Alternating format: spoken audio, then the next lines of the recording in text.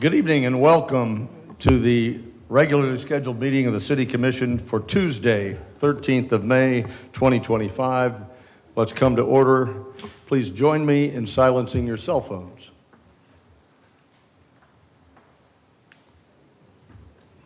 Madam City Clerk, please call the roll. Commissioner Perrine. Here. Commissioner McGurk. Here. Commissioner Ashley. Here. Vice Mayor Martin. Here. Mayor Cleveland. Here. Thank you. Welcome to the city's commission meeting. This is our city's business meeting. We're delighted you're here. We see more people than normal are here, so just some fire safety things. The main exit's through the back behind you. Should we have an incident, and I don't anticipate one, there's another exit right behind this dais here, so if you find we're in an emergency and you need to get out, you can't get out the back, you can get out the front of the building on this side here. So I want everybody to know that. And now, Police Department Chaplain Sheila Turner will deliver the invocation, so please rise and remain standing for the Pledge of Allegiance.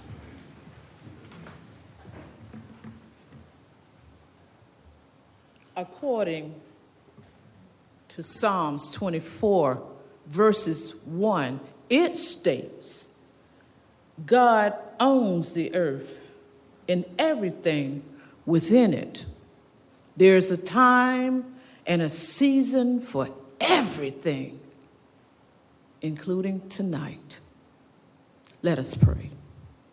Dear Heavenly Father, we thank you for this day. We thank you that you have assembled us together to reason together in this great city of New Smyrna Beach, Florida. Give us the wisdom and the knowledge to do the right thing to please you and your citizens and residents of this city. In Jesus' name we pray. Amen and amen. Amen. Thank you, Chaplain Turner. Appreciate that. And now, 8-year-old second grader Stratton Hathaway. Second grader at Chisholm Elementary. The third generations of Hathaways born in Halifax Hospital will come forward and help us through the Pledge of Allegiance. Stratton, come on up.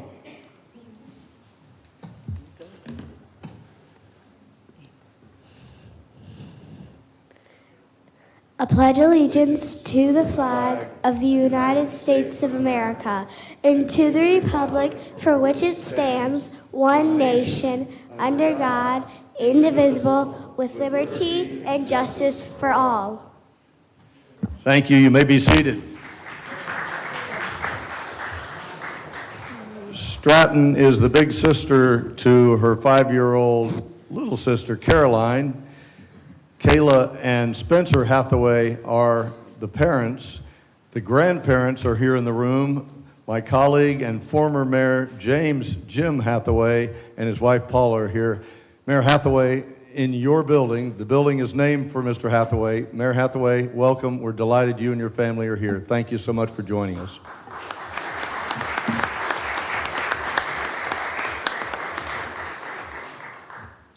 We have a series of proclamations. At this time, I'd like to invite, Mike and Pat Stubbs to come forward and Scott Reese to join the commission and I at the podium for a proclamation about ALS.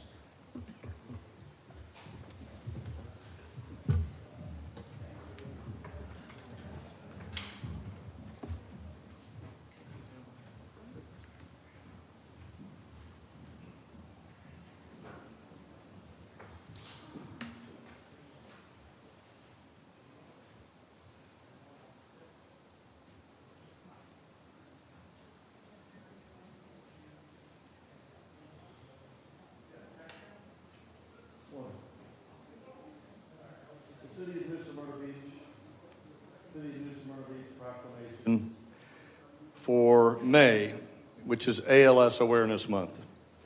Whereas amyotrophic lateral sclerosis, known as Lou Gehrig's disease, is a progressive and fatal neurodegenerative condition that causes damage to the brain and its ability to lose connections with the muscles, leading to the gradual loss of the ability to walk, talk, eat, and ultimately breathe.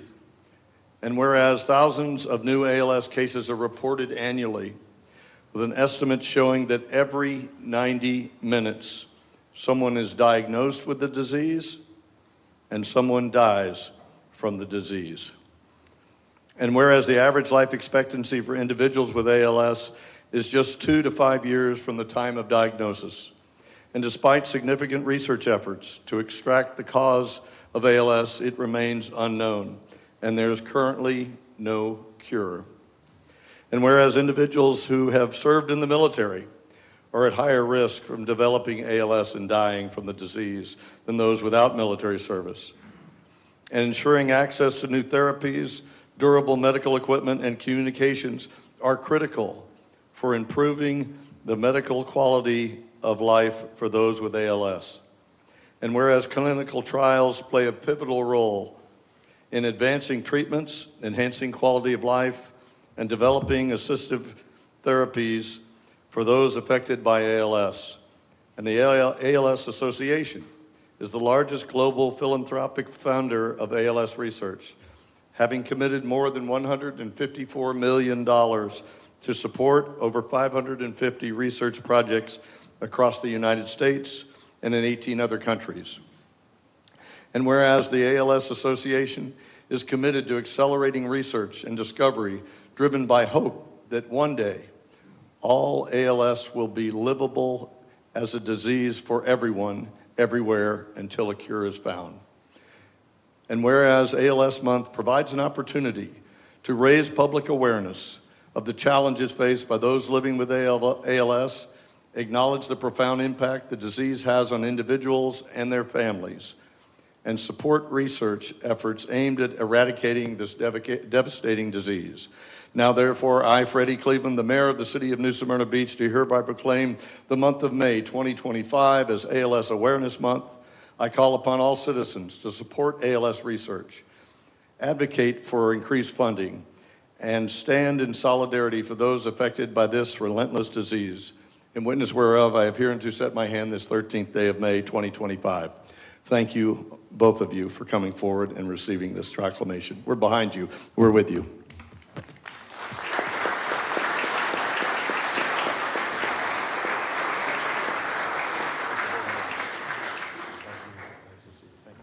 Thank you. Thank you very much.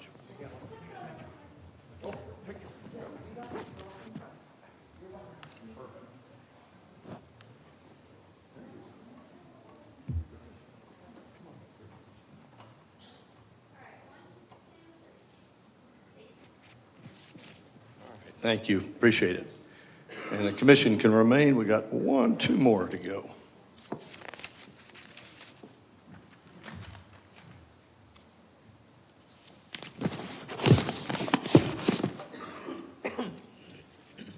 I'd like to have our Director of Maintenance Operations, Mr. David Ray, and his team come forward for a proclamation and a name change. Most of us know Mr. Ray and his team as the Maintenance Operations Department for the city of New Smyrna Beach. From this day forward, his team, David's team, will be known as the New Smyrna Beach Public Works Department. All right?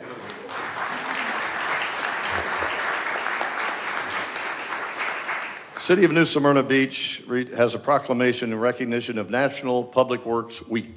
Whereas public works professionals focus on infrastructure, facilities, and services that are vital to the important, sustainable, and resilient communities, and to public health, high quality of life, well-being for the citizens of New Smyrna Beach.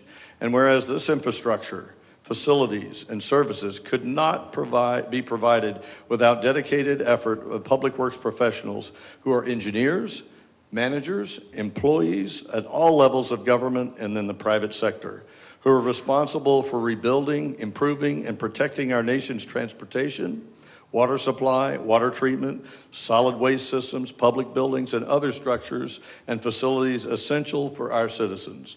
And whereas it is in the public's best interest for the citizens, civic leaders, and children of New Smyrna Beach to gain knowledge and maintain an ongoing interest and understanding in the importance of public works and public works programs in their respective communities. And whereas 2025 marks the 65th annual National Public Works Week, sponsored by the American Public Works Association and the Canadian Public Works Association. Now, therefore, I, Fred Cleveland, the mayor of the city of New Smyrna Beach, do hereby designate the week of May 18th to 24 of 2025 as National Public Works Week and urge all citizens to join representatives of the American Public Works Association and government agencies in activities, events, ceremonies designed to pay tribute to our public works professionals, engineers, managers, and employees, and recognize their substantial contribution, the ones they make for protecting our national health, safety, and advancing our quality of life. In witness whereof, I have hereunto set my hand this 13th day of May 2025. Congratulations, David.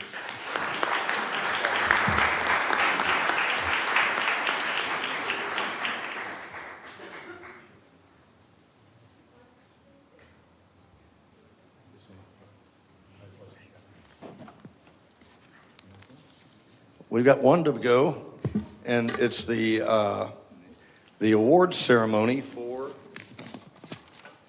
the annual Mayor's Fitness Challenge. So before we start, I want to thank the amazing Leisure Services team led by Rob Salazar. Mr. Salazar, are you here? I'd like to thank all the, there he is. Thank you, Rob. The Leisure Services Department, local sponsors, health professionals, and of course, all of the volunteers. This challenge was about building a stronger and healthier, more connected community. Thanks for everyone for making it a successful event. This year's challenge was a huge success with over 8 weeks of participants. They lost an average of 8 pounds apiece, showing incredible dedication and commitment for healthier lifestyles. Truly a wonderful experience for everybody that was involved to enjoy our beautiful city parks and venues and take full advantage of Florida's cooler weather months. The challenge gave us the opportunity to start the year strong, working towards our personal goals and setting the tone for months ahead. I have the winners now. Third place for the women's is awarded to Elizabeth Jones. Liz Jones, are you in the room?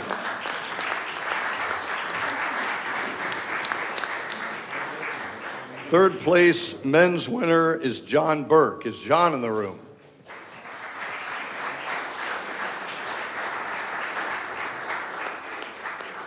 Our second place female winner is Catherine Prager. Is Catherine in the room?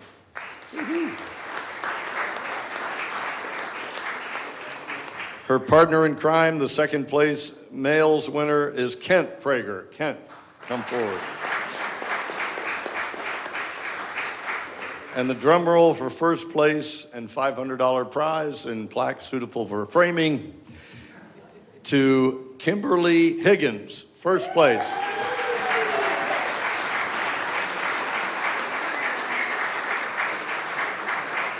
And the first place men's goes to Dennis Ravi. Dennis.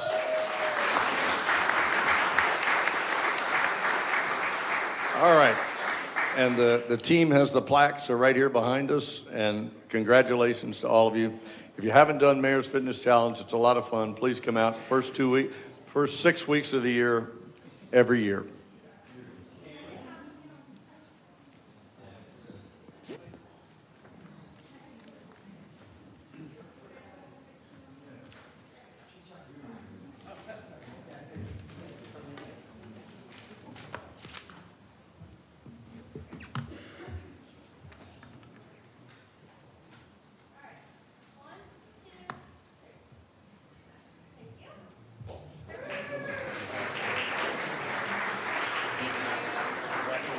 Congratulations, winner. Hey, congratulations.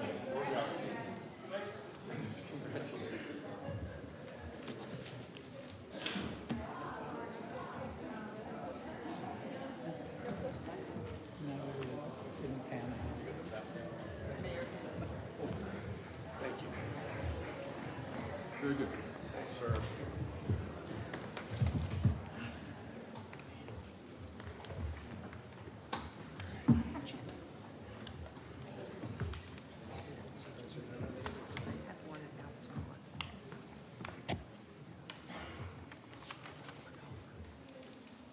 That's about it for announcements and presentations and recognitions.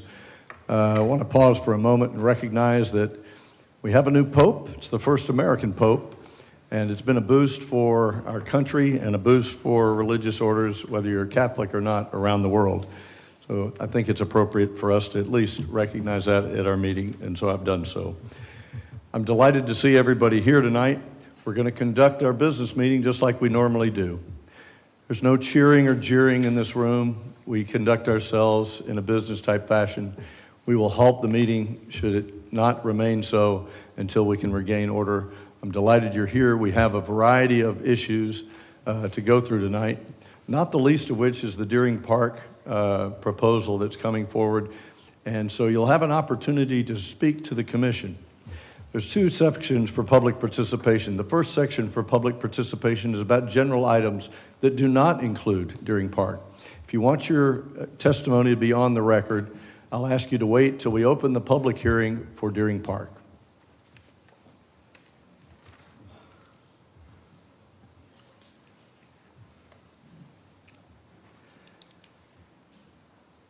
Mr. Manager, is there any changes to the published agenda? Yes, sir. Just one change. The item that you just mentioned, Deering Park, is listed on the agenda as item 10B.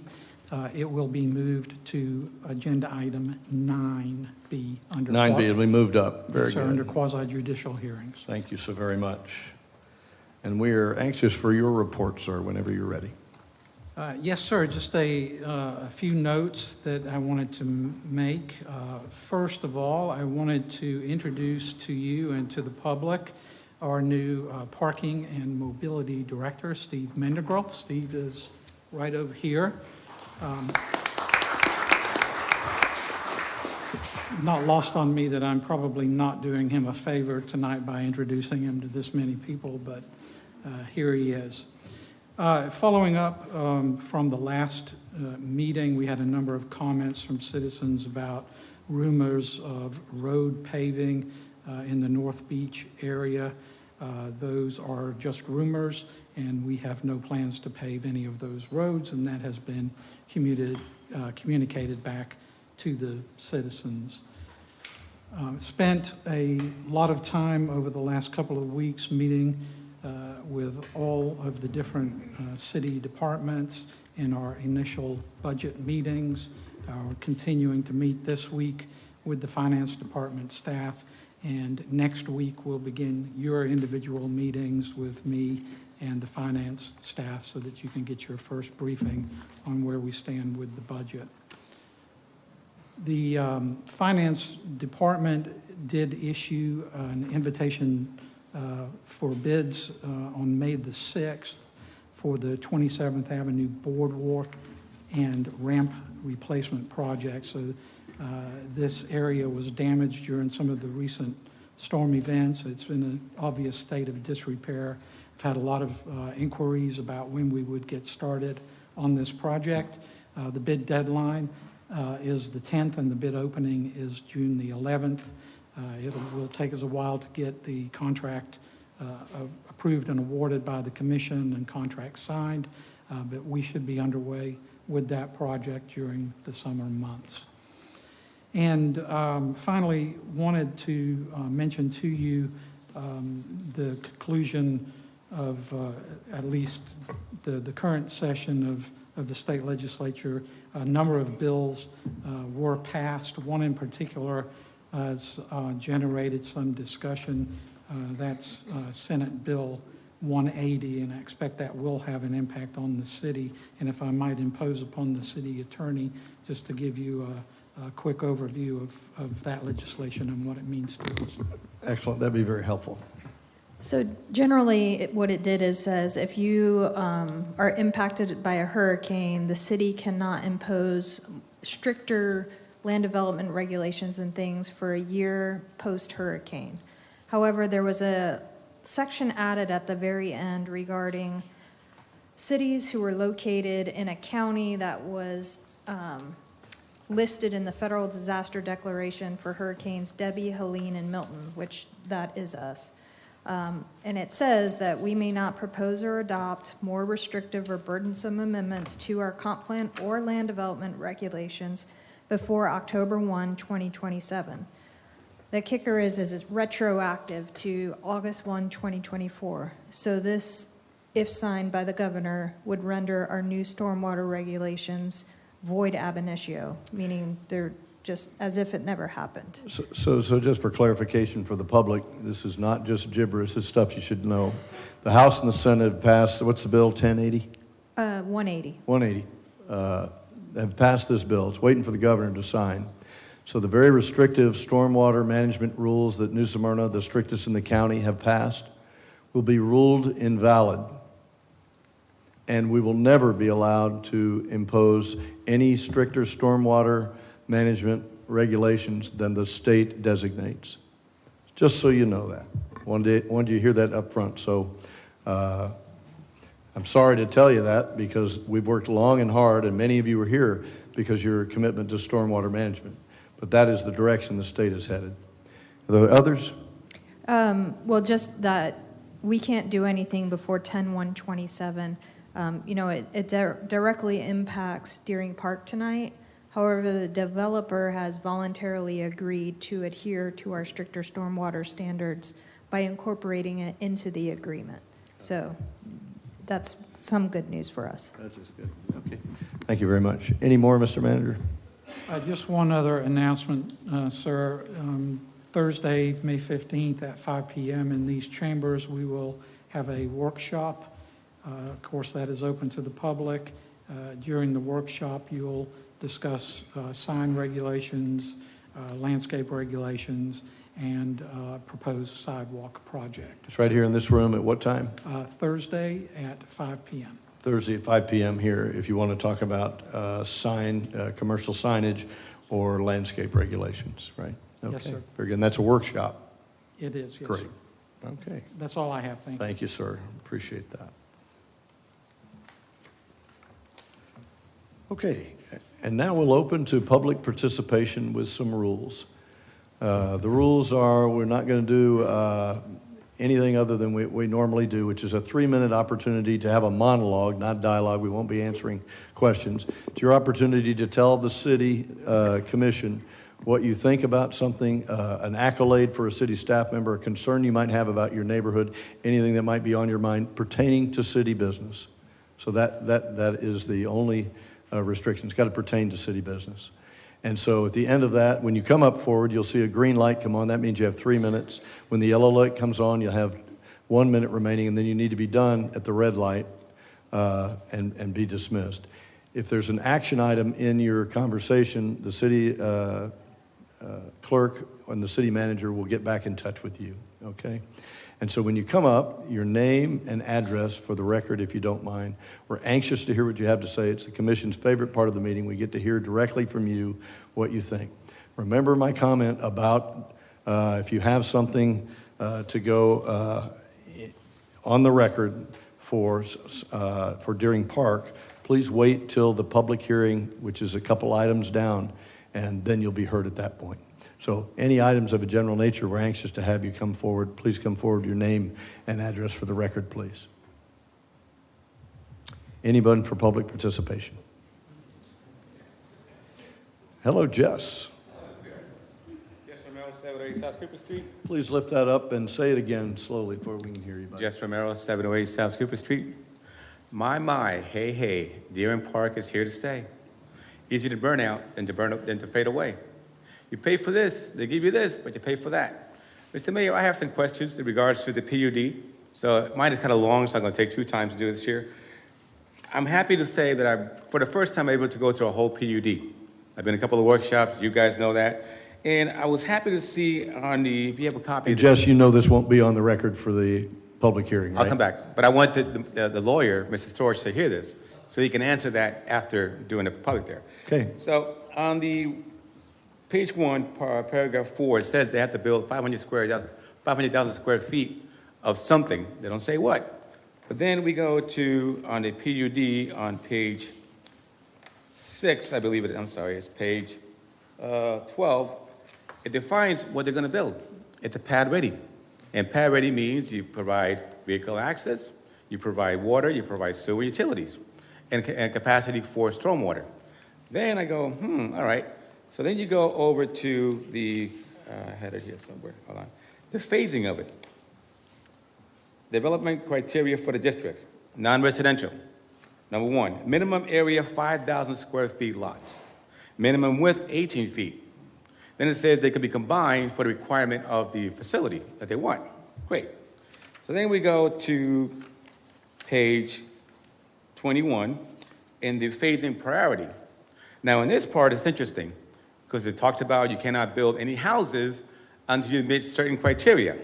And the criteria says that 3 years after this amendment, this agreement is signed, it says no site plan or subdivision plan residential shall be submitted to the city until a minimum of 500,000 square feet of non-residential completed construction and site plans for another 500,000 square feet has been approved by the city. Completion of construction shall be defined as a construction of a building that has received certificate of occupancy. So now, I'm a developer. What do? I get a 5,000 square foot lot. I put a little trailer on there. It meets the criteria. I build something. Now I have met the criteria on this part of here. Am I wrong, Mrs. Storch? Please tell me that I'm wrong when you come up here. So if you can build something now, you met the criteria, you keep on building the whole house you want. You don't have to build anything else in there. That's what I read it. Maybe I'm wrong. Thank you. Okay, and Judge, yes, just for the record, I have admonished you twice now that this is not on the record for the hearing. You have spoken on the topic for the evening. All right, you've had your 3 minutes.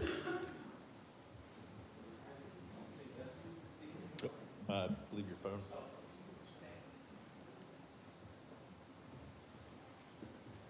All right, hello, Mike Boma, 3307 Modena Way in Venetian Bay. Appreciate you guys hearing us. I know it's gonna be a long night. Hopefully we are able to get through all the business tonight. I guess one of the things that hearing the new law that impacts the city's ability to change stormwater requirements and building requirements and stuff like that, I think one of the things that jumps out at me that you guys need to think about is how does that play in when we as a city start looking at changing easements or changing land use type of issues or zoning changes. So if something is, we may not be able to change what the stormwater requirements are, but it doesn't say that we have to necessarily allow zoning changes. So if something is zoned that is protecting the stormwater issues, maybe that's something to relook at. That set aside, the reason I was really speaking is as a homeowner within Venetian Bay, I'm very involved with the community and with many of you. Appreciate your willingness to work with us as the homeowners as we approach turnover from developer control. Just wanted to kind of follow up and say we are getting closer and closer to that turnover. I think everyone in the community and many parts of the city are looking forward to that. But just please remember as we get closer to that, every decision and interaction with both the homeowners and the developer as they're getting ready to turn over become very important. So please, as you're having those interactions, please look at all of the sides and the impacts of any decisions made. We're going to be in a position where they have to start proving how they have met their requirements. Please hold them accountable to those requirements. Do not leave the citizens and the homeowners within that area holding a bag. So please pay attention to that. I know you guys have, and there again, we appreciate your involvement so far, but please see us through to the end. So thank you. Thank you. Appreciate your comments, sir. Evening, Mr. McKenna. Hi, good evening, everyone. David McKenna, 316 Lincoln Avenue. Have fun tonight. It should be a great time. Two intersections I'd love to bring to your attention. The intersection of Flagler Avenue and Cooper Avenue, and the intersection of Ocean and Cooper on Beachside. Both intersections, I think, and a lot of my neighbors believe need to be four-way stops. I live about 2 blocks from Flagler and Cooper, and over the last conservatively 3 months have seen a number of pedestrians hit or close to be hit, and a number of accidents that almost happen. If you're aware of that intersection, you know during spring break, it's very, very busy. And our law enforcement folks who do a great job and post up there right at that intersection of Flagler and Cooper are constantly monitoring the activity of the vehicles that go through there. I think if that was a four-way stop, it would help our traffic flow immensely, and maybe our new traffic and parking guru can help with that. But also at Ocean and Cooper, cars tend to travel very fast, east-west, west-east on Ocean, and it's treacherous. And I think that the solve would be very easy, just to slow things down, four-way stop, just like there is at Pine and Ocean, just like we have a traffic light at Pine and Flagler. Just interrupting that traffic flow right there would allow for things to be a lot more calm right in those two intersections. So that's my input for tonight. Thank you, sir. Thank you. Appreciate your comments. Thank you, David.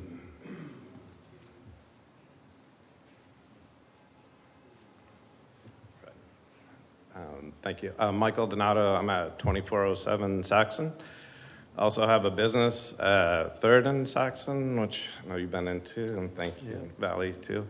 My concern is also with an intersection, 3rd and Saxon. With the new development there, it's already awful. Waiting to turn for 2 or 3 light changes.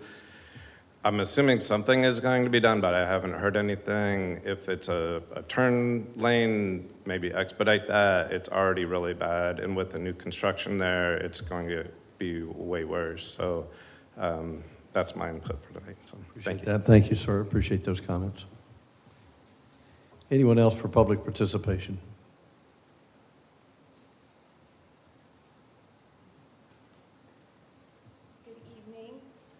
My name's Jennifer Peace. I'm with Southeast Volusia Habitat for Humanity. I'm the Director of Operations, and I just wanted to say thank you guys for everything you do, and have a good time tonight. Jennifer, thank you so much. Appreciate your comments. Anyone else for public participation?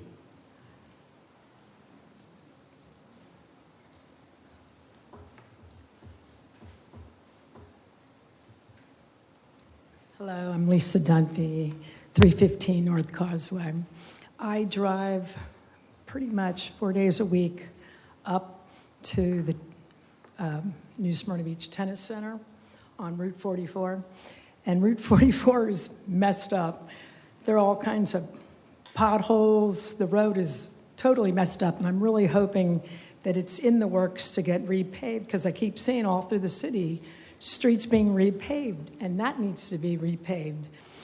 And then the other thing I'm going to say is I'm handicapped, I can't hear, and it would be nice to have closed captions up here, because a couple of you, I did not understand a word you said, and some of you are very clear in your speaking.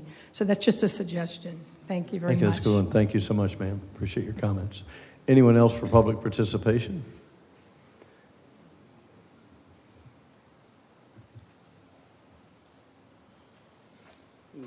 Good evening, Chris Sperlin, 2811 Saxon Drive. First time coming to one of the meetings. I've been watching them over the screens and on the pulling them up on the internet. I appreciate that. One of the things I'd like to address is the public safety concern with the bike path. I'm an avid bike rider along Saxon. I appreciate we started upkeeping that, but since we've had the new construction there behind Publix, they've made some kind of 90-degree cross the road right there, eliminating our already ignored light a little bit further south than that. I would like to see if maybe the commissioner or the board or anyone can talk to the builder to see if they can just extend the rest of that sidewalk through on the west side, so you can at least have the light where you have control of the traffic coming out. Because currently coming out of Publix is one of the worst spots with people not paying attention when they're driving out. I believe it's a very safe, concerned area, as I've almost been hit a couple times just trying to cross there, especially with a 90-degree angle. So I would appreciate if somebody could speak with the developer, see if they're willing to add a little more concrete and finish that walkway and sidewalk on the west side of the road, so it goes all the way up to 3rd and the light. Thank you. Thank you so much. Appreciate your comments, sir. Anybody else for public participation?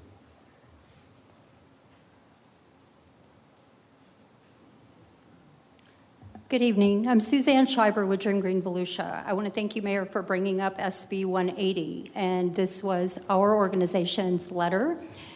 Dear Governor DeSantis, please do not sign SB 180 into legislation. Volusia County cannot afford for our local control to be further diminished.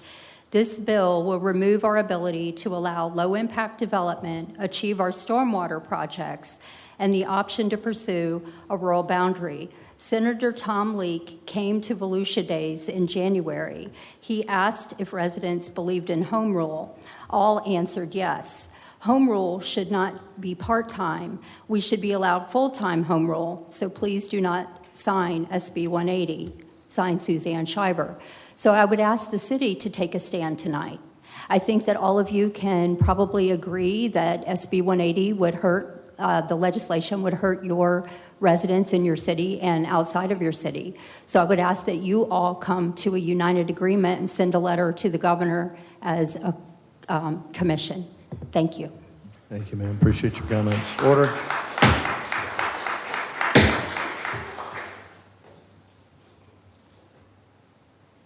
We're just going to pause, all right? I don't need to say it too many more times, right? Please don't do that.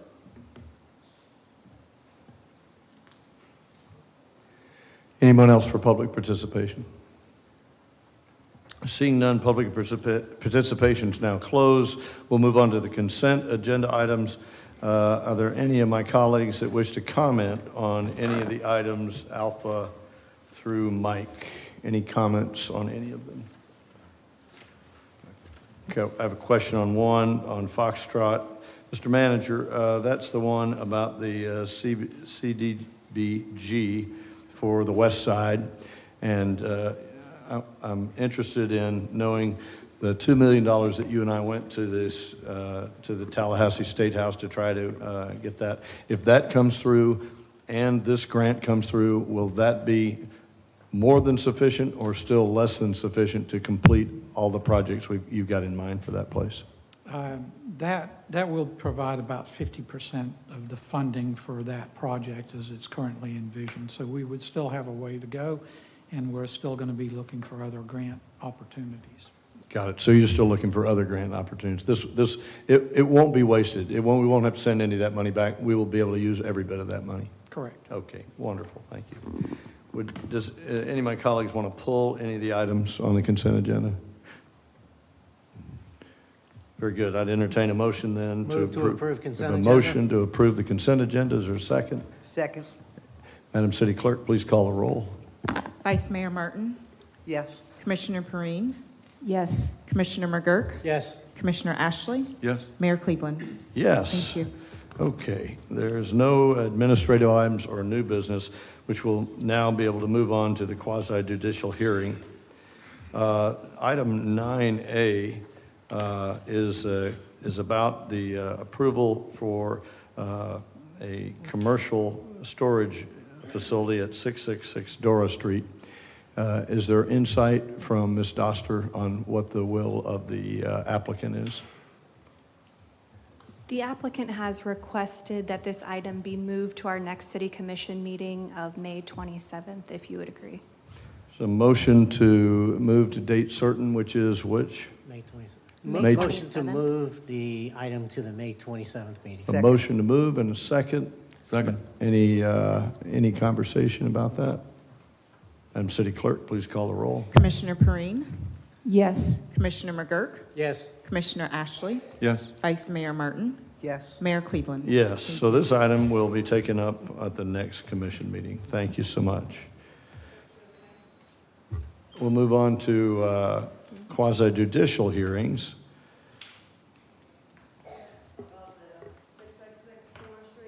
I'm sorry, ma'am, we've completed that. Okay, so you're moving it to a Yes, different- ma'am. It's coming to the May 22nd. May 22nd. May 27th? I'll see you back here. So, Madam City Attorney, if you don't mind, would you please refresh and remind both the commission and the public the rules of a quasi-judicial hearing before we enter into it? Sure, so this is a special type of public hearing. It's quasi-judicial. That means your decision tonight must be based on competent, substantial evidence and information presented at this public hearing, which includes the agenda materials, the planning board recommendation, testimony presented at this hearing, and then in your deliberations. You have to make the decision based on the evidence in the record, much like a jury must do in a trial held at a courthouse. Your decision may not be based on any information received outside the hearing process. Strict rules of evidence do not apply during this hearing, but any comments must be relevant to the agenda item. So quasi-judicial, it has a specific definition under Florida law. Years ago, it was not this way, but the court changed the process from being a legislative decision to a quasi-judicial decision. So a legislative process is one in which the policy is created by the city commission, like when you adopt stormwater regulations, things like that. A quasi-judicial action is when you have the policy in place and you are applying particular facts to that policy. In a legislative proceeding, the commission can consider anything that the members of the commission consider important in making their decision, including public sentiment or the popularity or public acceptance of a particular policy. A legislative action can be denied without competent substantial evidence based merely on any legitimate public purpose or concern.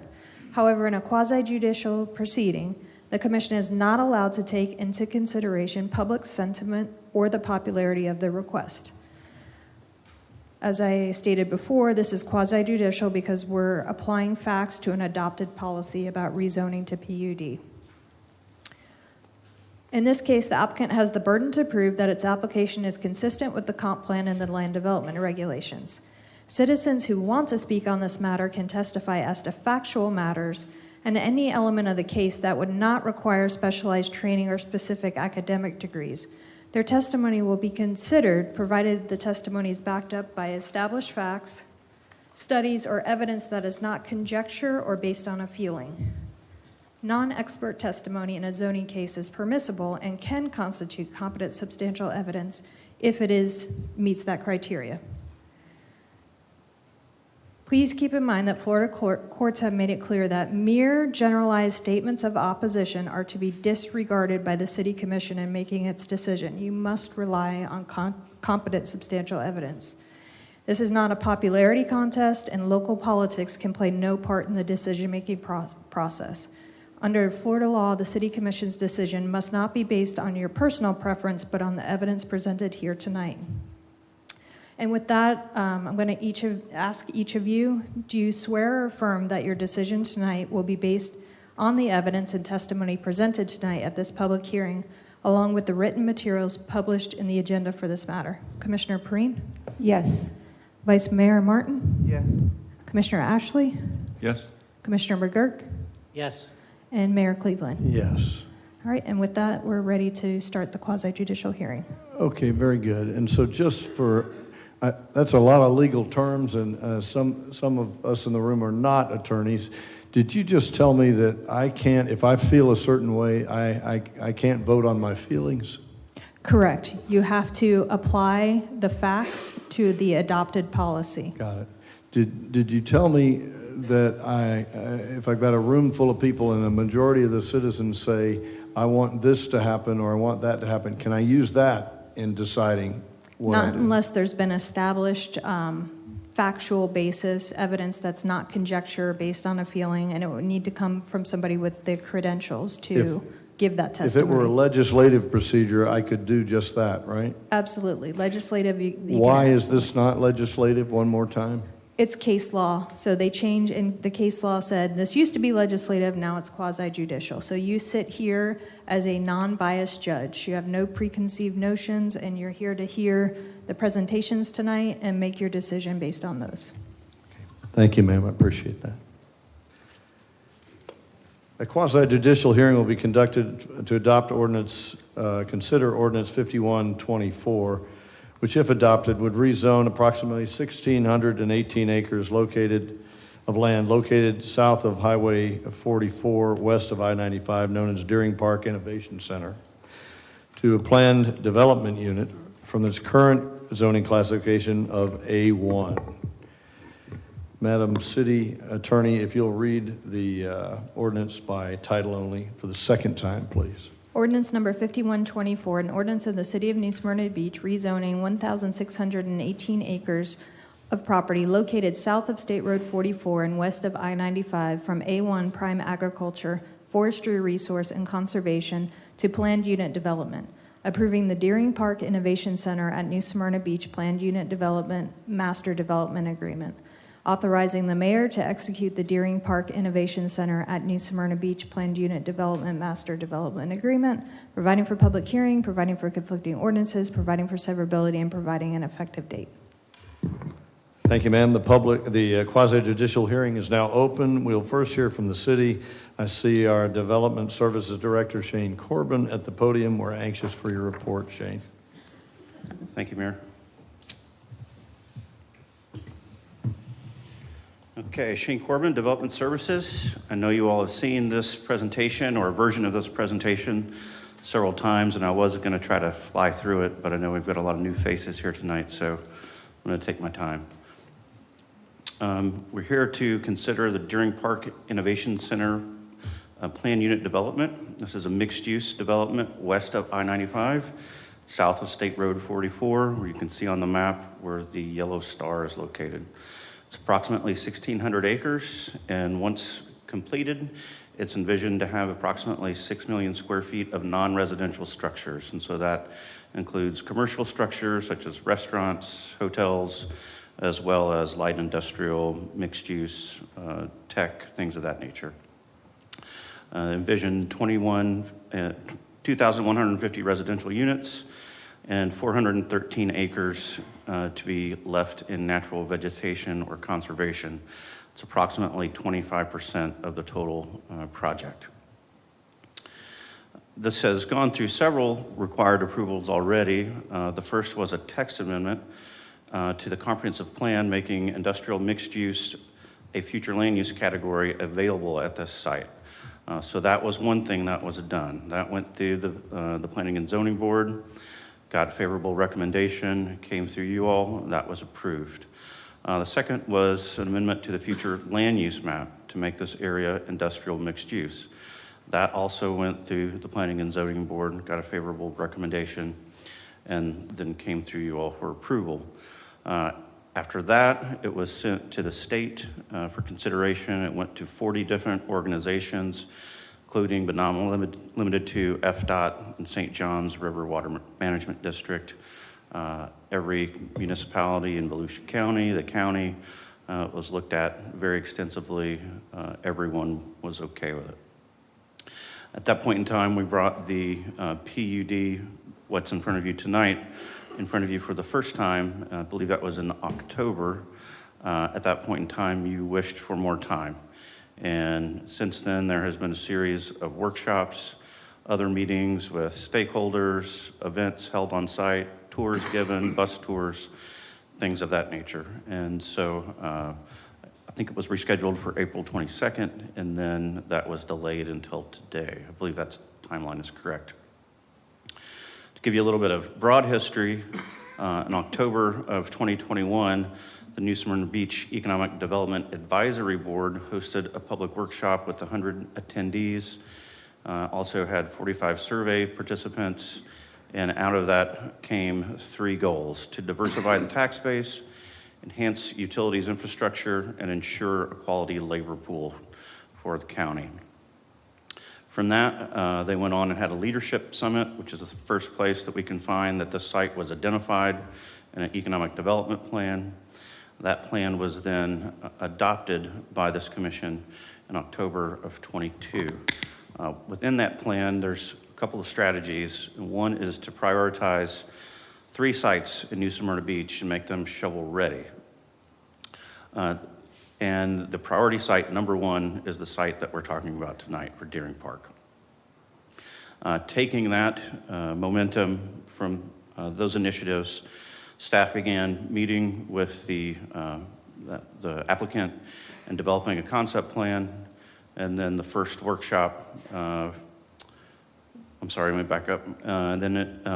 Yes, the first workshop was in December 14th of 2023. Then when you get to the public meetings, starting with that workshop on December 14th of 2023, all of those meetings, all of those workshops, including the Planning and Zoning Board meetings and what we're seeing tonight, is a total of 17 public meetings that we've had on that. So it's been a bunch. And that does not include the one-on-one meetings with staff or with stakeholders or the events or the bus tours. That's just 17 public meetings that we've had where people have had an opportunity to get up and voice their opinion on this or make recommendations on things they'd like to see different. And to the best of my knowledge, the applicant has made all of the concessions that have been asked of them since we've started this process. This is the cover to the Southeast Volusia Economic Development Strategic Plan. Here's the map where the site is first identified. So that goes back several years. Moving forward to what is the concept plan for Deering Park Innovation Center. The main anchor is the area in purple, which would be the mixed-use industrial and tech center. Radiating out from that, you have higher densities next to that area, and they gradually become less dense as they go towards the conservation areas. Up towards the north, there's a mixed-use commercial area with a 75-foot vegetative buffer between any development and State Road 44. So that's the general layout, and the applicant will go into that in further detail. Some highlights, the Innovation Park is 423 acres. The mixed-use commercial area is 136 acres. The mixed-use residential village is 26 acres. 343 acres of the rental village, 452 acres of pure residential single family. They've also agreed to donate 50 acres to a regional park to the city for us to build whatever type of sports complex or amenities that we want to put on it. Another 18 acres, 10 for police and 8 for New Smyrna Beach utilities. And then again, 413 acres, approximately 25% of the total proposed site is proposed for conservation.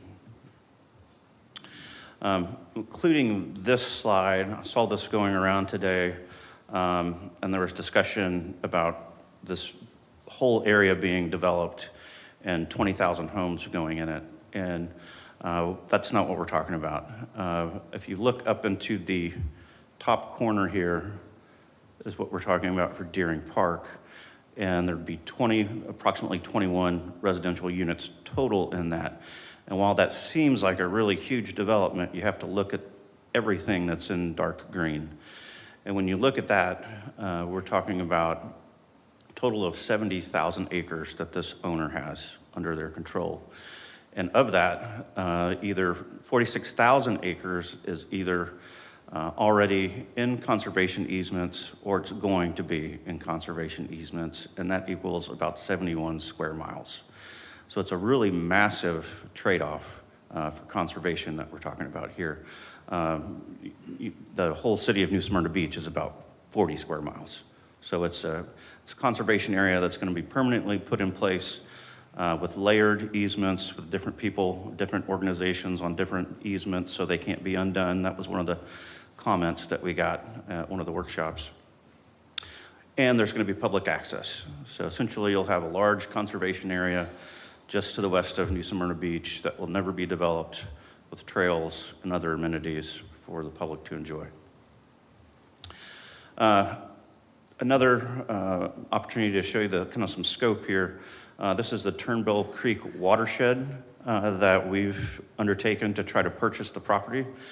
That's about 175 acres, and so far, if I understand correctly, we spent about $10 million on trying to acquire that property and take it out of development. Whereas here we're talking about 71 square miles that's going to be done privately. As far as the reviews go, we've had numerous meetings with the city manager's office, economic development, and so forth. We've had a typical pre-application meeting that was available for public view.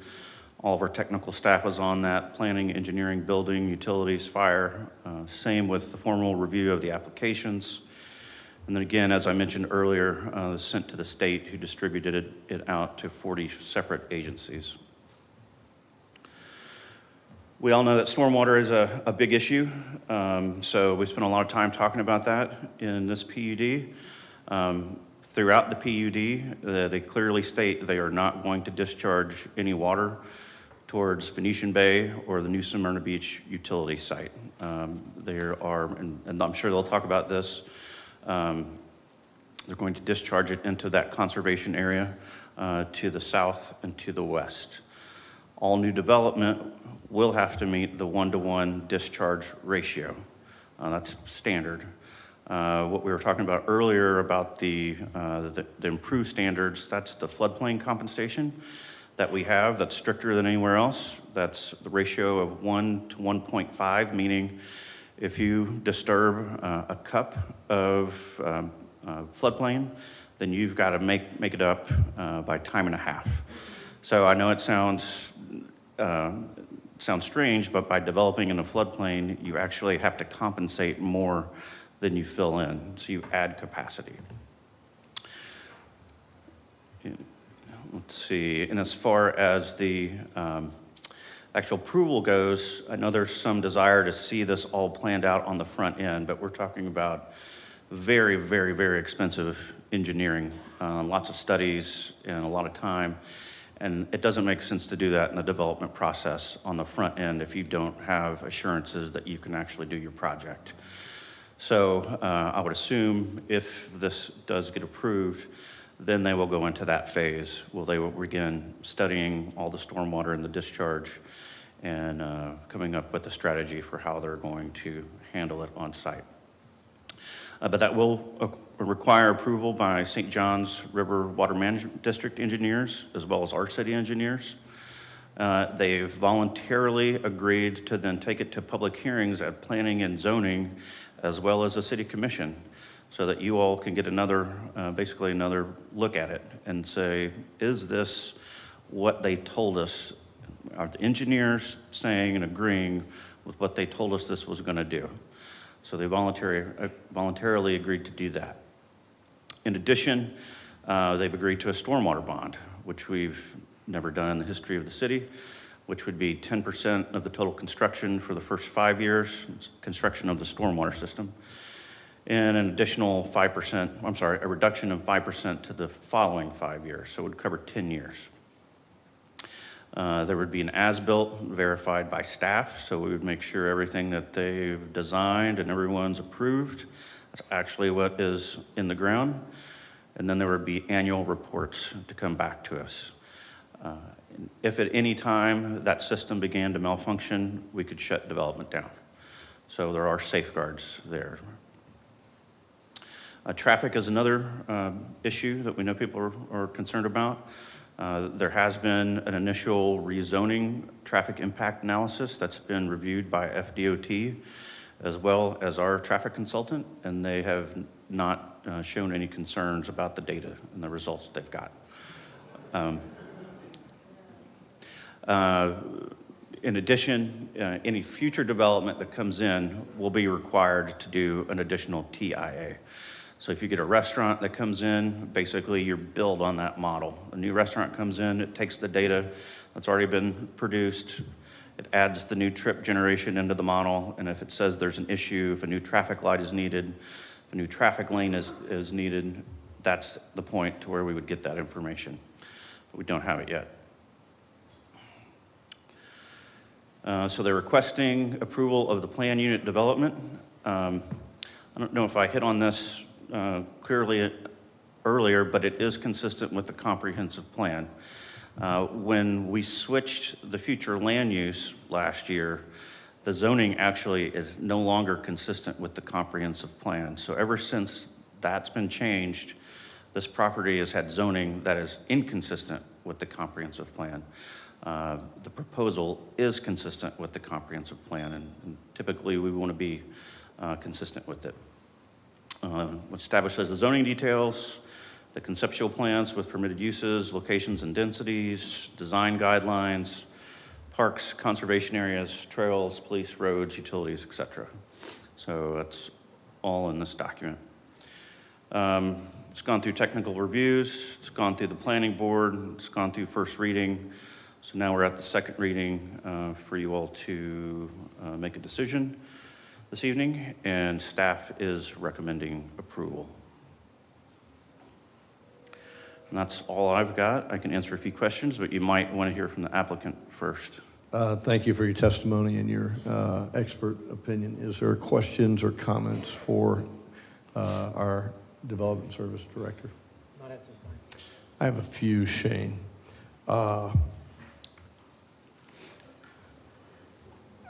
Your tone is considerably different than the original tone I'd heard months and months ago before the 17 public hearing meetings. What is it that's different than what you first saw that you see today that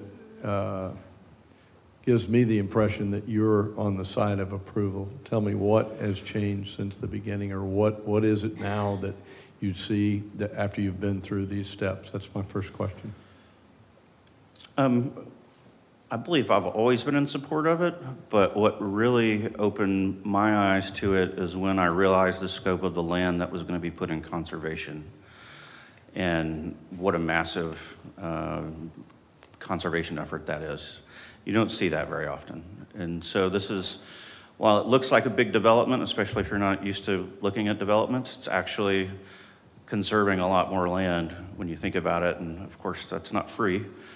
So, and it also meets the elements of what's considered conservation design, where you cluster all your development near transportation, and you conserve your wetlands and your other sensitive areas. It does that, and that's been a pretty big movement across the country. I appreciate that, and I thank you for your for weighing in on what your expert testimony is. Many of us are concerned that one and done, and this is the end. After we make a call on this tonight, it's over. That's my uneducated view before I was able to talk to the manager. Would you walk through the next several steps and off-ramps to stop, halt, blah, blah, blah, so that we don't leave anyone with the impression that it's over after tonight? What are the other things that will safeguard exactly what was promised is delivered? That would get into the actual, well, the first thing is going to be the stormwater. That's going to be the big thing. And so they're going to bring in a comprehensive stormwater plan. Again, that will be reviewed by St. John's River Water Management District, as well as our engineers. We could even bring in a third-party engineer if that would make the commission more comfortable to get another set of eyes on it. But that's going to have to accomplish the goals that are set forth of not discharging any water to the north and into the conservation areas. They won't get their permits if that data doesn't meet what they said it was going to do. So that's definitely a holdup there. And then the traffic impact analysis, the same. Every project that comes in, we'll get to look at that again. And if something doesn't work, then we don't have to issue the permits. And then again, if we ever have the stormwater system failing, we can hold permits, similar that we did with Venetian Bay. But it's actually spelled out in this MDA, if it doesn't work, we can shut that area of development down, which doesn't say in the MDA of Venetian Bay. Thank you for that. One last question. Assure me that you and your team have looked at this document end to end through all the changes that it has made, and that you, along with our legal team, not in silo, but in cooperation, have looked at every bit of this document. You and the attorney's team are the experts of this type of stuff. The commission is not the experts. It's not our job to go line by line, verse by verse, as amateurs and evaluate what it is. It is your profession and the city attorney and their staff's profession. Assure me that that has been done line by line, change by change, from start to finish. It has been done multiple times. Okay. Thank you very much. Appreciate that. And I think you're done for now, and now we'll turn it over to the applicant. So don't go anywhere. We may have to ask you to come back. Mr. Storch.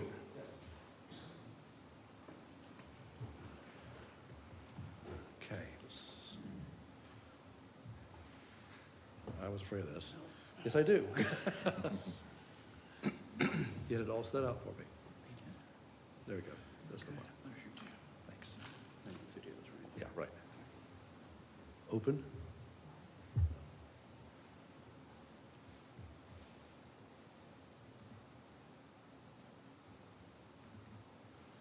Okay. And how do we get this just to this?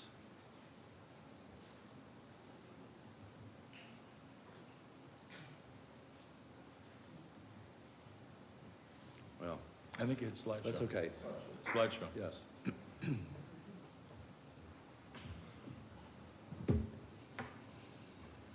There we go. That's okay. How do we get back? This way, this way. Okay. Start there. Okay, good idea. So, for the record, my name is Glenn Storch, and I've been representing this particular landowner for over 35 years. I don't know what that says about them. For the record, my name is Glenn Storch, and I have been representing this particular landowner for over 35 years. And so you can see, and it's interesting that Shane was mentioning this, how proud we are that we have been able to preserve so much land without cost to the taxpayers.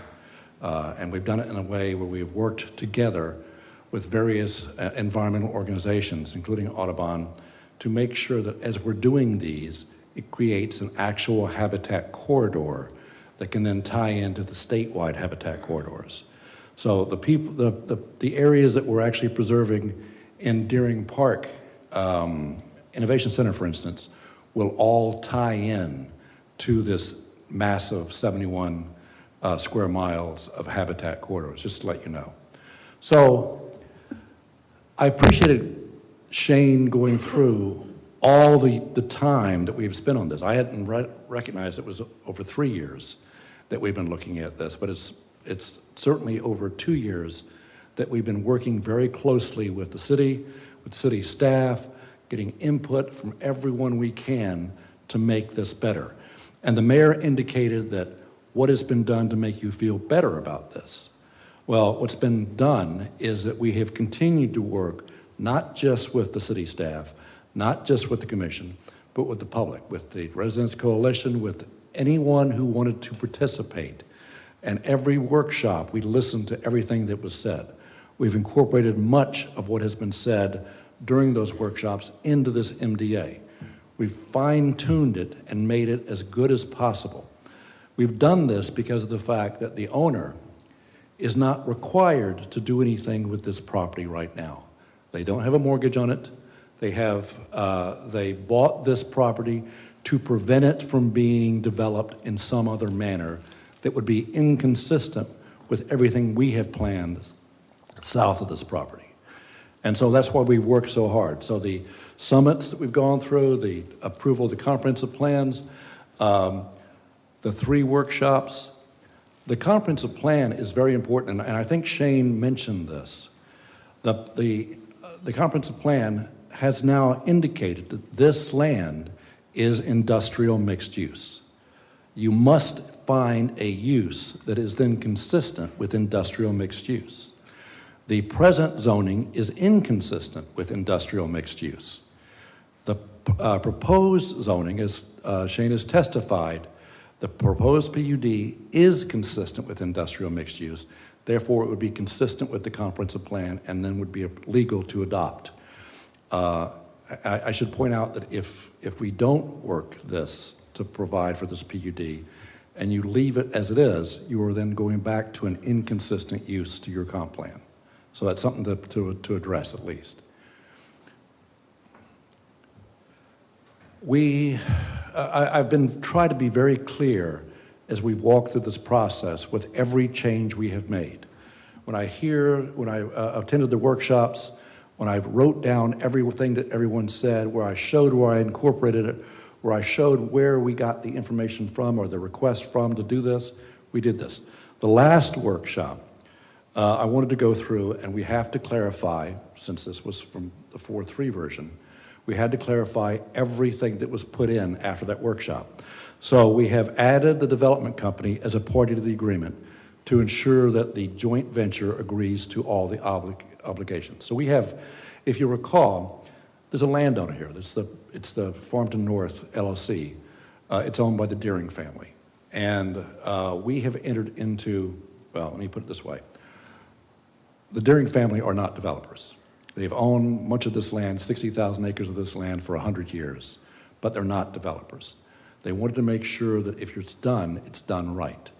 And the way they did this was by creating a joint venture where they had control to make sure that the vision that we have for all of this is continued to maintain. So we created something called the Deering Park Development Company. And that Deering Park Development Company, we have 50% interest in the entire company. We added the Deering Park Development Company as a party to this to make sure that when this is done, they are also obligated, and the city knows they're obligated. It's not just the landowner. Although I will tell you, the important thing on a PUD is this is a contract that runs with the land. No matter who owns it, all the obligations we put in there are required to be done by whoever owns it. It's going to be us, or when I say us, the landowner, or the Deering Park Development Company. Now, we've also provided a definition section for key terms. There was some concern that there was terms that they didn't understand, and so we've added a definition section for those key terms. We've clarified the definition of constructed. So I guess, as Jess indicated, when you build 500,000 square feet of non-residential, it's not a shell game. You have to actually build 500,000 square feet of construction, and that has to have a CO. And no, you can't put trailers in there. You have to actually build 500,000 square feet of construction, and those 500,000 square feet of construction have to meet the architectural standards that are provided for in this MDA, in this contract. So, no trailers. We're good. I've clarified the number of hotel rooms that are permitted. There was a question as to whether or not we had 600 hotel rooms here and 150 here. It was actually 600 total, and only 150 could be in the manufacturing area, in the business park area. We've clarified the requirements for amenities within residential areas.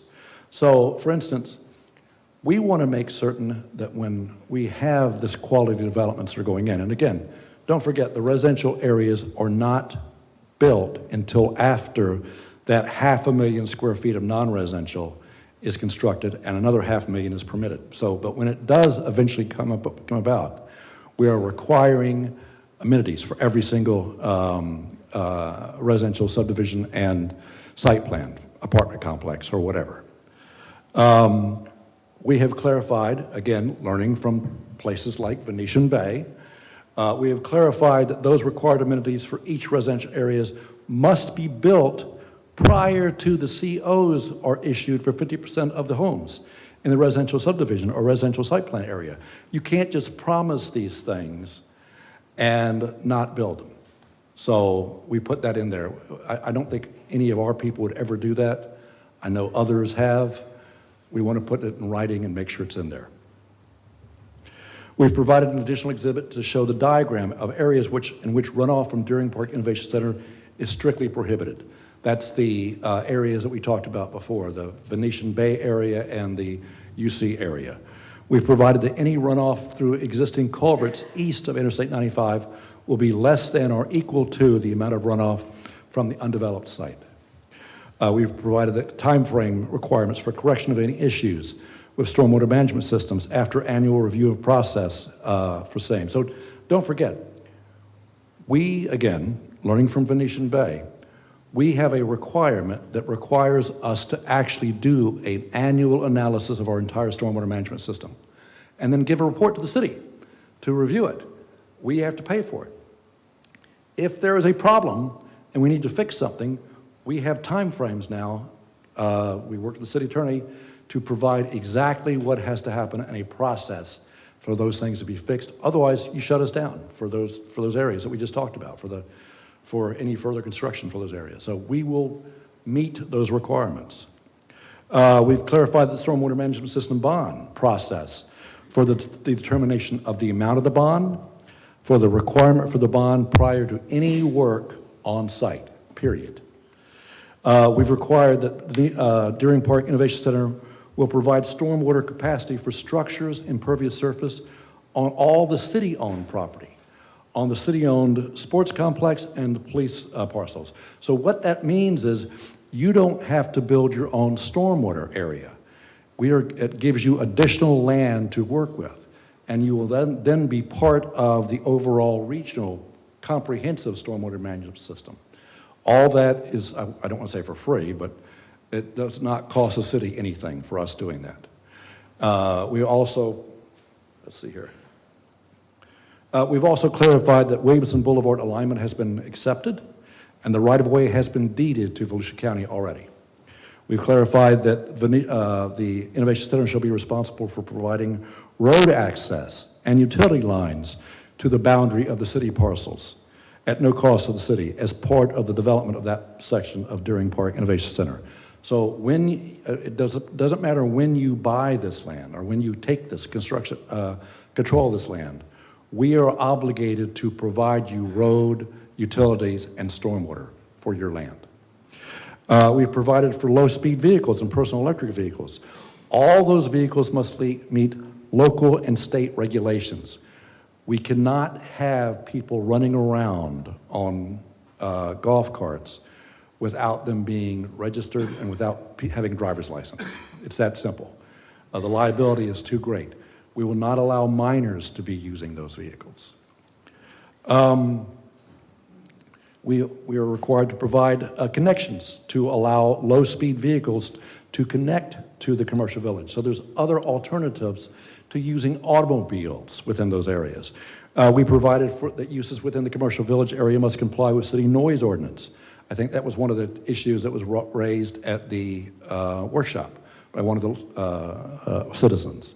And natural vegetation buffer between the commercial village and State Road 44 is a minimum of 75. If you recall, this was originally a minimum of 50 foot. We've expanded it to a minimum of 75 feet.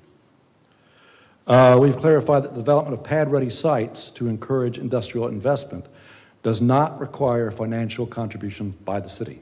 There was a concern that we were looking to the city to help pay for this. No. We will hopefully work together to attract investment to this area, but you will not be paying for any of this. We've clarified that only one accessory dwelling unit can be built on each single-family lot. There was a concern that was not as clear as it should be, and that the accessory dwelling unit can only be built during the construction of the single-family home. So, for instance, if someone is buying a single-family home and they say, you know, my mother is getting up in age, we should go ahead and build the the accessory dwelling unit now as part of this. You can do it. After your home is built, it's too late. So that's something we're going to encourage people to do, but that's up to them. We're going to clarify, we've clarified that landscaping and architectural requirements for business and industrial structures adjoining Interstate 95. So we want to make sure that everything, and this was, again, these are staff comments, everything that we have as a visual along 95 reflects the values of New Smyrna Beach. And you don't have areas for loading zones going up to 95. So those are some of the things we've talked about. We've clarified driveway areas and setbacks to provide parking. That was important, and so we've clarified that language to make sure that's there. We've clarified any parking areas permitted along streets shall require widening of the streets in order to create designated parking areas, again, to avoid some of the problems we've seen in Venetian Bay. We've added cellular communication towers as a permitted use within all districts because, again, you're going to need to rely upon cellular telephones in the future. You're not going to really have landlines from what I'm seeing right now. We've prohibited any and all uses on the property that do not comply with the standards for avoidance of air pollution, and this is even in the business area, and that would be no noxious fumes, no smoke or particulate matters or odors. We've added places of assembly, houses of worships, and schools as permitted uses within the commercial village and residential areas. We've added amphitheaters as permitted uses within the city park, sports complex, and commercial village, and we've clarified that magazine holders and kiosks not permitted on outdoor areas visible from the public streets. There was concerns that some of these magazine kiosks make an area look trashy, so we've prohibited. We've clarified that trees are required to be planted to provide shade to sidewalks and shall be at least 8 feet between the sidewalk and the curb to avoid root impact of the sidewalk and the roads. We've clarified that the conservation easement for natural vegetation areas shall have multiple beneficiaries, which is the layered conservation easements we talked about, including a minimum of 1 beneficiary that is an independent, non-governmental conservation organization. We've added provisions to recognize that the use of reclaimed water reduces the need for fertilizer, and Deering Park Innovation Center will provide educational material to homeowners encouraging a minimization of external fertilizer. We've provided that the master development agreement reducing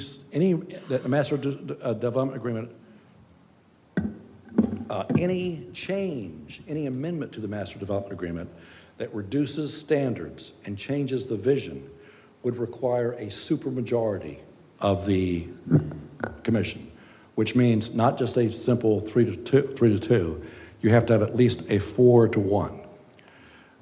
We also had a couple of other points that we want to make sure that we've clarified. One, of course, is the thing that the city attorney mentioned. As you know, because of the fact that the state may be changing the rules as far as your stormwater system, and we had always been negotiating with the understanding that the stormwater system was the city standard, the very strict standard. We have agreed to incorporate that stormwater system as it is right now into our MDA. So now instead of a statute or an ordinance, it's a contract. And we've agreed to that. Also, there's a clarification as to the Utilities Commission site, Utilities Commission site, the 8-acre site. We had always talked to them about the possibility, or the understanding that this was 8 acres of upland, no wetland site. We're clarifying it. Right now it just is land, it doesn't say upland. So we're clarifying it's upland and how that is drafted. And I think those are the changes that we've made since then. I do want to talk about something else, though. This 2-year process, these workshops, the transparent nature of everything we've done, this has created a vision for what we have and what we all agree to, or hopefully all agree to, for Deering Park Innovation Center. It's a good process, and it's a model for the future. Because in this particular case, if you recall, the city identified this area for proper long-range planning before the landowner actually proposed a use for the property. This wasn't our idea, it was the city's idea based on your economic development plans. The city then requested the landowner to assist in planning to meet the city's goals. And then the city, the landowners, the stakeholders, the citizens all worked together for over 2 years to work out the details and vision to achieve the city's goals. I would suggest in the future, because we've learned so much from working with citizens, with the Residents Coalition, getting input from so many people. I've talked to probably 100 people individually on these issues. And of course, we've had bus tours, we've had stakeholders meetings. I've learned so much. It's been good for the development of the plan to listen to all these folks, including, of course, you guys. By doing that, it makes for a better plan. And so I would suggest that the city look in the future at the idea of having workshops on zonings and comp plans in the future, and also requiring neighborhood meetings, because that's been helpful to me. All right, so I want to talk about a few things now. You had certain city goals when you came to us, when you asked about us. And so the question is, have we achieved those city goals? So one was the alignment and the transfer of Williamson Boulevard right-of-way.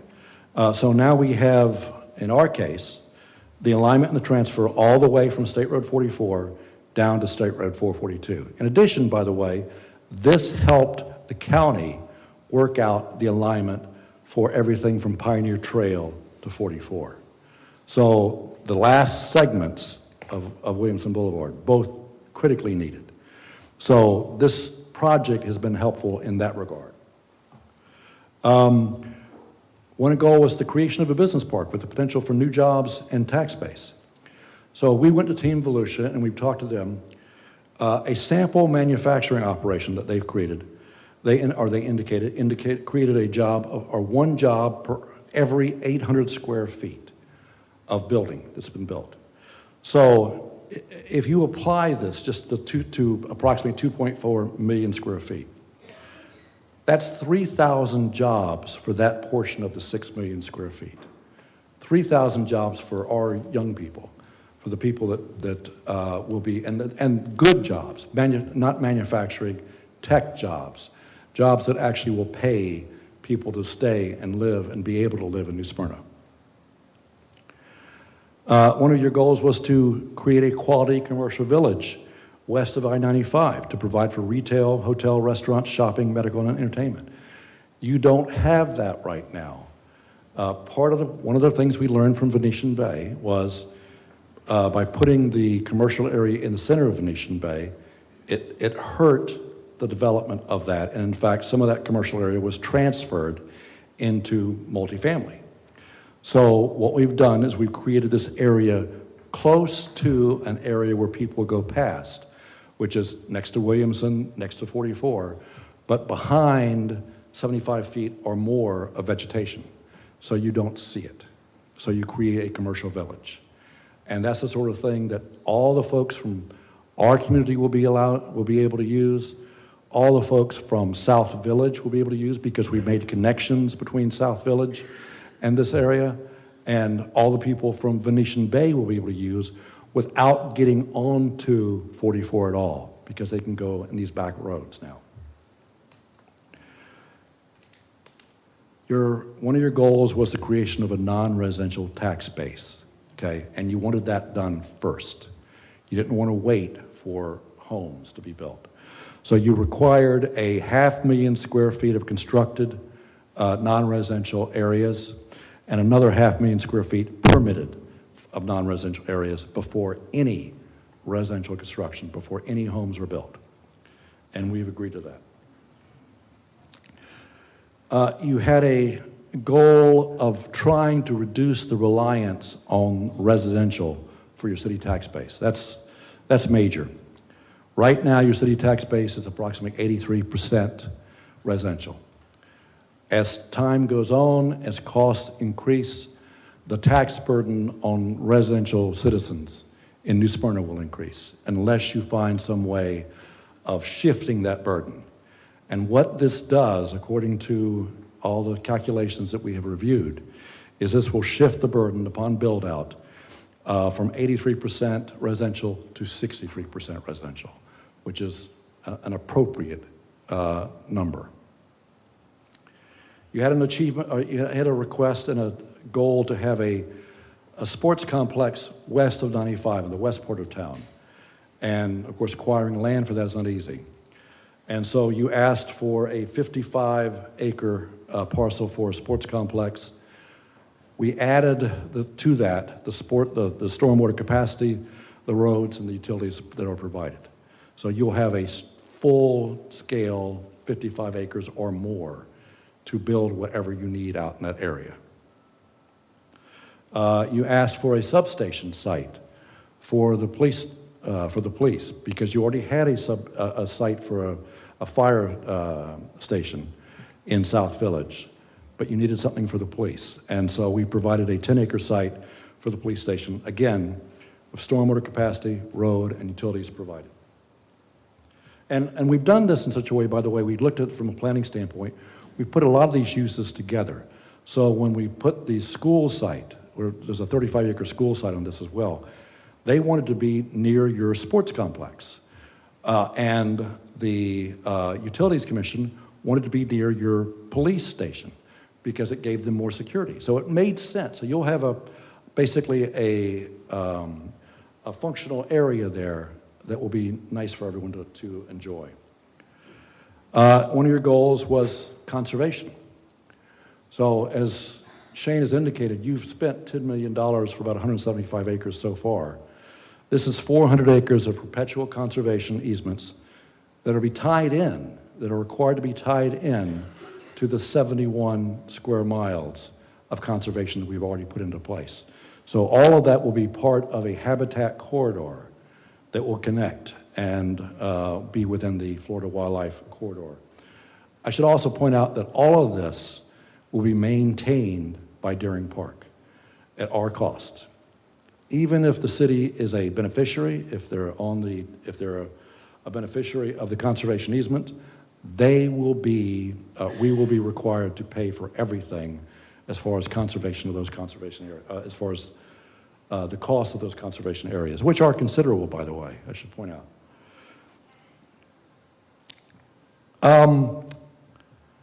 Ernie, why don't you come up here and talk about some of these other things, the stormwater management systems, because I think that's important as to how we've looked at this. Good evening, Ernie Cox. I'm the president of Family Lands Remembered. A little bit of my background. I started my career as a land use and environmental lawyer more years ago than I'd care to admit. But for the past 19 years, I've been president of Family Lands Remembered, which is a strategic consulting company. We work on large-scale conservation projects throughout Florida and the United States. We also work on water resources projects, water quality projects, and reservoirs. And then we do a little bit of sustainable development work. The project that's most relevant to Deering Park Innovation Center is a community in the West Coast called Babcock Ranch, 73,000 acre preserve, purchased by the state of Florida and Lee County for $350 million. And then the development of a sustainable new community that's actually been tested twice with hurricanes in the last 5 years. And that's relevant on the stormwater side because the same process that we're proposing and are required to use in Deering Park Innovation Center is the same process that we went through at Babcock Ranch. So the very first thing that'll happen if you all vote to approve tonight, the first thing we're going to do is Mark Doust and his team and Chris Warshaw and his team are going to do a lot of very detailed engineering studies. We will collaborate very closely with the city on the studies that you currently have underway. We'll work on topographic information. We'll gather anecdotal information. We'll talk to a whole lot of people. So before we start actually drawing the details of a stormwater system, we'll meet with a lot of people and get a lot of information, do a lot of engineering. Then there will be hearings on that design. So instead of just, here it is, we'll actually do some public workshops and hearings. And guys, let's bring in peer review. Let's talk about this. No construction until it's done. We'll go through the St. Johns River Water Management District process. We will go through the process with the United States Army Corps of Engineers. We'll go through the city's stormwater process. And as was discussed earlier, we will commit to the city's stormwater ordinance as it has been adopted, regardless of what may happen with Senate Bill 180. And then independent as-built survey. When it's done, We'll do a detailed survey. We'll hand it over, have an independent engineer surveyor review it to make sure that we got it right. Maintenance and annual review, and then the stormwater bond that we talked about. Hope I may hit the right button. There we go. The stormwater system, we've spent a lot of time talking about. What's on the screen on the left-hand side is the permitted stormwater system for Deering Park and Deering Park North and Deering Park Center in Edgewater. You'll notice that all the lakes are connected to each other. The lakes are oversized beyond what is required by the regulations. And the reason for that is we're starting to see storm events that are much greater than the 25-year storm, greater than the 100-year storm. So our minimum design criteria is the 100-year storm, but the criteria we're actually designing to is let's be prepared for that big rain event. And so we would anticipate doing the same thing. We recognize there are some unique situations in New Smyrna, just as there are unique situations in Edgewater. We've got to plan for that, and we're working. We haven't done that work yet, but we're committed to doing it. One thing I will mention, obviously we have started, and we've now built 3 of the lakes, 3 of the ponds in Deering Park North. It is not complete yet. It has rained 7 inches over the last weekend. The ponds are in great shape. The area that we have not yet developed, we've just begun moving dirt. There's a lot of water out there, as expected. It's rained a lot. What I can say is that the system, when it's completed, we'll do the same thing with an as-built survey. We'll bring the engineers out. We'll make sure it's going to be right before we put the first home or business or discharge off-site. The other thing we're doing is we're doing low-impact development. You see an exhibit on the right-hand side that kind of shows how the ponds will be connected, but also the littoral shelves and the native plantings next to them. We will stabilize banks with bahia grass, which does not require irrigation once established, but we'll also go in and put cypress trees, and we'll put littoral shelves in each of the lakes, and we'll put systems in there. We're also, I'll talk a little bit more about native plants in a minute, but the first low-impact development technique that we've used is the protection of 46,000 acres of land that'll never be developed. And one clarification, that land has actually been put into permanent conservation easements so far. So that's done.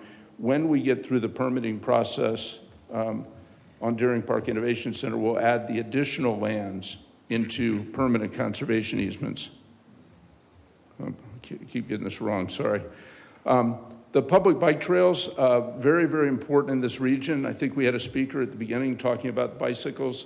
We've worked very closely with the Florida Department of Transportation and the Florida Department of Environmental Protection to connect a 7-mile segment of the Sun Trail bicycle network through a portion of the Florida Wildlife Corridor.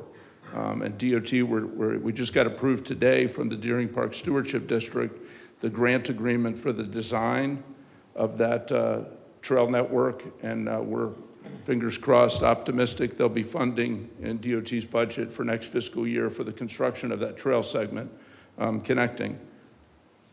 Talk just a tiny bit about native landscaping. This is a New Yard pattern book that's been created by an organization called the Outside Collab that we're members of. It's a group of nurseries. The original idea came from the Program for Resource Efficient Communities at the University of Florida, Dr. Pierce Jones and his team. And what they've been able to prove at a community called Sunbridge is that using native landscaping and the techniques in the New Yard pattern book is the irrigation need goes down to 20% of conventional irrigation. And so we're really, really excited about this. There's a lot of details. We're going to need some help on this, educating homeowners that they don't necessarily need an entire yard of St. Augustine grass, but we got to make it look pretty, and we're excited about this. This will be incorporated into Deering Park North and Center and Edgewater, and also be incorporated in Deering Park Innovation Center. Natural vegetation buffers. This is on the right-hand side, a visual of the area next to the Welcome Center in Deering Park. Permits have been issued. Construction on that will begin hopefully in the next couple of months. That'll be the first building in Edgewater in Deering Park. And then the tree-lined streets along the roads. We're going to plant oaks and maples and plants native to this area to provide shade. They won't be full-grown when they go in, but they will grow over time. This is actually a rough rendering of what we think the entrance could look like coming off of 44. With the Deering Park and trails for bicycles, trails for pedestrians, understated view, but using that buffer that's there. And then here again, kind of a blow up of what we think it's going to look like. So it'll be very different than what you're used to seeing with other development in town. This is the Welcome Center I'd mentioned earlier in Edgewater. Amenities, we spent a lot of time talking about amenities. This is one that will be under construction within the next year in Edgewater. Don't think New Smyrna Beach will be exactly the same, but same concept. Every residential neighborhood will have an amenity appropriate to that neighborhood. And we're going to build them before 50% of the homes have been sold. This is a little bit of the town square concepts from Edgewater, just to give you a visual of some of the things we're doing. You'll notice in the lower left-hand corner the bright red Deering tractor. We're searching for an authentic Deering tractor to put in Deering Square, and pretty excited about that. Which leads me to, I want to bring up David Feckman, who's joining us from Chicago to say a few words. Well, I try to find this video. I'm going to get you to this. Yeah. No, below. Just open it and push the button. Yeah. Oops, stop. Okay. Whoa, stop. David Feckman. Okay. Good evening. I'm David Feckman. As they said, I'm from Chicago, Illinois. I'm here on behalf of the Deering family. You'll recognize the name. They're the owner of the property. They've owned the property for a little bit over 100 years now. I currently live in Chicago, but very soon I'm going to be your neighbor down here. Neighbors with Ernie Cox. As soon as the first homes in Deering Park go up, I plan to come down here and become even more part of the community. Further relationships I've started with so many of you, and get to meet the rest of you that I haven't met already. Really thought it was important in listening to you that you've heard from the representatives of the Deering family, those of us that work at Miami Corporation, and the people we work with down here, but everybody wanted to hear from them. So did a little arm twisting with them, and the fifth generation, we'll call them the elders, I won't call them that in their presence, we'll call them that here, agreed to make a video and tell you how important this property has been to their family for 100 years and how they plan to be a part of it for all the years to come and why they put their name on it. I am Steve Strong, a proud member of the Deering family. For more than 100 years, our family has owned the Farmington Tree Farm and served as stewards of this incredible land. Our family story begins with William Deering, my great-great-grandfather. He came from humble beginnings and through hard work, innovation, and a deep respect for the land, helped create International Harvester, a company that revolutionized farming across the globe. William Deering believed in environmental stewardship, building communities, and in giving back. For our family, Deering Park represents the next chapter in this legacy. Deering Park will be a tangible embodiment of our commitment to both conservation and community. It's a place where the values our family has held for generations will continue to shape the landscape and the lives of those who live and work there. Naming the community Deering Park is a natural extension of our family legacy and a way to honor our deep roots in this land. The Farmington Tree Farm is 70,000 acres, or 110 square miles in size. As we considered the best use for this incredible property, it was critical to our family that we honor our commitment to conservation. By collaborating with state and local governments, environmental groups, and the community, we created the Farmington Local Plan in 2010. A key element of the Farmington Local Plan is that 46,000 acres have been placed into permanent conservation easements. This speaks to our family's core values. This conservation land isn't just open space, it's a vital ecosystem and a part of the Florida Wildlife Corridor. Our family will maintain this conservation land in perpetuity using best management practices. We want Deering Park to represent a new model for living and working, one where people and businesses can thrive in close connection with nature. We envision a community that values conservation, embraces sustainable practices, and fosters an appreciation for natural beauty. We hope residents will feel a sense of belonging, both to the neighborhood and to the wider environment. We are also creating spaces for business to thrive, embracing our location in the Space Coast and supporting the growth of Florida's aerospace industry. The 100-year legacy of stewardship at Farmington isn't just a chapter in our past. Reflecting on the century our family has been connected to this land evokes a deep sense of pride and responsibility.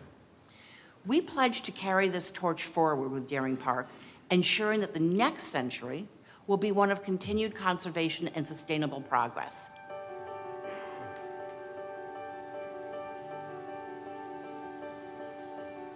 Thank you, Chris. Thank you so much. Thank you, sir. Appreciate your testimony. And that concludes our presentation. So if there's any Thank you, Glenn. questions- Appreciate that. Are there any of my colleagues that have any questions for the applicant? Commissioner Martin. Let's see, I want to verify, I want to verify that the agreement runs with the land. I want that, clearly stated that it runs with the land, so even though parts of it are sold off, any subparts are also part of the agreement. Yeah, absolutely, and I think your city attorney will also verify that.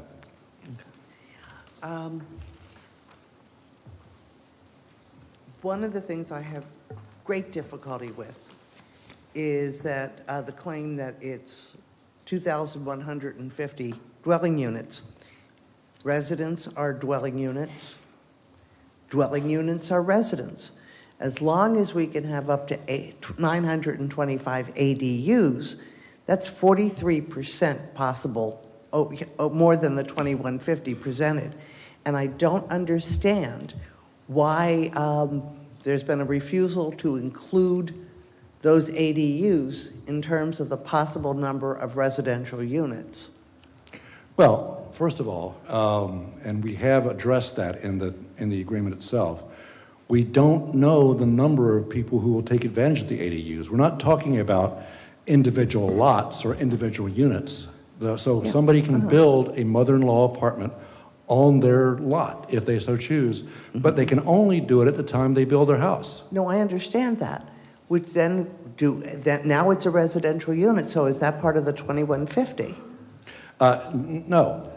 That's my point. So we don't know, for example, somebody could buy 2 lots and put 1 house on 2 lots. People have been known to combine lots and put a house on them. So what I'm saying is that all of this could be in flux. But to leave out the potential, I didn't say the absolute, the potential for another 43% of residential units, I think's a concern. Yeah, the goal was, again, the number of residential units is far less than permitted under the existing comp plan. I mean, far, far less. That number is there for a maximum number of actual units, number of lots, number of apartments, number of cottages. But the ADUs, like I say, that's something that we're trying to deal with for this generation. For this generation, there is a need for the potential for an ADU. Yes. And understand, I'm not denying, I'm not saying that the ADUs are bad. I just believe it's obfuscating when we are saying it's maxed out at 2,150, but there's the potential for another 925. Yeah, I think from a policy perspective, and this has been debated throughout the country and throughout the state, that the policy reason for wanting to encourage the ADU, it's not a full unit, it's not a full home. What? No. It's one unit connected to an existing home. It's not a separate unit. My understanding was that they would not be directly connected to the home, but would in fact be a separate building on the home with its own private driveway. No, it wouldn't be. It would be the same driveway. It would be on the same lot. But again, let me just explain the policy reason behind them. And the communities that have done them is that we have a severe affordability problem in this country and certainly in this county and city. And so one of the ways to encourage the ability to have affordable housing or to provide for an aging relative is to have an ADU. So if my mother is living in the ADU or my mother is living in the house, it's still my mother. And again, the policies don't count them as separate units. That's what's been proposed.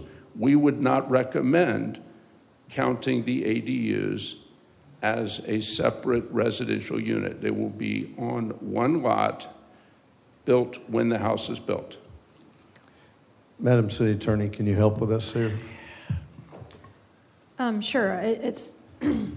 It's set forth very clearly on page 12, section D, about the number of residential units, and then it specifically talks about the accessory dwelling units. So in terms of obfuscating it, I mean, it's set forth like this is the ability to do that. So I'm not sure what's being hit. Well, no, most of the documents talk about a maximum of 2,150 residential units, and I'm just suggesting that perhaps the maximum number is over 3,000. So I love ADUs, fine with ADUs, fine for family, fine for rentals. I understand the all-income aspect of that, love it. I just feel like, how do we say that there are 2,150 max when we have another 925 potential? So you'd feel more comfortable if we said the maximum number of, and then increase that number residential units. The problem is the ADU is not a separate residential unit. Can't have an ADU without a home. Did you just say you can't have an ADU without a home? It's on the same lot. You have to have a main structure. Right, and it cannot be sold separately. Got it.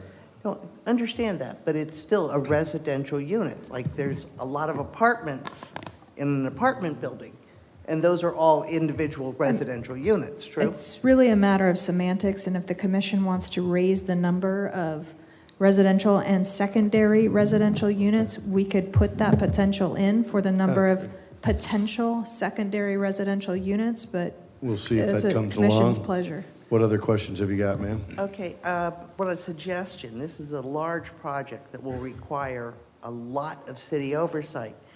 Could we get an annual fee from DPIC to cover the cost of the city employing a full-time project manager on this?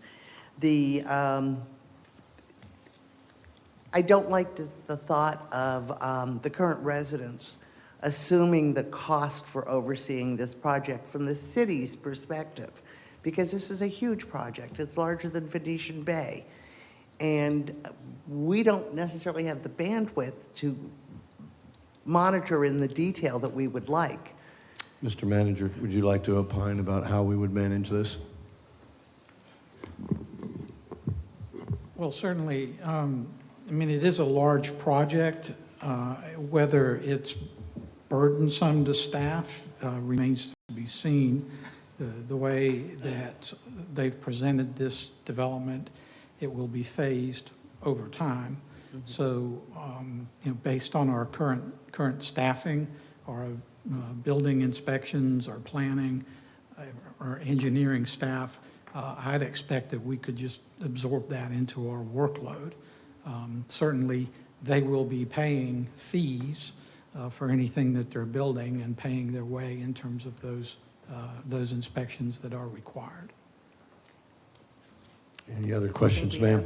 Yeah, there's, okay, the we know that there will be wetland mitigation. That's not addressed in any of the documents that I could see, how you will handle that mitigation.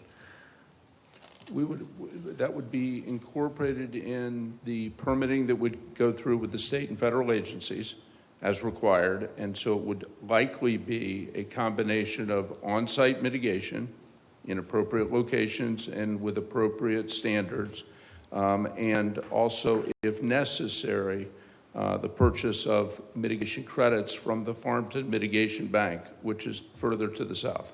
The important thing, I think, I understand that there was a concern that the mitigation bank credits might be from a basin outside the area, and that's not going to happen. We're not allowed to do that. We have to buy mitigation banks in the same basin that is affected. Okay, so any mitigation will be contained within the Farmington properties? Same basin, yes. Okay, and let's see, what I wasn't clear about, are we redirecting the Florida Wildlife Corridor, or will the Florida Wildlife Corridor go through DPIC property? The Florida Wildlife Corridor is the land that's to the south. We're in the statutorily designated Florida Wildlife Corridor, and then the 400 acres that comes up will be connected to that area. As you know, if you go north of 44, you run into a bottleneck. And so what we're working with is the ability to connect the New Smyrna Beach piece to the pieces that are in Edgewater, and then further west, where there's still an opportunity for the Florida Wildlife Corridor to connect up potentially to Ocala National Forest. Thank you. And one of the things that also bothers me, the maximum, let's see, at 200, I'm on amenities. I know that less than 200 units require one of a variety of possible amenities. So you could have a dog park for less than 200. But at 200 plus, it stipulates one of the major amenities. And I would feel better if we could make another level. You know, in other words, at a 500 unit development, that there is a swimming pool and a community center, or two of the majors. So we're recognizing the gradient between 1 and 200. I think that we might need a gradient from 200 plus. Well, I can tell you the way we would approach this, and it's the same way we're approaching the project in Edgewater at the moment, is at about that 200, 250, we're doing an amenity each time. And so we don't anticipate that the development pieces, let's say we were to do apartments, we may do a 300 unit apartment complex. That would have the full gamut of amenities that you would expect, likely to include a clubhouse and a pool. And then if we were to do a community of 150, it would go. But I don't anticipate that we're going to go do a neighborhood of 500 plus. We anticipate doing a series of smaller neighborhoods, each with their amenities. But we also, if I remember correctly, we also put language in that indicated that the amenities would be appropriate to the community that we're building. Well, appropriate, encourage, all of those things are such subjective terms. Well, I mean, there's certainly not a problem. If I can tell you, I do not anticipate doing a 500 unit neighborhood. But if we were to do a 500 unit neighborhood, we would include 2 of those. My point is that we can put that in the document. Trust but verify. Now you see where I'm going, right? Not a problem at all. It doesn't worth it unless it's on the paper, right? Not a problem. We would stipulate to adding that if it's 500 or above, it'll have 2. Thank you. And that's it for the moment. Thank Good. you. Thank you, ma'am. Commissioner McGirt.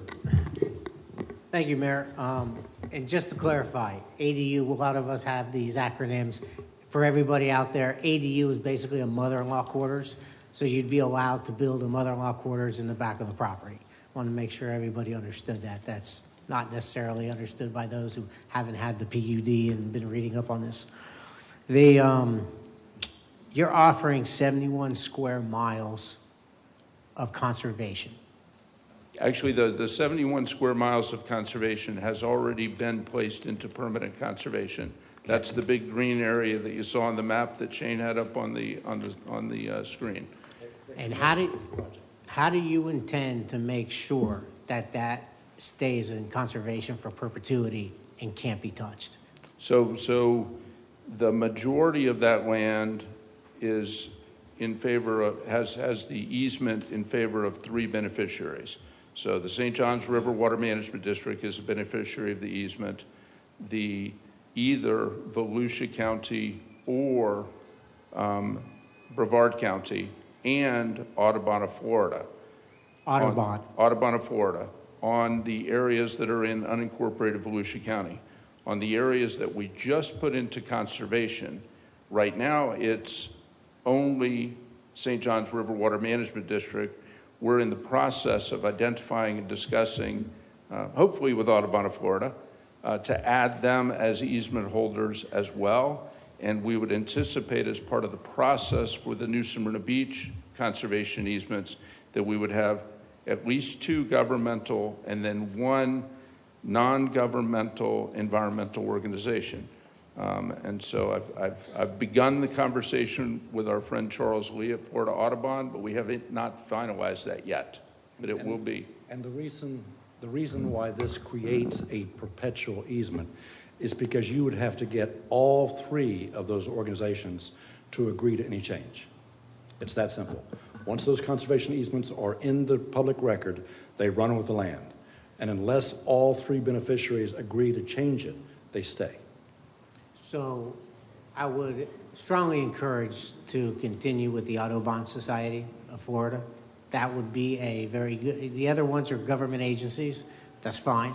Yeah. The Audubon Society would be a very good agency to put all of the conservation in with, that would have to vote to take that out. And that's fine. And we agree with you. I can't commit to them doing it until we've actually worked out the agreement with them. One of the things they also do, which I think is a benefit, is that they do an annual review of the property where they actually come out and review the conservation easement, the conservation management plan, and go through the property to inspect it to make sure that it's doing what it's supposed to do. So I would highly recommend we do that as well.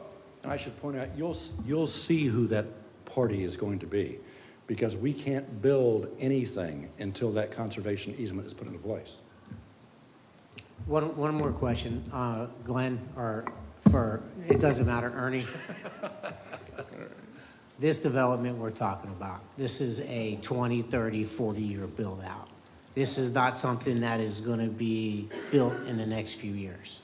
It's going to go in phases. And so if you think about what we've started down in Edgewater, we might have the first homes, hopefully me and David, by the end of 2026.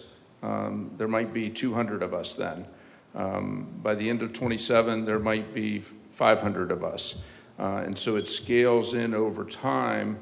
On the Deering Park Innovation Center, there will not be any residential for the first 3 years. We know we've got 2 years of permitting and engineering and design before we start, and then we have to deliver 500,000 square feet of buildings.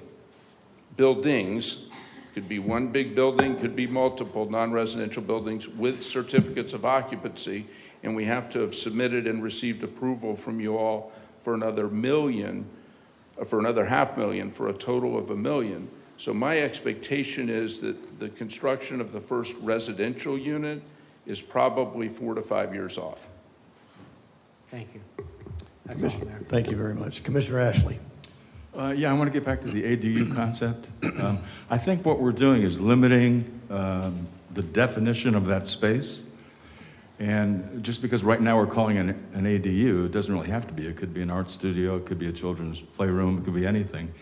And as I'm imagining myself going through and picking out a home, and I would pick out an ADU for me. And under supreme penalty, it would be a mother-in-law's place, but that's it.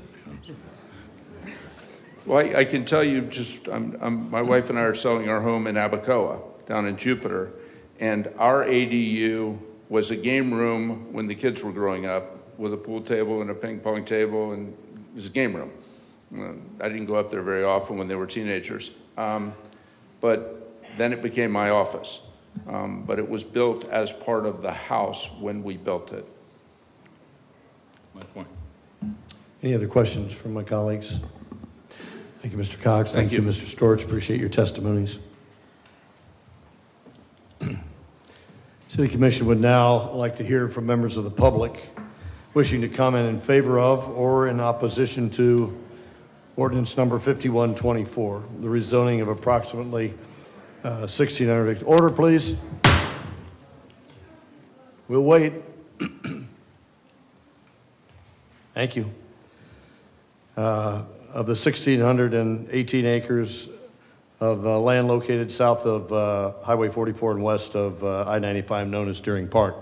So as you come forward, for the record, your name and your address. Again, this is your monologue, not a dialogue. We will not be answering questions. And please, let's keep the decorum. We have a lot of people that would like to speak. After you have spoken, there are many people outside who cannot come into the room for fire caution reasons until you exit the room. So if you're done speaking and don't wish to remain, you want to exit the room, then another person could come in and get in queue to speak. And so we look forward to hearing what you have to say. Please, son, step forward and give us your name and record. Thank you. My name is James Hall of 106 Portofino Boulevard. This development is part of a larger plan, not a local plan, as would be fair enough. It's not about our backyards. As Senate Bill 180 demonstrated, this is about a plot by an extremist group and an oligarchy across the entire state. DeSantis will pass SB 180. He instigated it, he planned it, that's why it passed. His goal, under the guise of so-called conservatism, is to turn the state into his personal empire, taking as much money from businesses and any other bodies as he can. This is not conservatism, it is the textbook definition of economic fascism. Chicago fascism.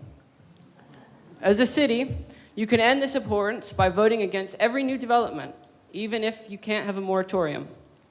There must be a moratorium in practice, even if it can't be placed into de jure law. You, all of you here, have the power to create change through the power you hold. You hold the power to do that. You have the right to exercise it. Don't be cowardice. Use this to stop the extremism that's being imposed by a compromised and corrupted state government in Tallahassee. And let it stand for all the record here that all of us who've come tonight to stand here in the name of democracy and opposition to the oligarchy in the state, and maybe even some local levels, to expand this, these business interests, which are not popular with the residents. Out here, we have signs everywhere. Let's go, I'll say it for the record, there's a hall here that's full of people, actually there's news cameras as well recording this, full of people all holding up signs about, I would think about 90%, maybe more, are opposed to this. We are not the ruled, neither are any of us in here the rulers. You're elected by us for a reason. These are the people that you represent, so you have an obligation, a moral and ethical obligation, to oppose this development for those reasons. Thank you. Thank you for your comments, sir. Appreciate that.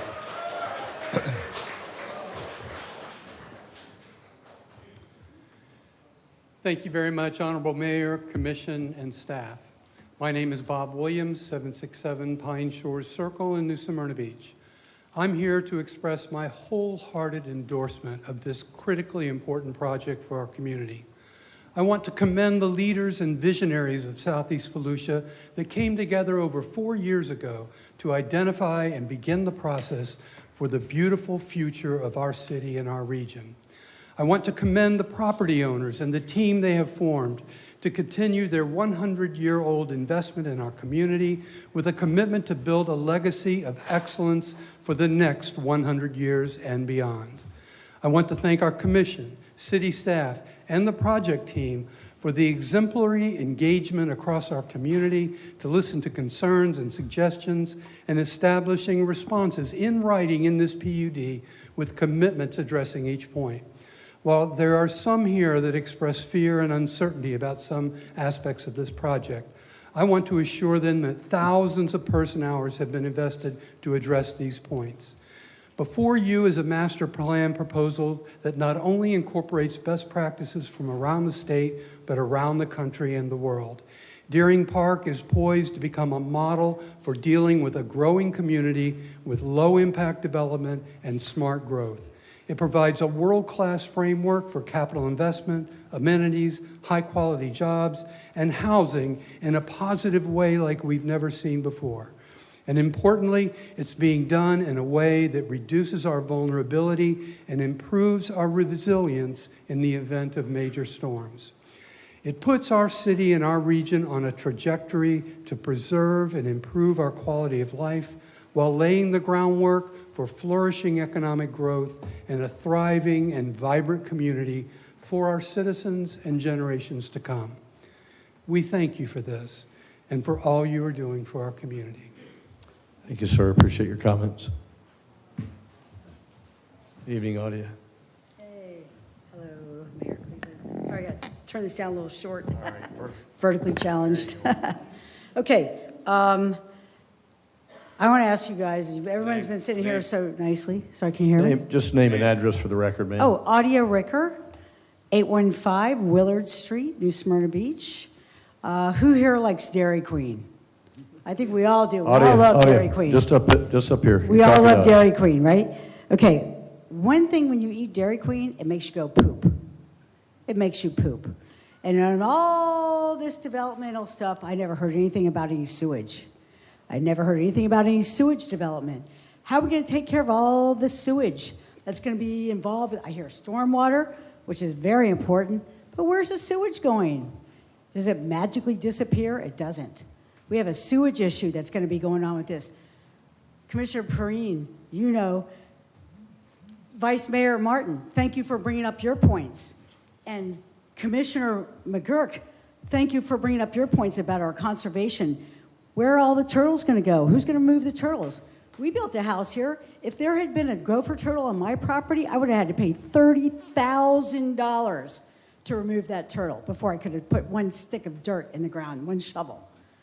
What, are these people going to remove all the turtles? Are they going to take action, like you said, Commissioner McGurk? I don't believe it. I think it's all, they're not even considering everything out there.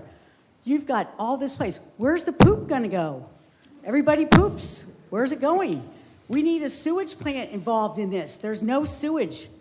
And by the way, I think it's a ridiculous plan. I understand the development, but you have to be more diligent in taking care of how they're doing this. They're just showing, like, what do you call it? That game, you know? They're all playing that game. And we need to be more diligent as you guys, as our representatives, ladies and gentlemen. And City Attorney, I know I'm not a attorney, or I don't have a degree. Well, actually, I have 2 college degrees, but I don't have a degree to make sure that I'm the person to listen to. But this is very important. Where is the sewage plants? Where's the poop going to go? Section 9 of the MDA talks about the wastewater plan. And No one, the I didn't see utilities. anything on any there. I never saw So the anything. Utilities Commission handles the wastewater plan, so Mhm. that's why the City Commission doesn't address it, because the Utilities Commission has Well, already addressed I'd like to it. see that in their form, and everything they It's presented. on page and everything, 27. I don't mean to interrupt you, but it's my turn to speak. And everything that they presented, I never saw anything discussing sewage. And let me tell you something, that's a big, stinky issue. Thank you. Thank you, Audie. I appreciate your comments. Thank you. Yes, sir. Good evening. Follow that one. All right. Michael Donato, 2407 Saxon. Thanks for having me again. So great presentations. The first one from the city said no impact to traffic. I thought that was hilarious. I didn't know there was going to be comedy tonight. There's 2,100 homes with average of 2.33 people. That's 4,893 additional people, plus the ADUs, which, okay, you want to use it as your own space, but not everybody does, so rounded up to 5,000. Did not see any plans for an ocean being built out here. So in Lutz, none of them want to go to the beach. The traffic is already bad enough. I don't understand how there's no impact to traffic. Maybe not out there, but there's definitely going to be impact to traffic beachside. So I hope that you take that into consideration. Thank you. Thank you, sir. Appreciate your comments. Hello, Jay. Yeah, hi. Gerard Pendergast, 5900 South Atlantic. I just want to say that, you know, to be included in the largest regional development in Volusia County's history is noteworthy. Deering Park is a significant opportunity for the city of New Smyrna Beach. No one has ever planned like this before. We're talking about the tip of the iceberg here in New Smyrna. This starts at the Brevard County line, goes all the way up to State Road 44. And my only wish is that they take the UC Commission and go all the way up to Pioneer Trail. Let's get real regional planning going here. That's how we're going to solve our problems with stormwater. If you do piecemeal development, you're going to have exactly the problems you have now, which is flooding and different issues. This is a master plan. This is really put together. I think this is a significant opportunity for you, just from a planning point of view. We've already discussed the opportunity. We do not have enough commercial space in our city. The fact that we can improve the tax base by getting commercial space that could actually produce jobs for people, young people that live in this community, I think it's like amazing. And the fact that the commercial comes first, that's the more important part. And the other thing is, you know, it'd be nice if we could just stop growth and tell everybody to go away. But this is the state of Florida. We're the fastest growing state, and they're going to come here, and we're going to have to deal with it. I mean, that's just the reality. So I'm not going to go on with you because I know there's a lot of people that want to speak, and I wish I could stay and see the rest, but I'm going to give someone else the opportunity to have a space in the room. Thank you very much for your time. Thank you, sir. Appreciate your comments.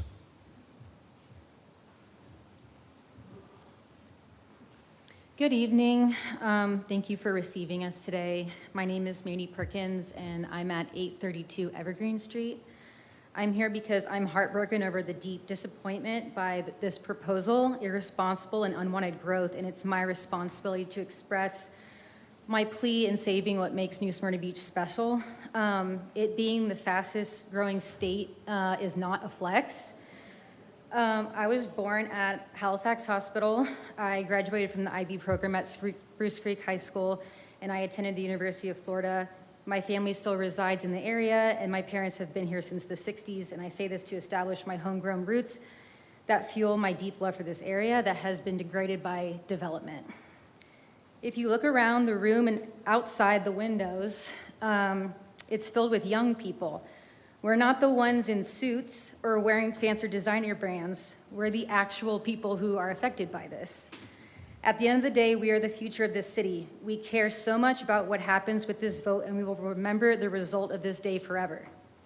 I'd like to begin with the reminder that this developer bought the property knowing it was zoned agricultural. They are asking the city to change the land use plan that the city had put in place.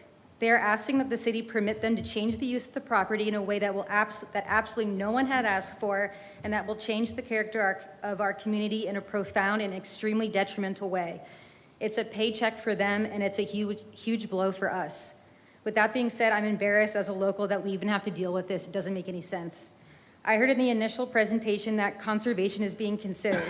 Isn't that like burning a house down and saying the furniture is being considered? Ponds are being built for stormwater. Doesn't nature already do that? And who in the history of the universe has ever asked for a welcome center? Our town has been distorted enough. Every block has an out-of-place box mansion that makes New Smyrna look more and more like Miami by the minute. At this rate, what will we have left? Why are we allowing our town to turn into just another sad suburb of Orlando?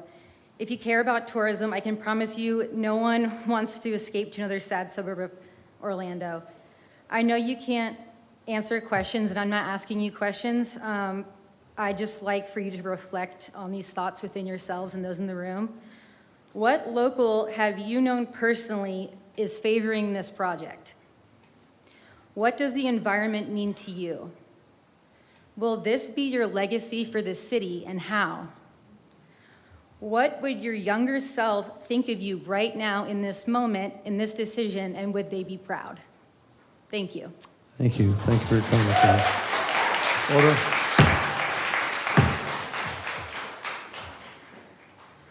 Good evening, Steve.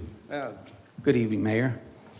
I'll just have to try to rip through this. 3 minutes goes quick when the other side gets forever. Steve Gunner, New Smyrna Beach. The issue of flooding in our region is becoming more frequent and severe. The development is now happening in what was historically been protected off-limits wetland areas. We know the flooding is directly tied to the continued development of our watershed and wetlands. The wetlands are our natural stormwater buffer. Deering Park threatens the rural biodiverse land, including areas adjacent to Turnbull Creek.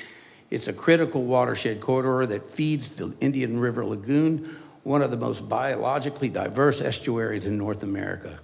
When these areas are filled, elevated, and covered with impervious surfaces, that capacity is lost. The result, stormwater is displaced, and it's into lower area residential neighborhoods, many of which are now experiencing damaged floods that were once rare, and I'm subject matter expert. I've had water in my house twice.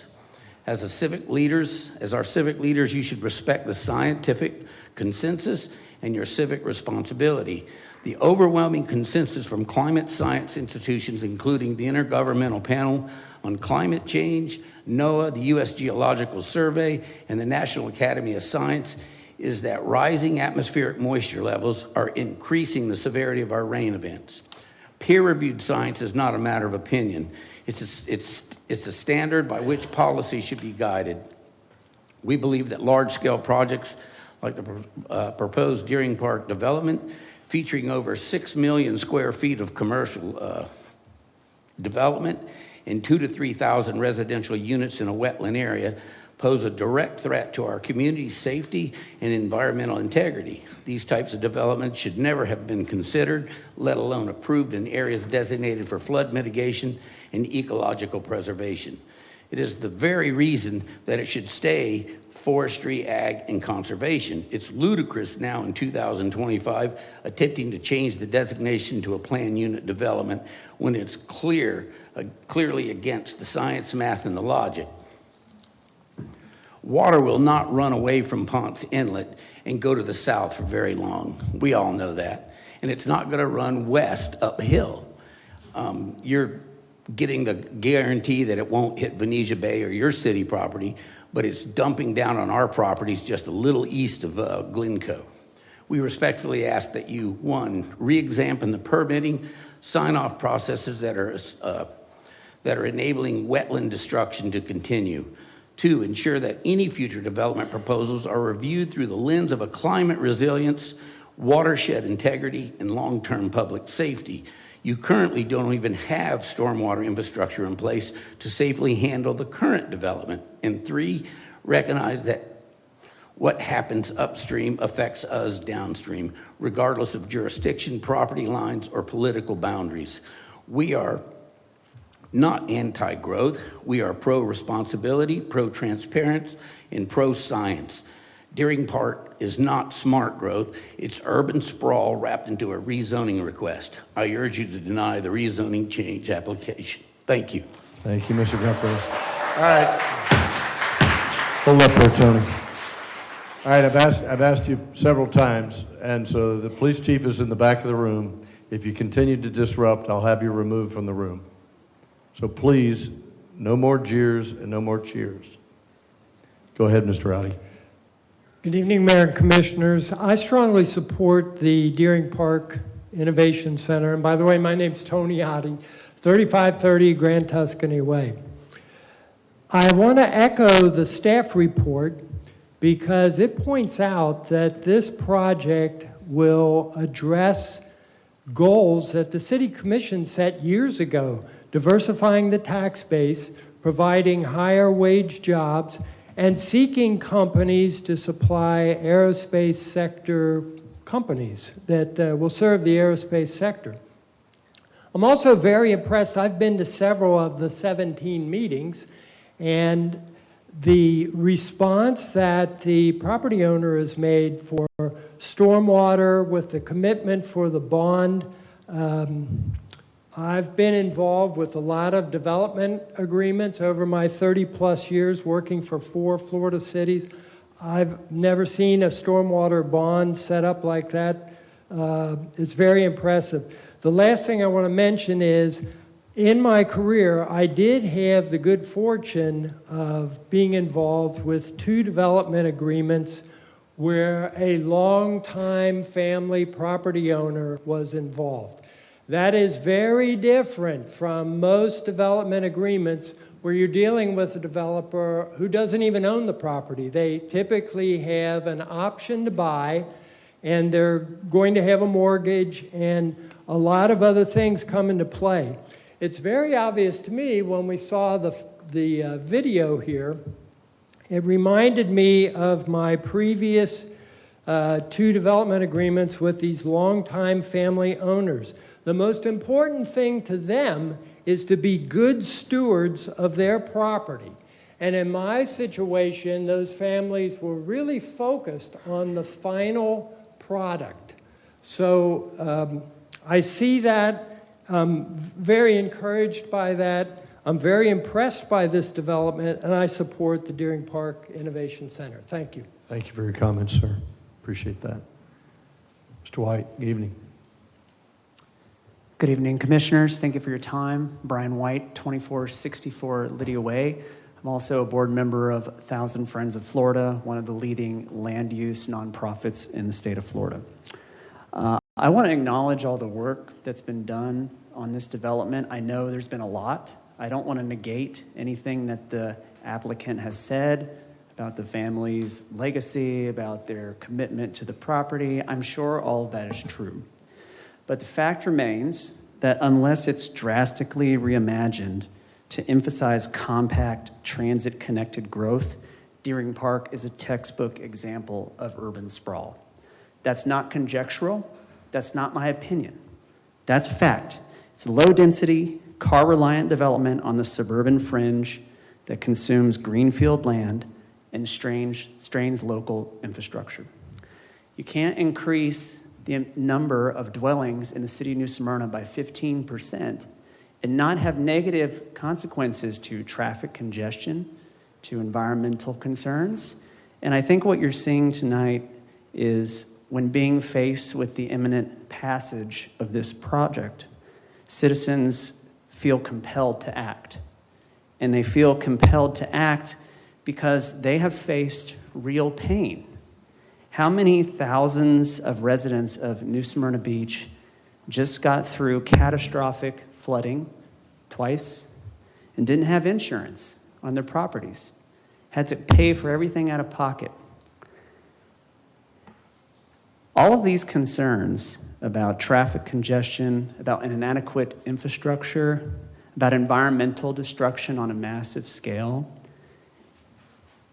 people are here telling you about it because it hurts them. And I just want to remind all of you that you weren't elected by future residents of Deering Park. You were elected by current residents of New Smyrna Beach. And while it's not the applicant's responsibility to solve our problems, it is your responsibility to make sure that they do not get worse. And I'm not convinced that that is happening, and I'm not convinced that our priorities as a city government reflect the best interests of the citizens today. Thank you for your time. Appreciate your comments, sir. Thank you very much. Professor. Crystal Saylor, 645 Ball Street. Hello, Mayor Cleveland and City Commissioners. Not my first rodeo with you guys.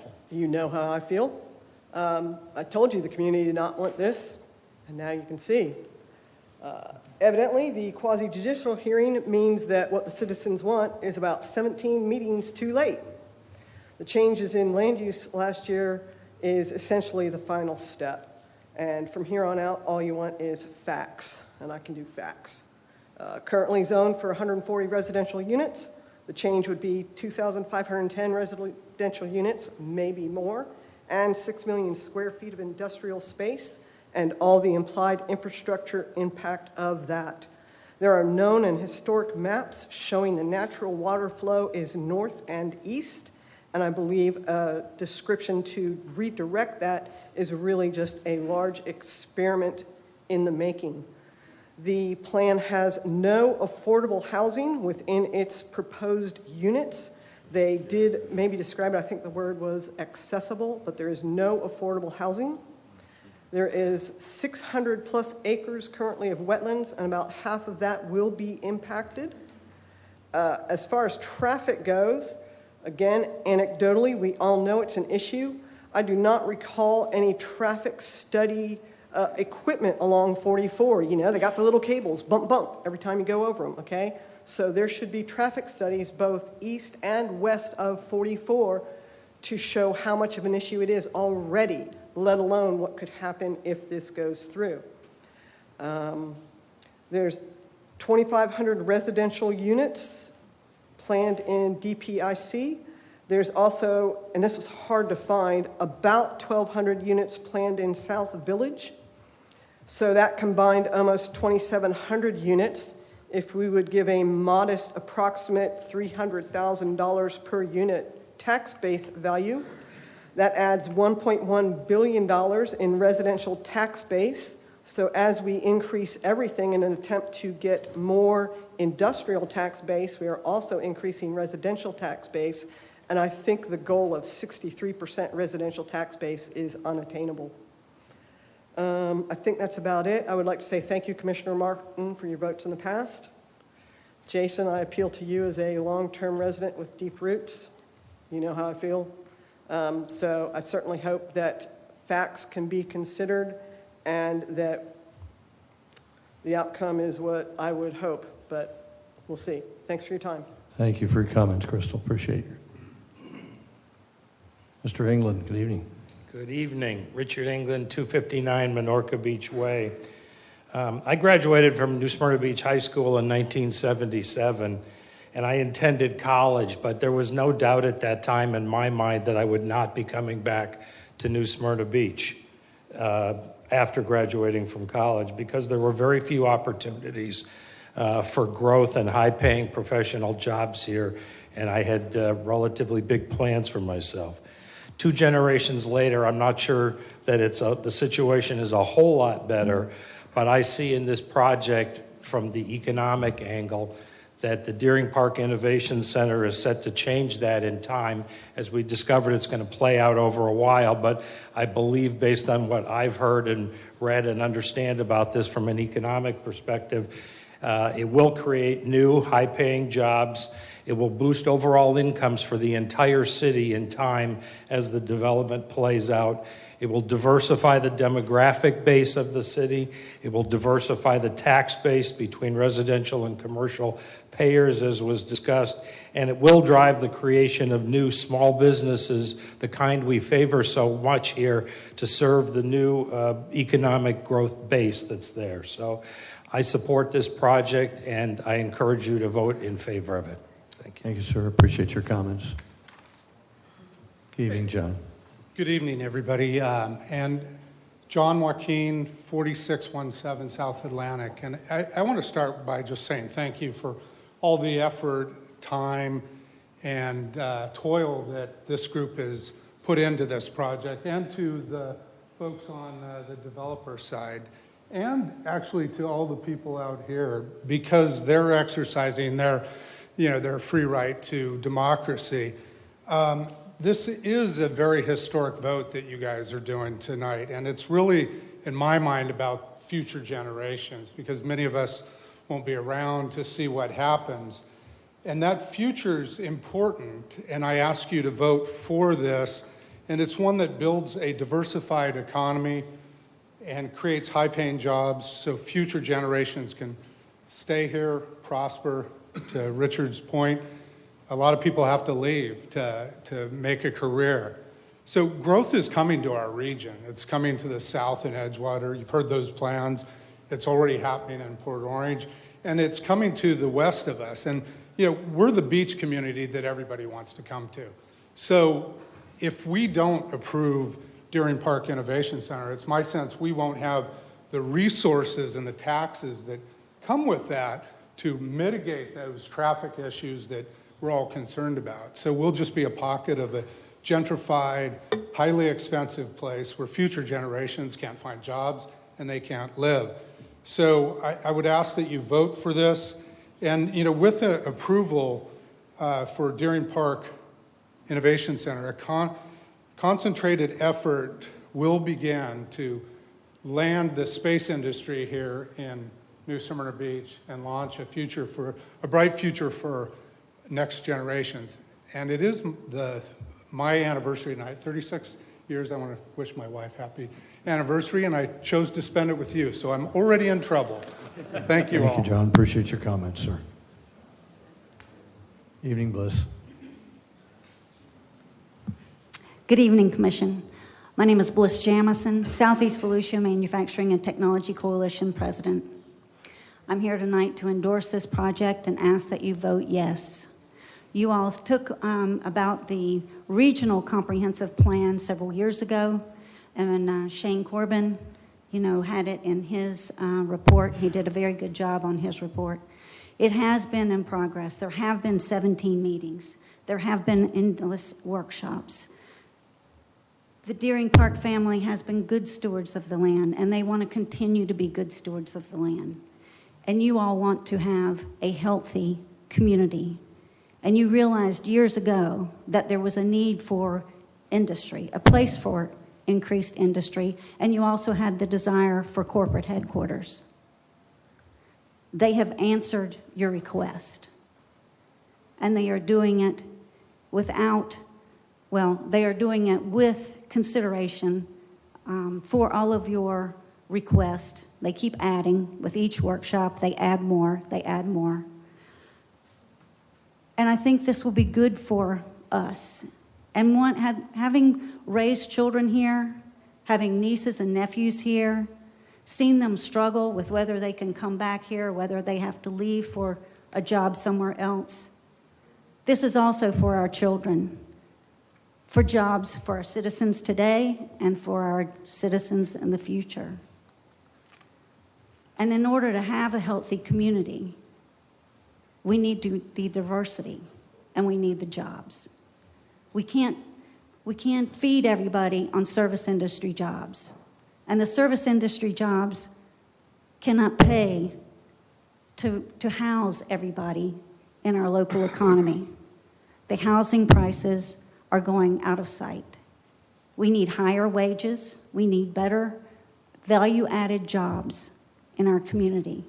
And I thank you for your stewardship in trying to secure a healthy community for the future. And I hope you will vote yes. Thank you so much. Thank you, Ms. Jameson. Appreciate your comments. Good evening, Ms. Ford. Good evening. I'm Stephanie Ford, the President and CEO of the Southeast Volusia Chamber of Commerce, 115 Canal Street, New Smyrna Beach. Ms. Sharon, are you able to play a video? The video was shared with the commission. Okay, great. Thank you so much. We recently took a group of chamber members, stakeholders, a few city staff and elected officials to Abacoa and Alton in Jupiter, Florida, where we were able to also take some of the developers from Deering Park and learn best practices about what they've done in other developments and how they're applying that here to Deering Park Innovation Center. So we produced a short video.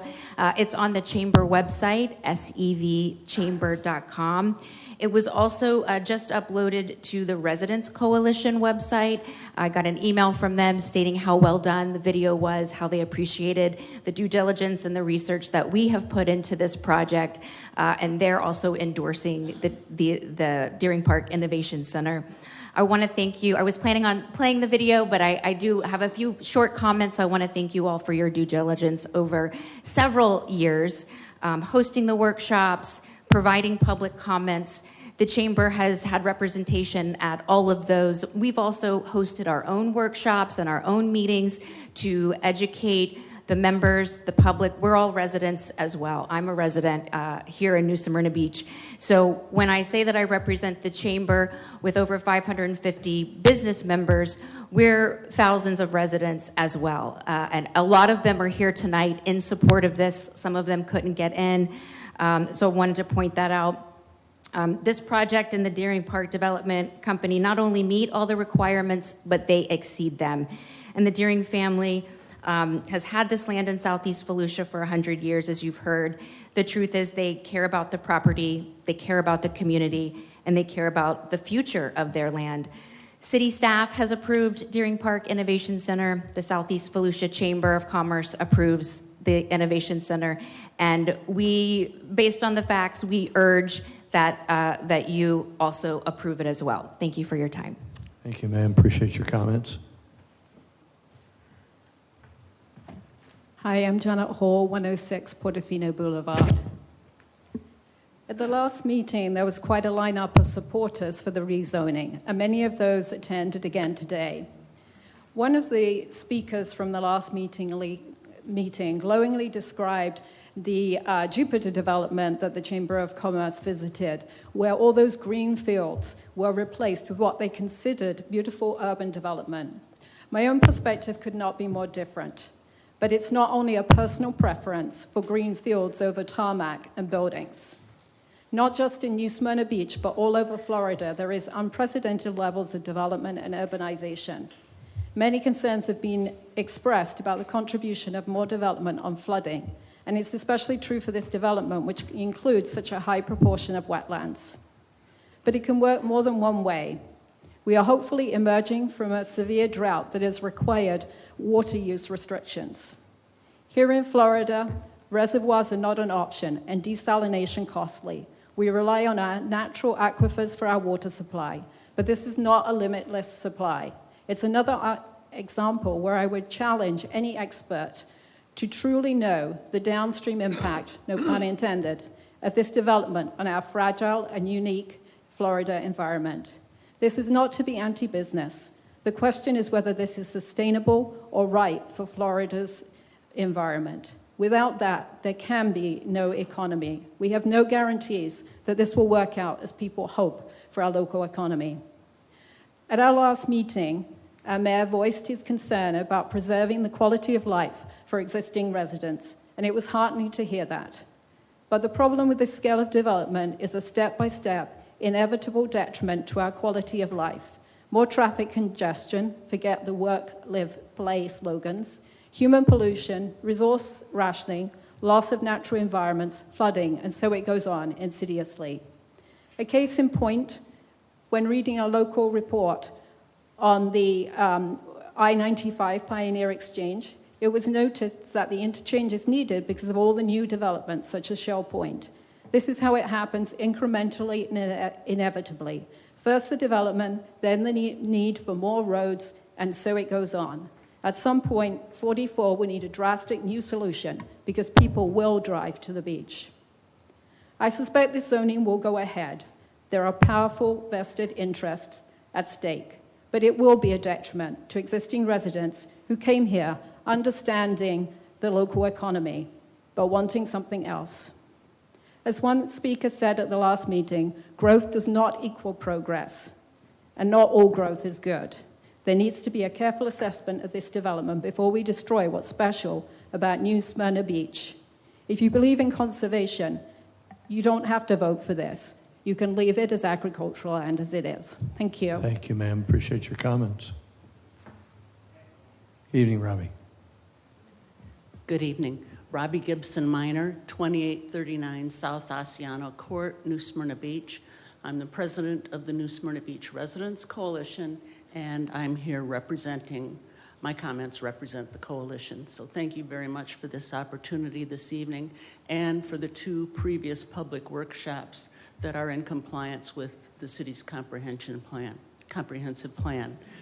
Many of the things brought up tonight were brought up there, but although we have not officially endorsed this project, there are many positive things about it. We have had the opportunity to work behind the scenes, so to speak, with Mr. Storch, the Deering representatives, people from the farm manager to the landscape architect to the gentleman who are sitting here this evening, and Ernie Cox with his experience from Babcock Ranch and Abacoa. I'll have to say through all of that, we've had multiple meetings, especially over the last 8 months. We have always been given answers. Many of the things that we brought up, as well as other people at the workshops, have been incorporated in the MDA, and this certainly does have an opportunity for the city. Our concerns, and for the citizens of the city, our concerns continue to be, and we believe that they can be managed, are the stormwater, flooding, the definition, delineation of the wetlands, traffic, and the perpetuity of the conservation lands to protect all of us.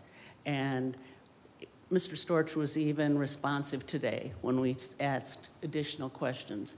I think there's an opportunity to continue to work with them throughout this process, and hope that the city considers employing an additional staff as needed to be accountable and have the follow-through to make sure that these things actually come to fruition.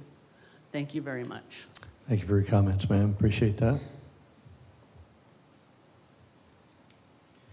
Good evening, board members. This is in opposition to ordinance number Your name and 5124. address for the record, sir. I'm invoking my First Amendment right to speak anonymously in public. If the lawyers have looked extensively at this document, I am deeply concerned because there are major loopholes in this agreement. I have at least 13 pages of questions, and I don't have a law degree.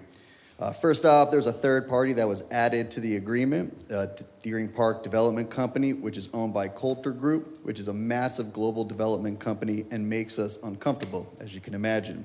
And in Section 21, it says that this MDA agreement is between both parties. Now there's 3 entities, so who are the 2 parties that need to be in agreement for this to actually occur? That's one major issue. The other major issue is that there's many terms in this document that they say they will encourage and intend and strive to follow Florida-friendly development practices, but they are not mandated. They use terms like new urbanism principles and passive recreation. These and many other loose terms leave room for interpretation without violating the agreement.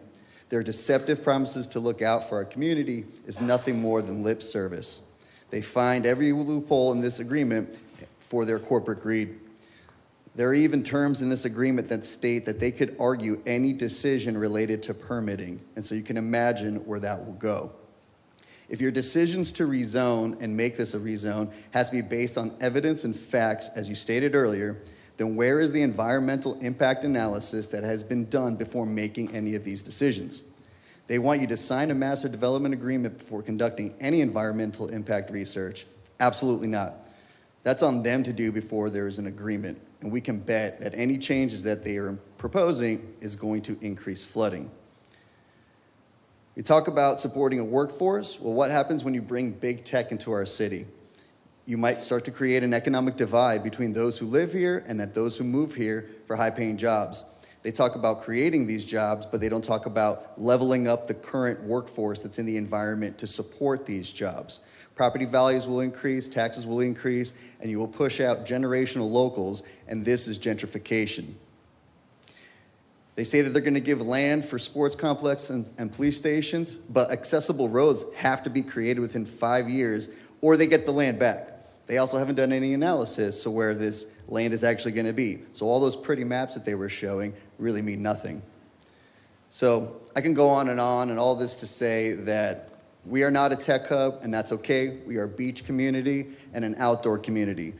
And please do what your voters have chosen you to do and protect our way of life. Thank you. Thank you for your comments, sir. Hello, Cindy. Good evening, Mayor, Commissioners. Cindy Harris, South Glencoe Road. After the March 25th workshop, I had the privilege of speaking with Attorney Storch, and he clarified some things for me that I thought I'd bring up before you. One of the things he clarified for me was the stormwater bond. I wanted clarification, actually, who that covered. And he clarified that it only covered Venetian Bay and the utilities and the police buildings there on Deering Park, nobody else. I thought that was strange because I wanted to know if it opened up liability for the city, if it flooded out any of the neighboring areas like Glencoe or Samsula areas, because stormwater has no boundaries. So I wanted to just bring that before you to see if you could get that answered from Attorney Avalone, I'm sorry, I don't know how to pronounce the name. And also, she brought up this evening Senate Bill 180. That's a concern. I know Attorney Storch said that he could add it to the agreement, but we really don't know what's out there, if the governor's going to sign that or not, and if that's going to really put limitations on it, because we only have until October of 2027, and we need to do something about the stormwaters and how we're going to mitigate all that. The other thing, we really need to see what their stormwater study is going to do and how they're going to build their structure and how they're going to be able to keep all that stormwater on their 70,000 acres. When I spoke with Attorney Storch, he said they were going to clean the water and flow it back into the Indian River Lagoon once they cleaned it before they flowed it back out there.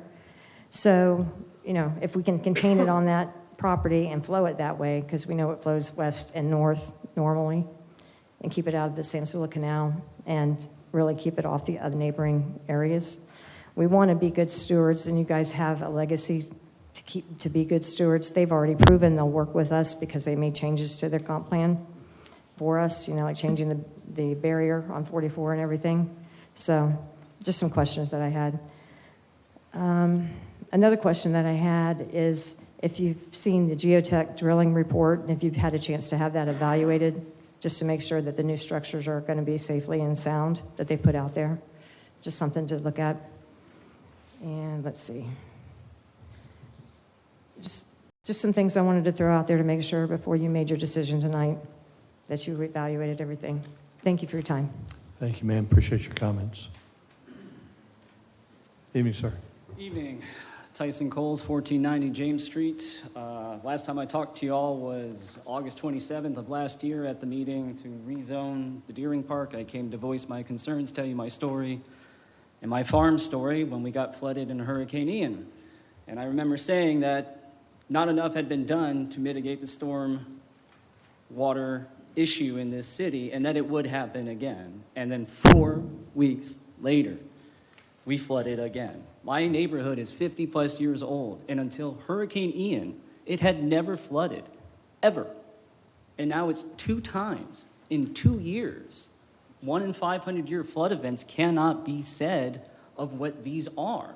It is clearly from developments that are happening 100 meters to our west, 5 miles to our west. We all watch floodwaters come down from coastal woods, from east of 95, heading east into the city, and now we want to extend it further west. With somehow, as if we trust these developers, every time we trust them, we are let down time and time and time again. I am tired of rebuilding my home and my farm. I'm tired of it. At that very same meeting, Mr. Storch said on the 27th that the landowners, as of right now, could just put ranchettes on, 10-acre ranchettes, hundreds of them, be done with it right now. Why not do that? He says that his clients have us, the people, in their best interest, and that's why they're going to build this subdivision and this development for us, out of their love for us. But we, the people, find that disingenuous, and we do not accept that. I'm tired. I am tired of rebuilding my home and farm, and I am tired of seeing developments not being held accountable, and here we go, marching ever westward. It's going to happen again. I ask you to vote no, again. Thank you for your comments, sir.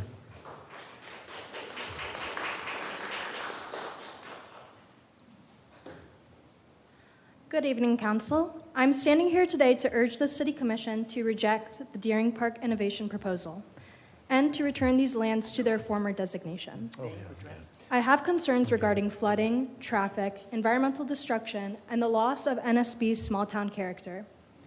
If the Commission decides today to approve this proposal, they will be driving a dagger into the heart of this community. As we have all seen in the past couple of years, flooding poses an increasing threat to the citizens of NSB. Increased development and urbanization of natural lands has crippled the ability of nature to mitigate flooding. Is the solution to our flooding issue really to build yet another massive development? Is the solution to our flooding issue to cut down even more trees when they stabilize soil and slow the rate of flooding? I think not. Cutting down trees to make room for houses will cause flash flooding events, and if you're concerned about the citizens of the city, you would reject this proposal. Furthermore, this proposal threatens to drastically increase the number of cars on our already crowded roads. I know I am not alone when I say that the traffic has gotten out of hand. The Deering Park Innovation Center, if approved, will exacerbate this issue, thereby increasing the number of collisions on our roads and contributing to noise and air pollution, putting our safety and peace of mind at risk. This project poses a great threat to our wildlife at a landscape level. No matter how many acres of this proposed development are designated for conservation, these habitats will be isolated and support far fewer species than before. This development would reduce the extent of the Florida Wildlife Corridor, a landscape linkage vital to the survival of Florida's most iconic species, including the Florida panther. Without this landscape linkage, wildlife will suffer and die out. Finally, I would like to remind the Council of their moral duty to represent the desires of their constituents. It is your responsibility as a civil servant to prioritize the desires of the people, and the people have spoken. Reject this proposal. To do otherwise is a gross abuse of power and a step in the wrong direction. Thank you. Ma'am, just your name and address for the record. My name's Mila Rocco Griffin, and I live 311 Herbert Street. Thank you so much. Appreciate your comments. Good evening. My name is Colleen Zawatsky, 602 North Pine Street, Beachside. But I'm also speaking on behalf of my 92-year-old mother, Gloria Egan, 2051 Pioneer Trail, Quail Hollow, number 64. First, I'd like to speak to the things that she wanted me to. In 2024, I believe it was, 2022, Ian was followed by Nicole, and then a year later by Milton. She completely lost her 60-year-old home the first time to Ian and Nicole, and then lost it a second time to Milton. These 500-year storms are becoming more frequent, more severe, and we have funding cuts and diminished resources that will happen with cuts to FEMA and NOAA over the next few years. Many of the people in her 200 housing unit had to leave. Some of them stayed in mobile, like little trailers in their driveway until their homes were dry enough, and then they went back in with black mold and who knows what because they couldn't afford insurance. And so I would like to say to you that they are just downstream from this development. And in your own report by Jones and Edmonds, they said in section 4.11 that any work on your ditches would make very little difference to the level of storm runoff that we have. So only thing that will make a difference is to continue not to clear cut some of the trees that uptake the precipitation. So if you have you have 3/4 of a wetland that will be built and clear cut, then you will have at least 11 million gallons of uptake per year that will no longer go away. With that said, I live beachside. Well, I want to say one more thing. It takes about 40 years to grow an oak tree or more, and at least 30 or 40 years to grow a maple tree. So if you think these trees are going to be uptaking water right away, your storm buffers of bushes is not, that's not going to cut it. With that said, living beachside, a 2004 tornado touched down and took my house. You will have the possibility of catastrophic situations beachside. We had an accident on the South Causeway a couple weeks ago, and it took hours to revamp the traffic over the North Causeway. If we have a storm beachside, I can't get off. I can't get to my mom on the mainland. When I leave on a Saturday, on a weekend in the summer, I have to be prepared not to come back for 2 hours. The traffic is backed up all the way to Publix. It doesn't take a study of traffic patterns to know that these people will, in fact, go to the beach. So I urge you to say no, even though it may not happen, and speak up for the average person, because this continued development will continue to cause flooding, gentrification, pollution, and storm runoff. Thank you for your comments, ma'am. Evening, sir. Hi, I'll be speaking anonymously. When I grew up in Central Florida here in Volusia County, I was told a lie. I was told that this country is built on opportunity. Yet at every chance they get, the people who are supposed to represent us rip those opportunities away. This city commission may be no different. They tell us that they want to create housing, but policies like this one will put all of our homes at risk. Over half the homes in New Smyrna are already at extreme flooding risk. And over the past 5 years, hurricanes that should have been once in a lifetime have repeatedly decimated Florida communities. Tens of thousands of homes have been destroyed and hundreds of lives have been lost. Destroying over 1,000 acres of conservation land will only make this crisis worse. No one will be safe. No one will be safe from this environmental catastrophe, not even the people sitting in this commission. So please, see the pain of your city. See the lives that have been destroyed by this worsening environmental crisis. See the future of our children and choose to be different. Choose to take a stand against these developers. Choose to protect our community, not sell it out to the highest bidder. Choose to give that opportunity back to your people. Give our children the opportunity to live in a world where trees grow and flowers bloom. Choose to give them an opportunity where they can play in trees and listen to the birds chirp and see flowers bloom. The opportunity to live in a world where they don't have to be terrified of a catastrophe for half of the year. That future is now up to you. Kill this project before it kills us. May you have the courage to make the right decision. Could we get your name and address, please? He gave it. He refused, I'll keep track of that. Thank you. Thank you very much. Appreciate it. I don't need to do that. Hello, how's it going? Thanks for having me. My name is Michael Dunphy. I'm 832 Evergreen Street. Welcome, Michael. Glad you're here. Thank you.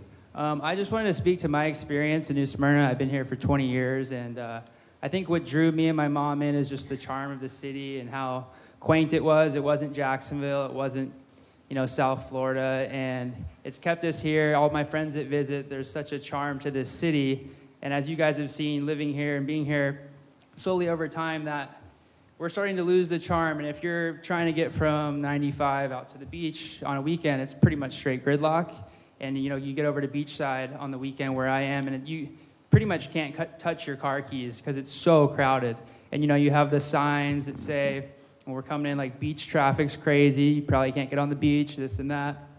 So I just think that there's inadequate infrastructure already set up for us as a town, and we see how crazy it's growing. And I think, all of us are living here and experiencing this, probably besides the people from Chicago that are here, that like every week we see just crazy amounts of, we can't, sit at our favorite restaurants. We just, it feels overran. So I think that if you guys could take the time and like you're doing and consider how we need to stop the growth instead of adding more, just if we plant a couple of trees or whatever, the shiny deck look cool, but it just feels like for people that live here, there's a real deep connection with nature and the ocean, and it feels like that's slowly slipping away because of the profits. So thank you guys for your time. Appreciate your comments, Mike. Thank you. Evening, sir. My name is Dave Aiden. I live at 110 Portofino Boulevard here in New Smyrna. Thanks, Dave. I have 4 or 5 concerns tonight. I heard in the past folks have said, we're going to build this place because we want high-paying jobs to come here. Well, first of all, I don't know what a high-paying job is, but let's assume it's $40 an hour, which is a pretty good salary. Young professionals can't live in New Smyrna Beach on $40 an hour. And let me explain. First of all, we're in the 3rd highest tax county in the state of Florida. So they're probably going to be buying a home in the $500,000 to $700,000 range if they're high professionals. And so that mortgage alone is probably going to be somewhere in the vicinity of $4,000 to $8,000 a month with the 7% interest rate that's currently here. The taxes on that home is going to be about anywhere from $14,000 to $20,000, depending on the price of the home, assessed at 80 or 85%. Assuming that one works and one stays home, or they both work and they have to do child care, well, that's going to be about $4,000 a month to put 2 kids into daycare.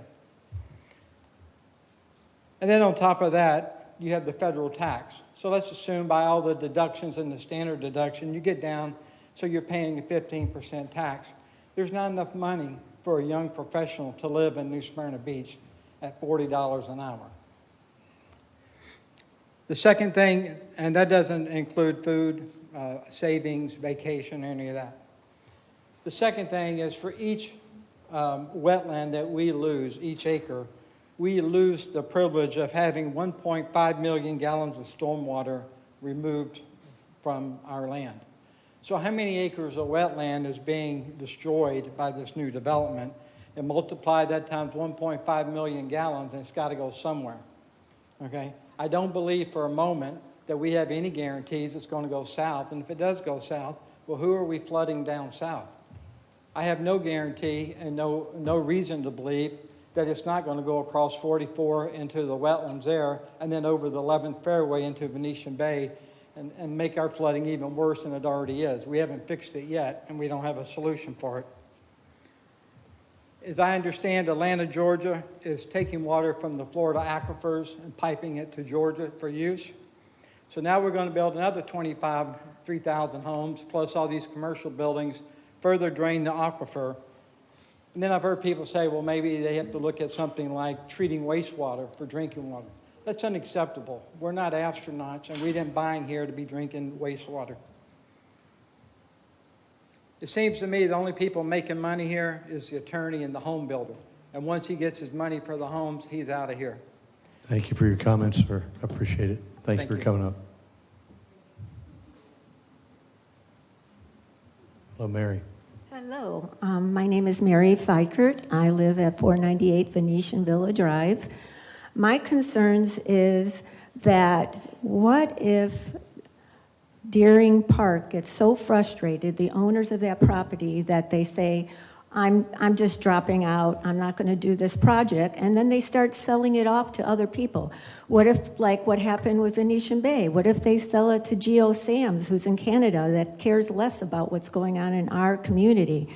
So I think this family that has owned this property for 100 years has put so much concern and effort in trying to make this the best community ever for us. And all the projects and all the transparency they had has been really upfront and thoughtful. So I'm just for this project. Thank you. Thank you, ma'am. Appreciate your comments. Evening, ma'am. Hello, my name is Zosha Lucas, 315 Rush Street. Thank you, Zosha. But I'm not here to speak for myself this evening. I'm here to speak for the countless plants, animals, insects, and fungi that call this land home and have no voice in this room. The current land in question isn't all just open space. It's a living, breathing ecosystem that supports an incredible web of life, including many species already on the brink of extinction, including the Florida sandhill crane, the little blue heron, the tricolored heron, the wood stork, the eastern indigo snake, the Florida pine snake, the gopher tortoise, the short-tailed snake, the Florida scrub lizard, the sand skink, the Florida mouse, and countless other not currently threatened wildlife. These are species that exist in only this part of the world. If this land is bulldozed and cleared, they will have nowhere else to go. Once these habitats are gone, they are gone forever. This decision is about more than development. It is about legacy. You have the power to either protect a fragile, irreplaceable ecosystem or allow its permanent destruction. Please vote no tonight and preserve this land, not just for those of us who are here today, but for future generations and for the many, many, many lives that cannot speak for themselves. Thank you. Thank you for your comments, ma'am. Appreciate that. Evening, sir. Good evening. My name is Sam Walsh, 200 Bay Street, New Smyrna. Thanks, I'm Sam. the owner of Shark Bite Oysters, an oyster farm here in New Smyrna, and I'm a board member of the Florida Shellfish Aquaculture Association. So I'm representing oyster farmers in our community as well as around Florida, and I can tell you that this development will continue to damage an already fragile water system that we have. Our lagoon is already in a struggling state. We're currently going through a algae bloom right now that is affecting the growth of shellfish. It's affecting the quality of the water for fishermen, for crabbers. And so when we talk about the jobs that can be created from this community, it's theoretical, but there are jobs that exist in this community right now that will be affected by the nutrient runoff, the sewage runoff, the stormwater runoff from this community that will lead to the lagoon. It is all part of the watershed, the Northern Coastal Basin, and Mr. Storch mentioned that basin when he was talking about mitigation credits. So I heard that the mitigation credits are not part of the actual Deering Park property. They're just part of that basin. That basin covers all of New Smyrna.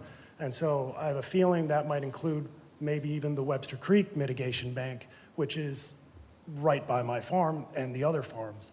The last time that mitigation bank was improved, in my memory, was 2008, and that included hydroblasting and a lot of silting up of the lagoon, which led to an algae bloom that put one of the largest clam farmers in this state out of business. That killed tens of millions of clams that are in there filtering the water every single day. Our oysters are in there right now filtering that water every single day. We've all got small farms, but we're filtering tens of millions of gallons.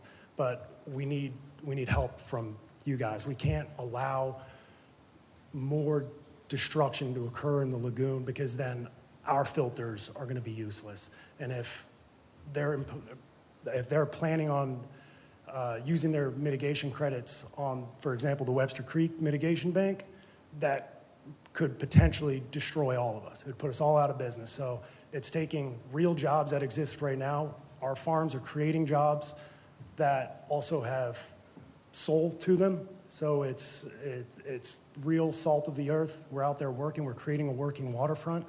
And if these mitigation banks continue to get improved, or if we continue to allow these developments to flood our water system with nutrients, we're just going to see the end of commercial fishing, charter fishing, and our oyster farming industry. Thank you for the time. Thank you for your comments, sir. Appreciate that.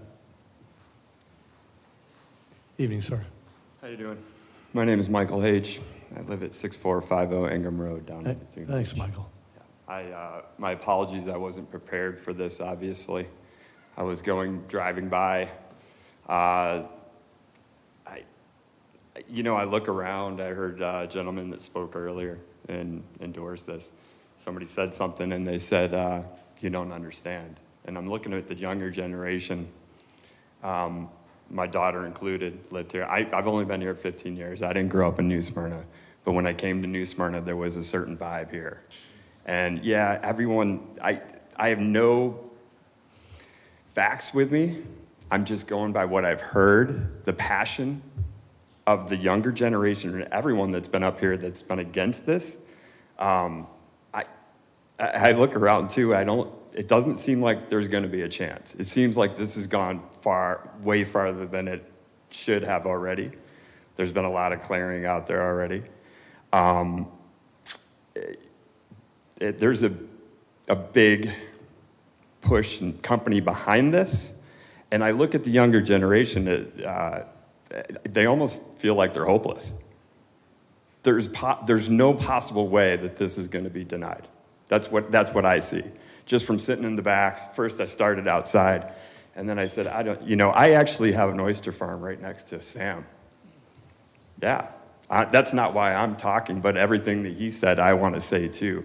But I really, it's just, there's signs.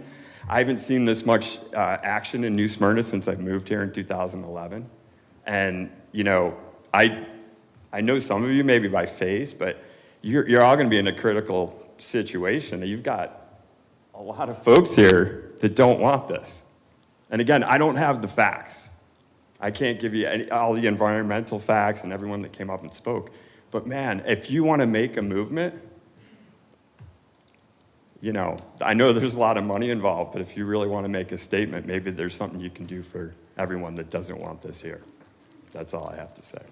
Thank you, sir. Appreciate those comments. Evening, ma'am.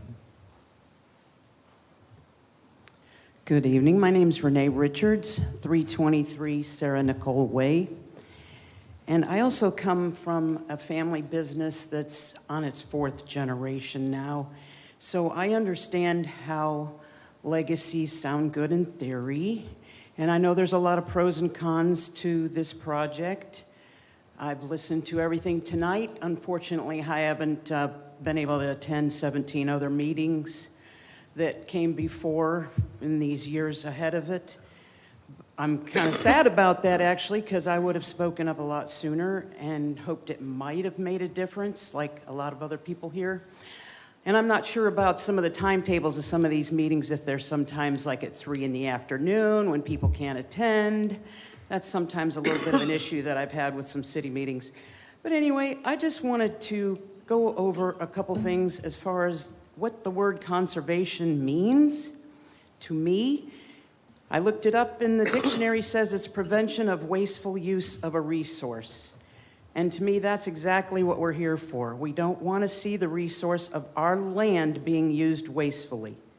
And to me, this development that spans a smaller area at this meeting has plans to grow very large and encompass a whole lot of our environment.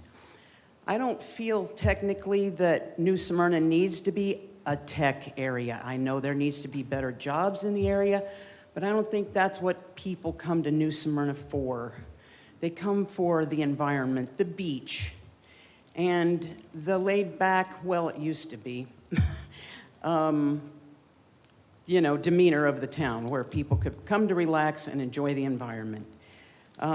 And I know this city commission is proud that there hasn't been any increases in the taxes that have, you know, driven people away, but why do we keep needing a bigger tax base? And in the 43 years that I've been here, the city has grown plenty.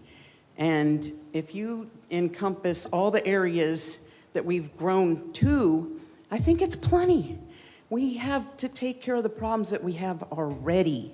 Venetian Bay turned into a disaster, if you ask me, and it still is. And I just think that enough needs to be enough. We need to take care of, like I said, the roads that we have that are getting torn up now, all the flooding issues. And I just want to read one little thing that I have a bumper sticker on my car that says, if people destroy something that is replaceable by mankind, they are called vandals. But if they destroy something irreplaceable by God, they are called developers. This pretty much hits the nail on the head for me. Please, City Commission, think about it. Maybe we could table this even for a little more input. What's the rush? Obviously, there's a lot of concerns. Thank you so much. And I Appreciate your appreciate comments, your ma'am. time. Thank you Thank very you. much. Appreciate it.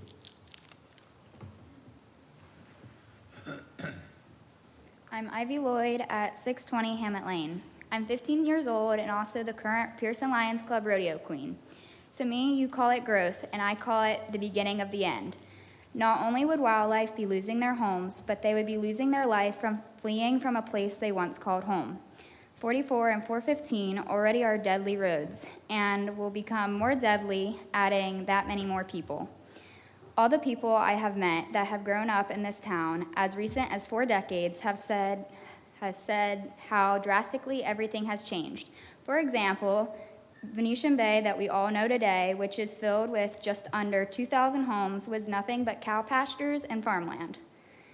Florida is already bad enough with flooding over the last few years, and building more homes and tearing down all the swamplands will only make the flooding problems more worse. Even though their plans say that they will redirect the water away from structures, however, no man-made engineering can counteract the force of nature, especially if a hurricane hits us directly off the East Coast. It will result in damages 10 times worse. My family moved away from beachside to get away from all the chaos with traffic and development. However, 6 years later, our small town that we love is being threatened. For example, think about New Smyrna, what New Smyrna looked like 100 years ago versus 100 years from now. We humans are going to be the reason for the extinction of every living thing on this earth if things keep going in this direction. However, it is extremely disgusting how we even have to vote or discuss about it. It's a waste of my time and it's a waste of yours, especially the Deering Park project was a waste of time because it shouldn't be voted for. So I really hope you make the right decision. Vote no for rezoning. Rodeo Queen out. Thank you, Ivy. Appreciate your comments. Thank you very much. Hello, everybody. My name's Em Steele. I live at 519 Washington in a church built in 1892, and I love this town. The Development Services Manager clarified that it's not 20,000 homes, just 2,150 in the proposal. But that number is misleading in context. Just across the line in Edgewater, plans are moving forward for 23,000 new homes. Together, this creates a massive corridor of development stretching from State Road 44 in New Smyrna Beach all the way to Brevard County and Titusville. We're not talking about a neighborhood, we're talking about an entirely new city forming west of I-95. Let's be honest about how we got here. The comprehensive plan was changed only 8 months ago in September of 2024 to pave the way for this zoning vote. The land was previously designated for agriculture, forestry resource, and conservation, uses that aligned with the rural and ecological character of the area. The zoning matched, until it didn't. With that comp plan change, it now became inconsistent, and here we are tonight. Everyone keeps applauding the set-aside of conservation acres, but let's remember, this is a massive development on former conservation lands and wetlands in an area already facing daily gridlock, worsening floods, and explosive population growth. You're not just rezoning land, you're transforming the future of New Smyrna Beach. That comp plan did not need to change, but it did, and now the city and its ecosystems, its traffic, its identity are going to be permanently altered. I was a resident of Los Angeles for the last 10 years and moved back because I love this town. I love the environment, I love the beach, I love the people, and it's 2025. There are resources for people to work remotely. It's not, I've watched tech companies decimate neighborhoods in LA and move on to the next, and I just don't trust the plan in place. Thank you. Thank you for your comments, ma'am. Appreciate that. Evening. Hi, I'm Savannah Elliott. I live on James Street here in New Smyrna. Welcome, Savannah. Thanks. It's very clear that if you vote yes on this bill, that you are obsessed with economic development, economic gain, and that is not what any of us need here. And in fact, you might be able to get some of that if you just invested some of your time and energy and our taxpayer dollars into the space that we already have. We do not need another city on top of our city, just west of it. Just as she said, we do not need tech companies coming in and destroying and gentrifying the space that is the homes of fungus, animals, plants, trees.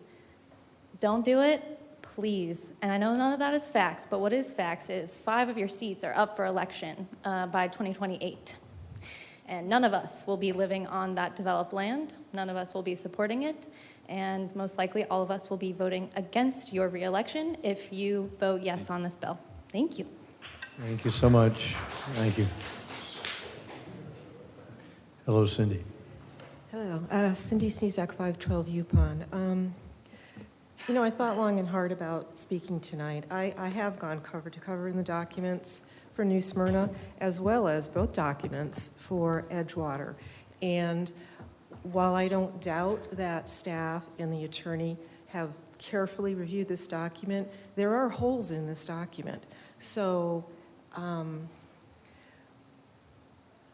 I would hope that you would consider tabling your vote either to a special meeting or the next commission scheduled meeting to close these gaps. And I call them gaps because you cannot be deaf to the sound in the room. So in the last year, basically, is when all this came to be somewhat clear as a development. Prior to that, there was a workshop here with 100 attendees, and maybe 60 of them were regular people. 40 were from some of the cheerleading groups. So it's in the last year that this has been bubbling up. So there's a feeling that I'm sensing here that people would feel a whole lot better if in this agreement there were language that said requirements for review of any subdivision or site plan by the city commission needed to pass by a supermajority. And I think you would win a whole bunch of people over if you agreed that any changes in the future made to this PUD needed to be done by unanimous vote of the commission. And I say that because Venetian Bay died by degrees, and only one of you was on the board ever voting against an amendment, and I don't know that that commissioner voted on more than one, perhaps two at most. So that would go a long way to buying people's belief that low-impact development is truly what the developer will come through. But look at it this way. As I wrote you this afternoon, Mayor, the MDA proposed for New Smyrna Beach is 37 pages long. The MDA for Edgewater is 68 pages long. There is gold in the language that's in that Edgewater MDA that is not in ours. For instance, accessory dwelling units are defined on page 64 of the Edgewater MDA, and they can be attached or detached from the primary residence, but they do count toward capacity for housing. So, and they define that they assume 20%, so they'll allow 20% of those residences to have an ADU.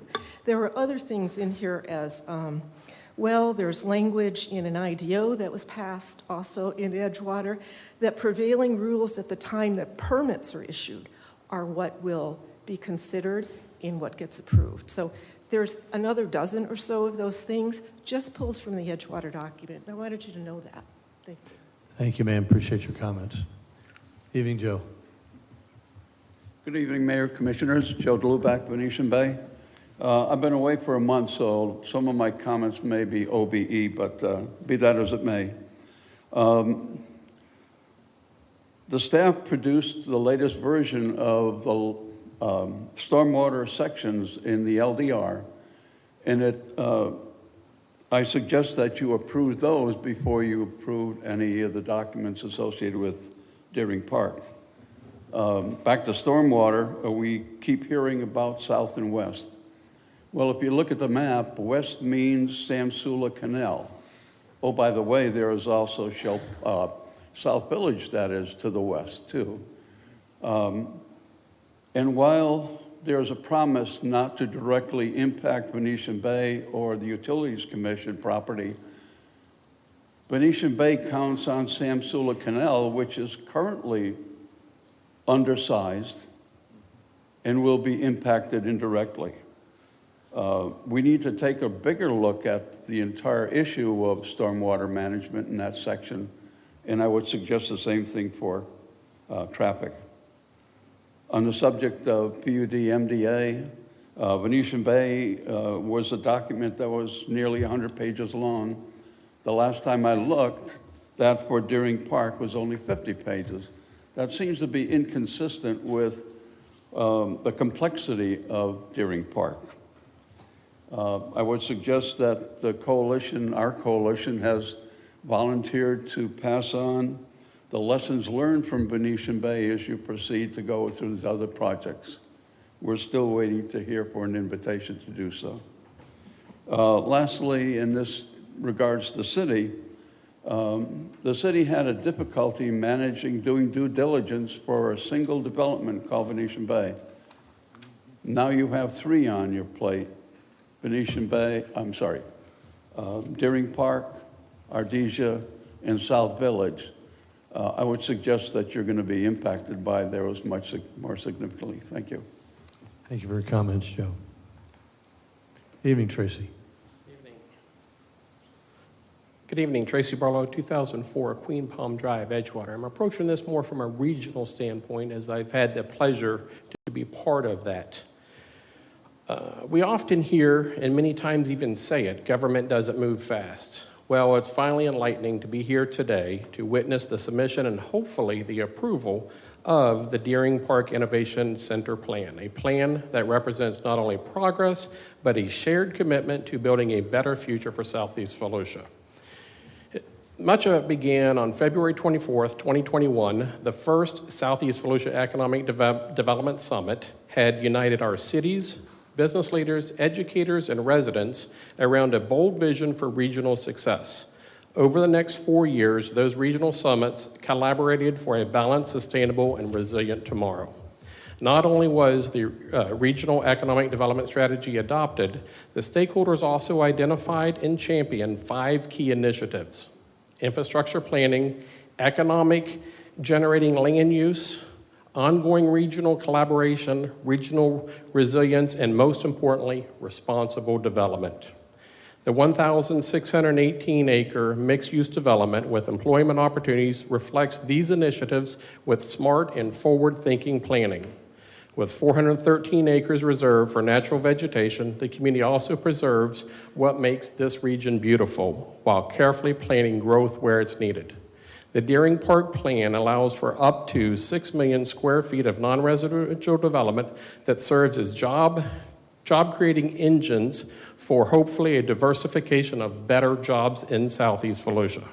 The plan requires 300 square feet of non-residential development for every single family residential unit.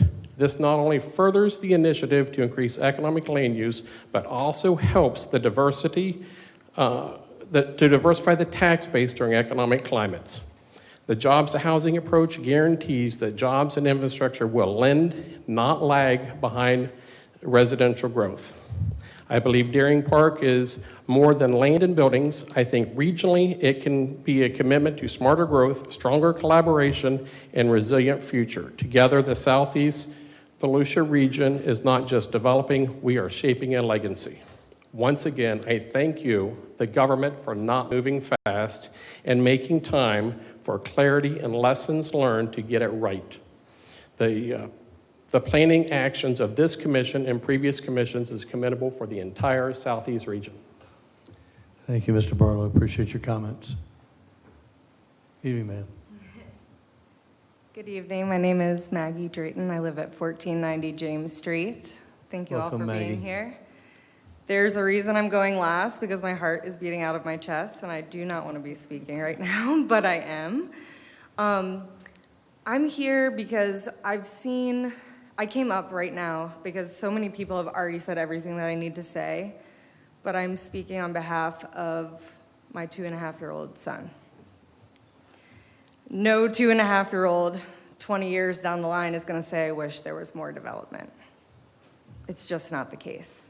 Think about where you were living in New Smyrna or somewhere else. As that kid, you did not want this to happen. He does not want this to happen. Our community on James Street, which we have invited families with young children, we are building our own agricultural neighborhood, our own system of growing and living with young children. They do not want this. And when you look at the people who have come up to speak tonight, you see a broad spectrum of people who are against this, young and old.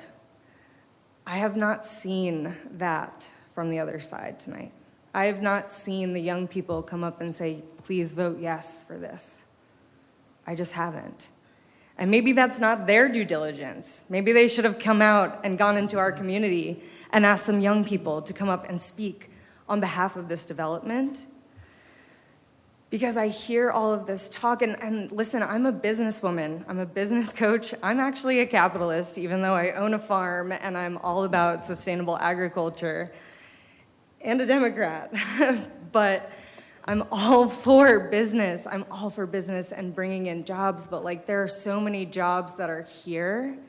There are so many things here in this community that could benefit from more love and more respect and more infrastructure. We do not need to bring in these things. We have them all right here. We just need to think more creatively, including, so like places like Venetian Bay, my company, Rebel Farms, my husband came up and spoke about the flooding. So enough people have spoken about the flooding.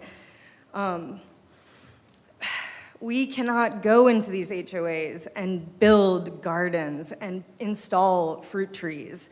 These developments that are coming in are not, like, I heard the term over the last couple of weeks in researching this of greenwashing. Like, it's just brainwashing of telling you they're doing things that are green, but really these things do not accept real sustainable practices that we are practicing of growing food in our communities, putting raised bed gardens, growing fruit trees. There are so many projects that could use this type of infrastructure and business, and this is not it.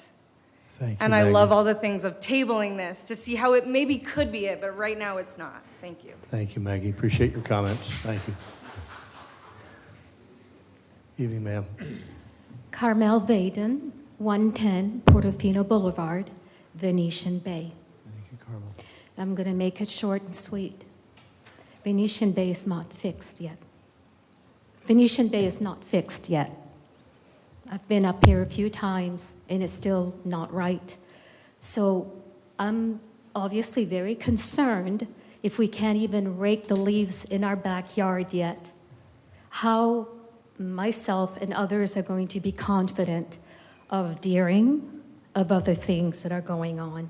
I heard that maybe we need more staff because there certainly was not enough in Venetian Bay. And Venetian Bay has morphed into the developer saying, well, I'm going to ask if I can change and add more this, more that. I don't think I'm being naive that the same thing is probably going to happen with Deering. Now, one last thing. My husband spoke earlier about $40 an hour and the tax, and at the end he mentioned the aquifer if we don't have enough water, and we may have to translate it to a different material. Well, that's going to cost money if that happens. So does that mean we're so lucky right now we don't pay high utilities? This is amazing here. Are you kidding me? So if that happens, does that mean the cost of living is going to go up where we're going to have to pay a couple $100 a month for water to drink? Thank you. Thank you, ma'am. Appreciate your comments. Anyone else for public? Anyone else for public participation? I see Ms. Harris moving up. Good evening, everyone. I would like to approach the commission again, been here several times, to look at our work that we have to do right now. We're trying to expand the city, that's wonderful. And I would like to have my son and some of my grandchildren take time to come back down south, be here. But I want to see us do what we need to do for the city right now. Right now, we need the stormwater drainage taken care of. We need people that get out and maybe be hired by the city to help us clean the ditches. And we need just a lot of work done right here in the city to provide housing for people, our regular people, low-income people.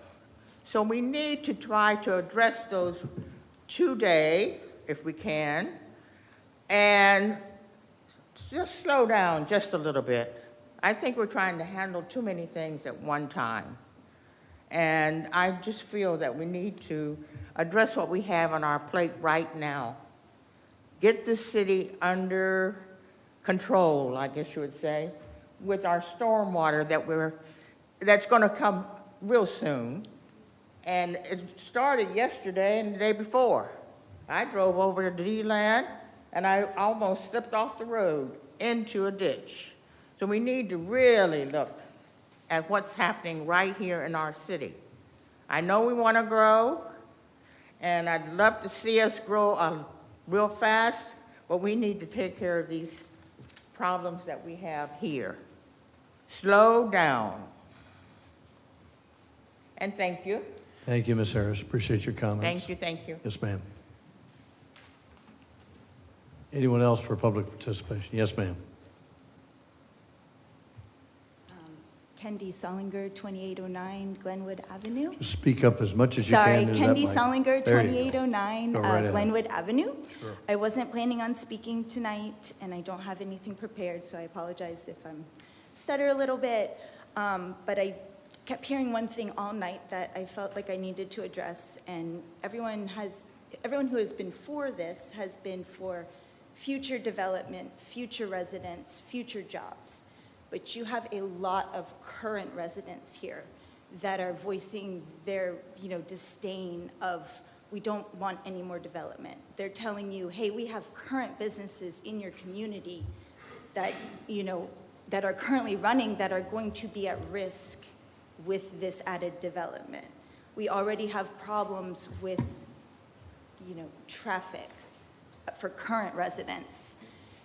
We have all of the problems that everyone has named tonight, but it's current residents that are here urging you to listen to us and listen to what is going on and go over our problems first before introducing more, especially the flooding. And I know everyone has brought it up, but I've seen so many families that are just now getting back into their residences, and we're talking about adding more to it. So I just urge you to listen to your current residents right now, the ones who, and like someone did say, will be voting for you before the new residents come in. We are the ones here now, so please listen to what we are saying, because we're all you got right now. There isn't any, no one's here, no one else is here, so you have us, and we're the ones that are going to be coming to these meetings as much as we can and voicing our opinions. Thank you you, for ma'am. allowing me the time. Appreciate your comments. Evening, ma'am. Hi, my name is Cheryl Benedict. I live on the other side of that Samsula Canal, 140 Hughes Road. I, too, was not going to speak tonight, but I feel compelled to because of the discussion of this canal that I live on the other side of. That canal came through my front door. And I don't want to see it happen again. And I keep hearing the same thing about stewardship. Land stewardship. And if you know my last name, it's Benedict. I married into a 100-year farming family here in New Smyrna Beach. A steward of the land practices biodiversity of the land. They do what's best for the land and those that live on it. They don't lay concrete. I hope you vote no. You should listen to the people that are here now. Please vote no. Thank you, ma'am. Appreciate your comments. Anyone else? Good evening. Good evening. Allison Coach, 1118 Marcel Street. Welcome, Allison. Thank you. Thank you from my heart for being here and your due diligence and everything you've been going through. I think my main question is, with such a fantastic turnout of all of our citizens here for and against Deering Park Innovation Center, I'm wondering where they were during your workshops. Because if I did anything incorrectly, I should have had a sign to promote those workshops. And I won't take much more of your time because I know you've done a lot, and I, again, appreciate that.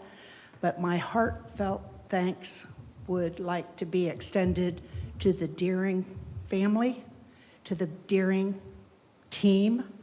I truly, sincerely believe that they are giving our city a phenomenal opportunity. It's almost like they're serving it on a platter to us. I know we have concerns. My heart bleeds for everyone who has had flooding issues. Everything is being addressed. You're looking at it all. The Deering team is just a gift to us. So I hope you'll keep that in mind and know that I'm very much in favor. I wish I could buy a house out there. Hopefully, if I join the mayor's program. Order. Yeah. Order. Or we're gonna clear the room. Yeah, I apologize for that, but I'm hoping that with the mayor's program, I'll live long enough to buy a house out there is what I meant. Or maybe a retirement property, I don't know. Anyway, thank you for all you do. Thank you, ma'am. Appreciate your comments. Yes, ma'am. Good evening. Thank you for your time. I'm going to remain anonymous. I do own a home, and which I hope to live in again very soon, on the beach side, in the middle beach side area. And it was flooded horrendously in Matthew and Irma, and even worse in Ian and Nicole, and subsequent hurricanes. And since Hurricane Ian, I've been out of my home and have not been able to move back into it because of the damage and the scope of the damage that was created by that. And the infrastructure in this city has a very big problem and has not been addressed. And I don't think this is going to help. And I oppose the Deering project. Evening, ma'am. My name is Greg Garzon, and I'm at 173 Temple. I wasn't planning on speaking, Welcome, Grace. but I just don't understand. We're sitting here, and I didn't see one person under the age of 50 come up here and say, oh, this is good for the young community. No one in the young community thinks that. No one's saying that. I am a mother. I have 3 young children. I have a husband. We're a single income family. So that man that wanted to stand up here and say that you can't do it, that's not accurate. He was my grandfather's age. Obviously, he's out of touch with what's going on. My house is flooded multiple times.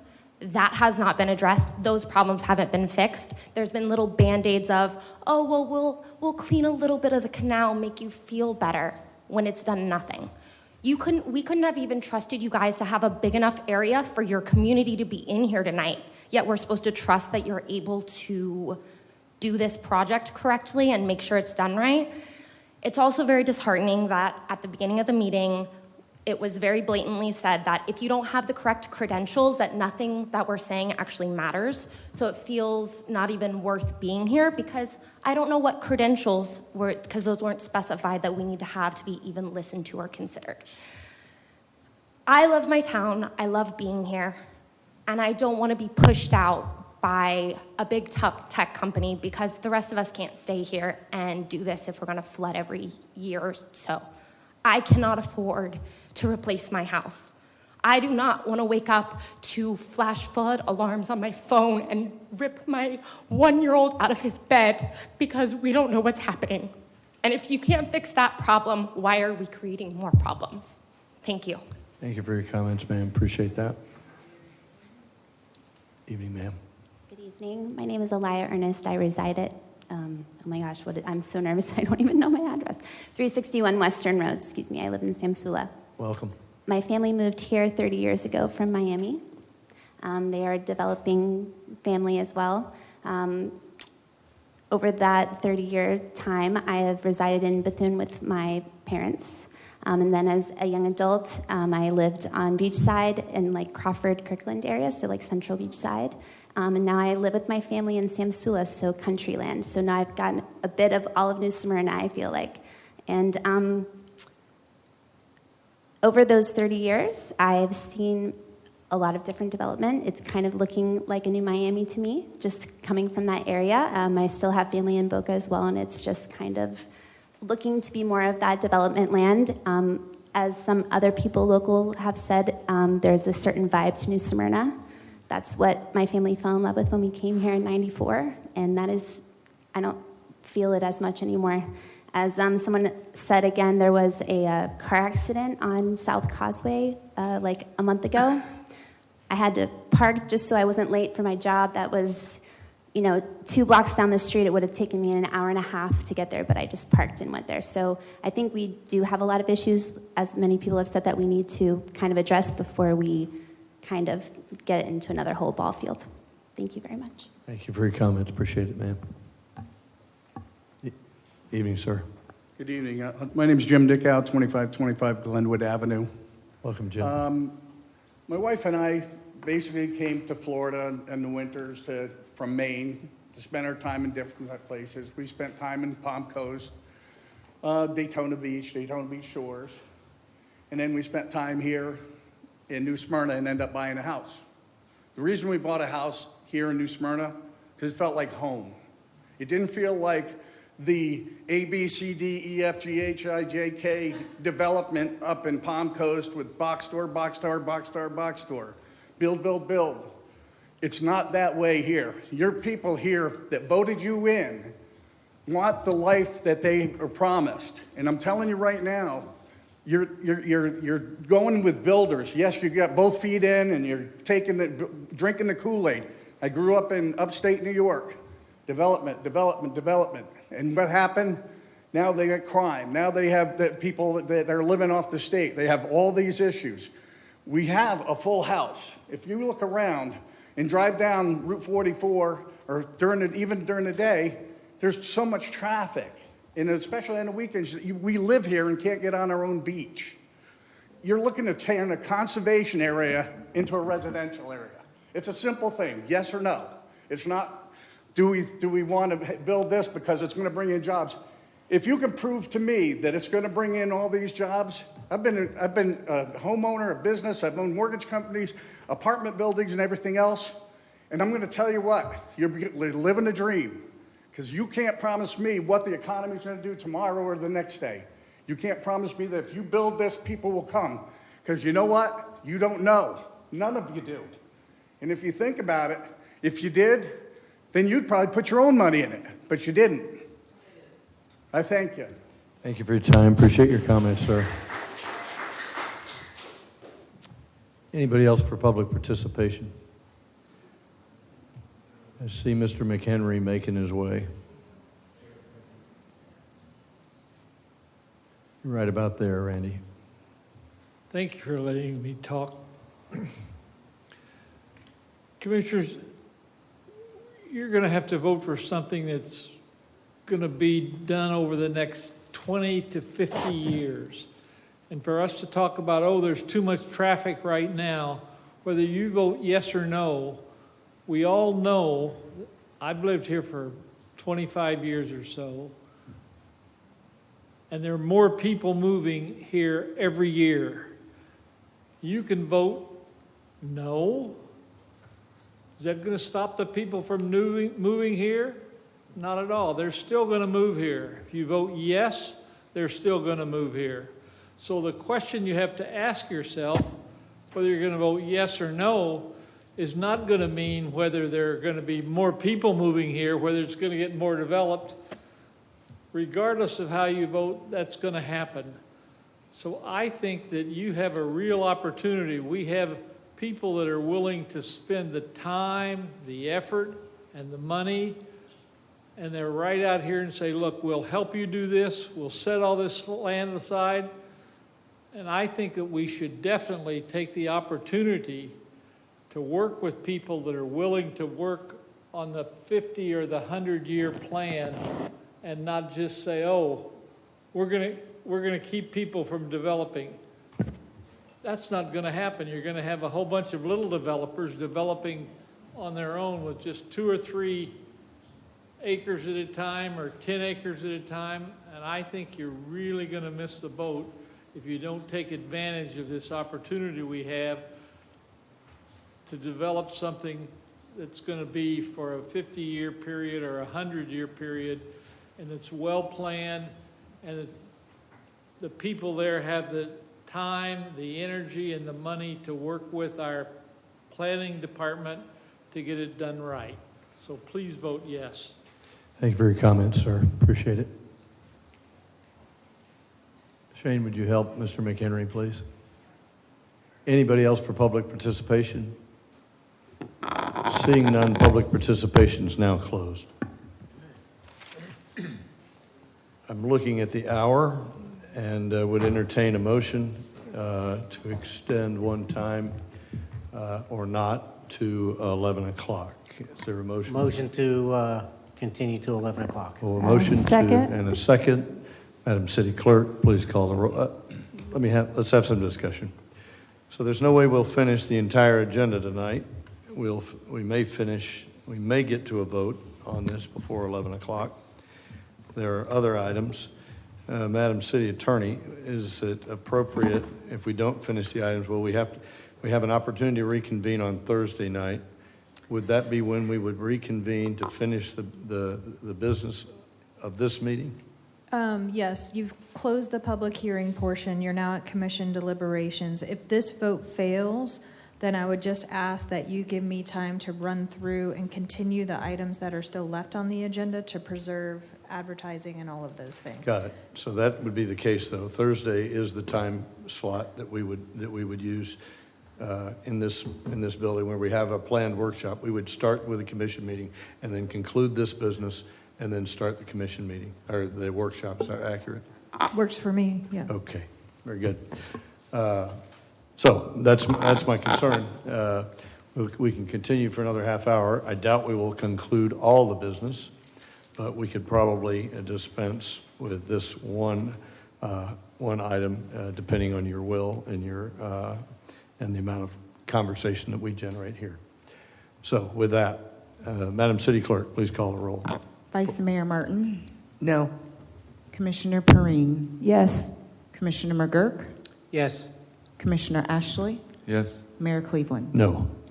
So the motion carries, and we will continue to 11. Public participation is now closed. Public hearing is now closed. Any closing remarks from the city staff? Shane, anything from you? Closing remarks from the applicant, Mr. Storch.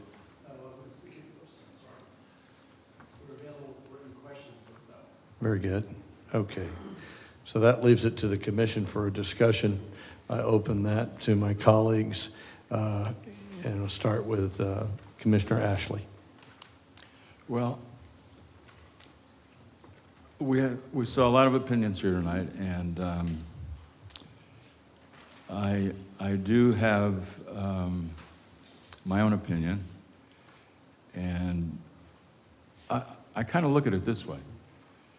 We have the opportunity to do the most extensive stormwater study ever done in the state of Florida by voting yes tonight.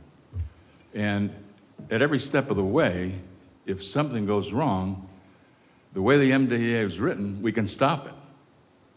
So I don't feel I live in Venetian Bay too. My house got nearly flooded too. I have a lot of neighbors that got flooded.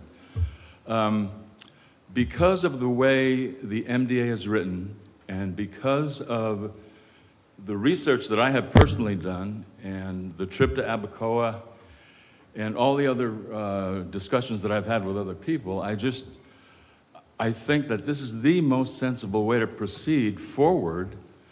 Acknowledging what Randy said, people are going to move here no matter what. And it's better to be prepared than not prepared. And in my opinion, this MDA is the safest way to go forward. Because like I said, there are safeguards and stops that we can employ along the way. So. Appreciate that. Thank you, sir. Commissioner Martin. First of all, I'm so impressed by the number of the under 50s that have attended tonight and really appreciate their perspective on they'll be inheriting this. So I continue to have questions and concerns. Commissioner McGurk. Thank you, Mayor. The first thing I want to do is thank all the people who showed up tonight, whether you're opposing it or in favor of it. I'm particularly impressed by the number of young people who have come out tonight. That is something that has been pretty That's unique. I haven't seen this kind of young turnout probably ever.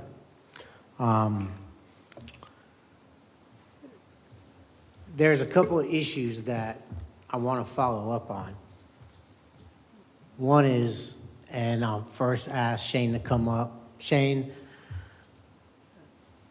we have some oyster farmers, people who are concerned about the runoff of this water into the lagoon. Can you shed any light on how that will work, how it will be handled, and why that would not happen?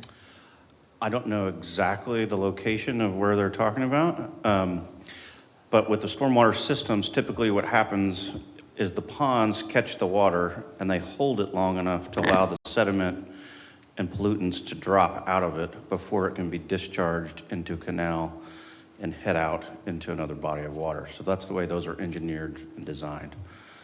In this case, they're talking about discharging into the conservation area where they have tens of thousands of acres. So that would have to go to the stormwater ponds, settle there before it could be then discharged into that large conservation area of wetlands, before it could even make its way into the bay or lagoon. Okay, applicant Glenn, I'd like you to come up and help answer that question, if you would. Yeah, I sympathize with the oyster farmers because I basically helped create sewer systems down in Bethune Beach to take the nutrients out of those areas that were affecting oyster farms. We're doing the same thing right now. We're creating a wetland park to take the nutrients that Edgewater is putting into the Mosquito Lagoon, and we're building that right now. There is not going to be any of this stormwater going into the lagoon. There will be certainly no more than it. There'll be some less than or equal amount going under the interstate. There'll be some less than or equal amount potentially going on in the Sam Sula Canal. But most of this, especially during the massive stormwater systems, the stormwater, unprecedented stormwaters will be going south into the area where it can be contained, where it has some place to go. None of it has any effect on the nutrient levels in Mosquito Lagoon. And again, everything we're doing here, including the wetland park we're creating to take the nutrients out of the lagoon, is to help the oyster farmers. Okay, thank you for that insight.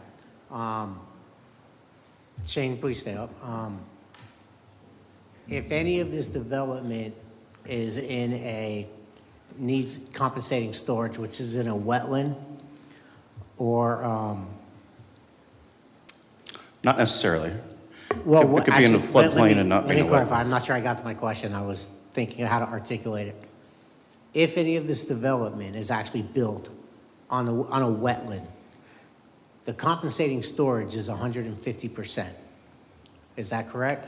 Well, let's back up. It could be in floodplain and not be in a wetland. So we have established buffers for wetlands. In order to develop a wetland, you would need St. John's approval as well as, I believe, the Army Corps. But if you're in a floodplain, yes, it's 150% mitigation. So you create 50% more storage in addition to what you replace. Thank you for that clarification. What I meant to say is the floodplain. We have the highest degree of requirements in the county of Volusia. That's correct. Okay. Accountability. We've had a problem with accountability in Venetian Bay. That was a big issue with a lot of people, a lot of us. It is my understanding that through this bond, that deals with the lack of accountability that we had with Venetian Bay and creates the accountability by having dollars available if, by God, there's any mistake or problem with the development itself. That's correct. Okay.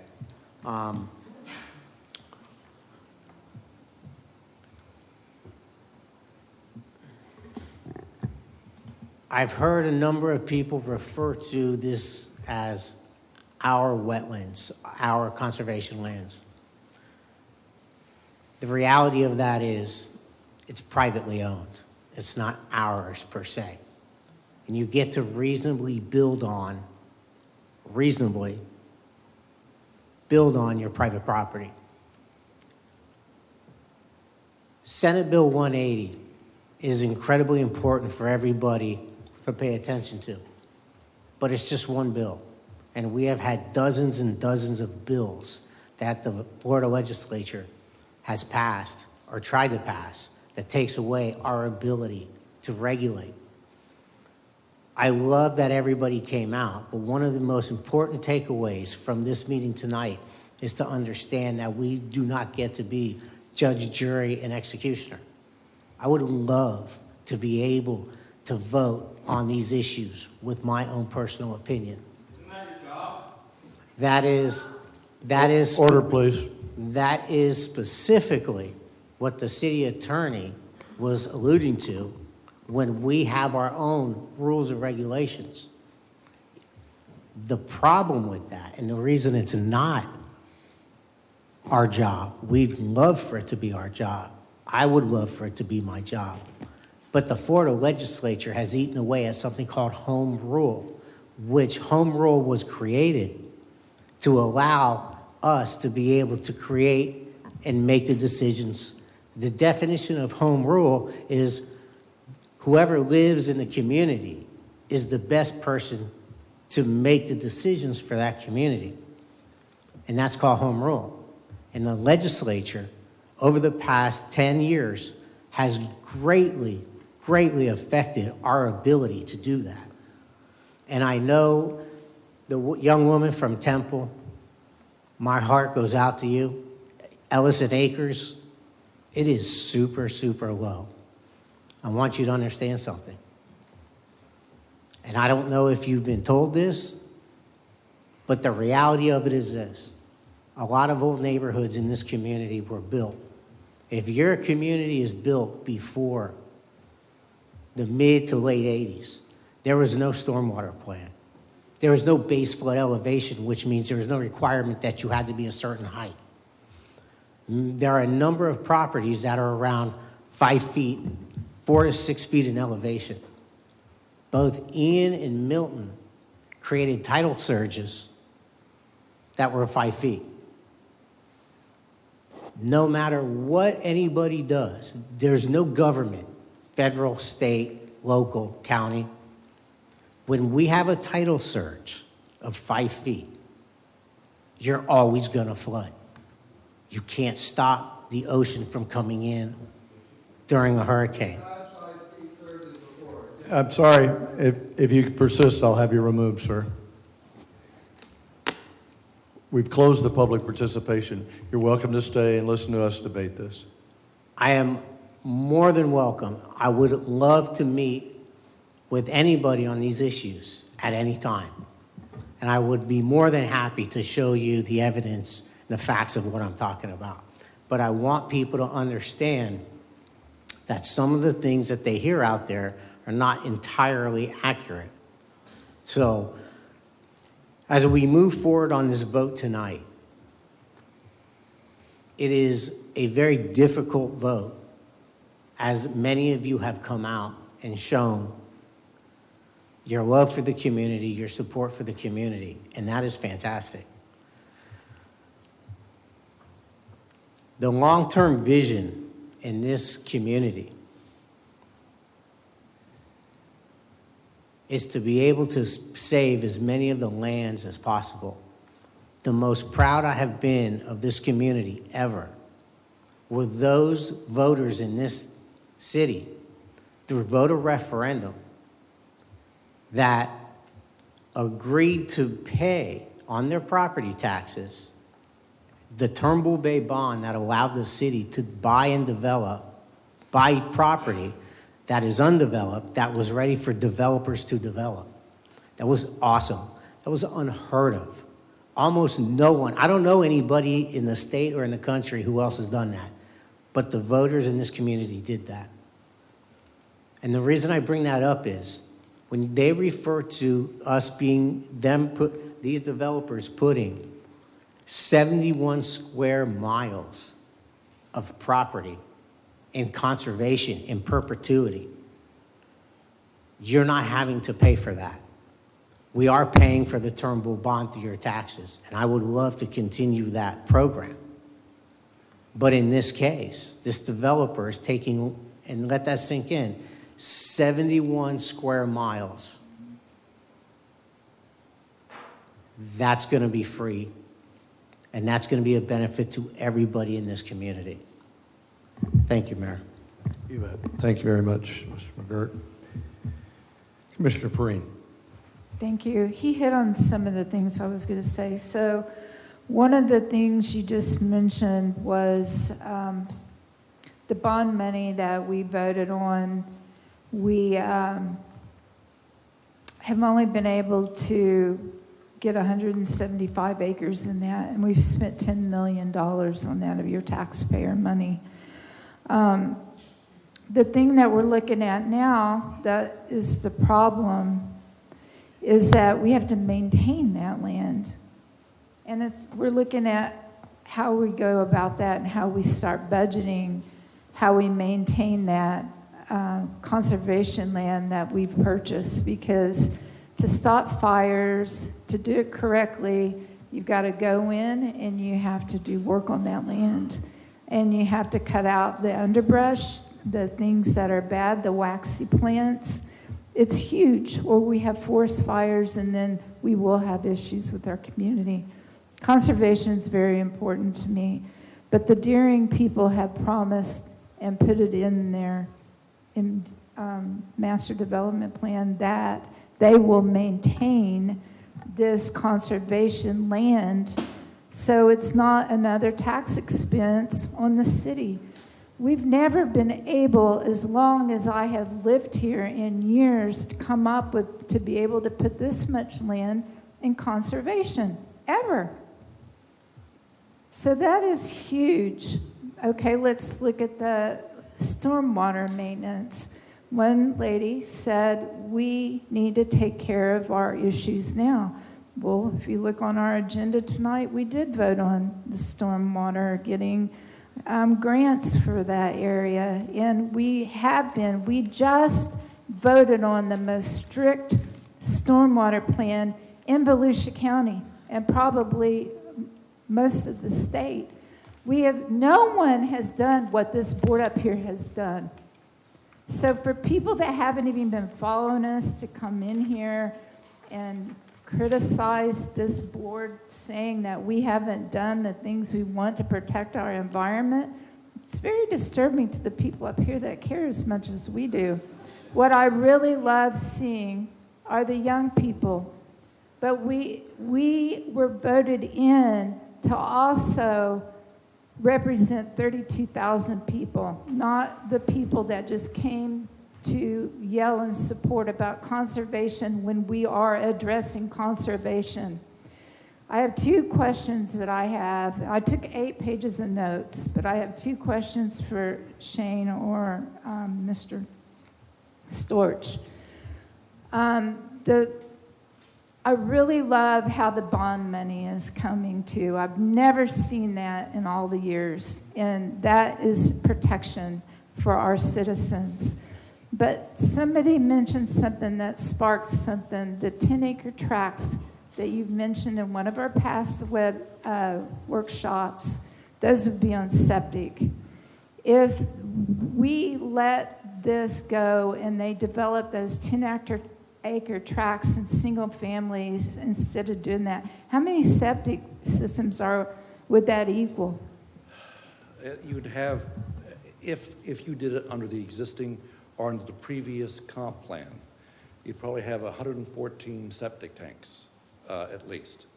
But the problem is, again, right now, this land is comp planned for industrial mixed use. So the current zoning is inconsistent. So I don't think you could build ranchettes at this point. Okay. At one time before we did change the comp plan, we could have, but that was our concern then. Just a little bit of a history, because we've been also trying the city, we've got a plan with the Utilities Commission to get everybody off of septic eventually and get them on city sewer. That again is addressing a lot of our issues. The last question I have, these ADUs, to me, it's very important we have those because that is affordable housing. And you stated how many that we would have, and I understand the difference. It isn't a unit, and I think they read something about Edgewater actually describing the difference of those. To me, an ADU is like a guest house where you can put your children or your adult children that are working. Our desire for this community is live, work, play, walk, not create more traffic. A lot of that traffic may not come here. We don't know, but we can't do a traffic study until we get involved in it. And at that time, we can say, time out, stop. We don't need that at this point, correct? That's correct. Every single project that comes in, every single subdivision, every single project that comes into the industrial area, every single project comes in the commercial area. They're all required to do individual, for every phase, a TIA.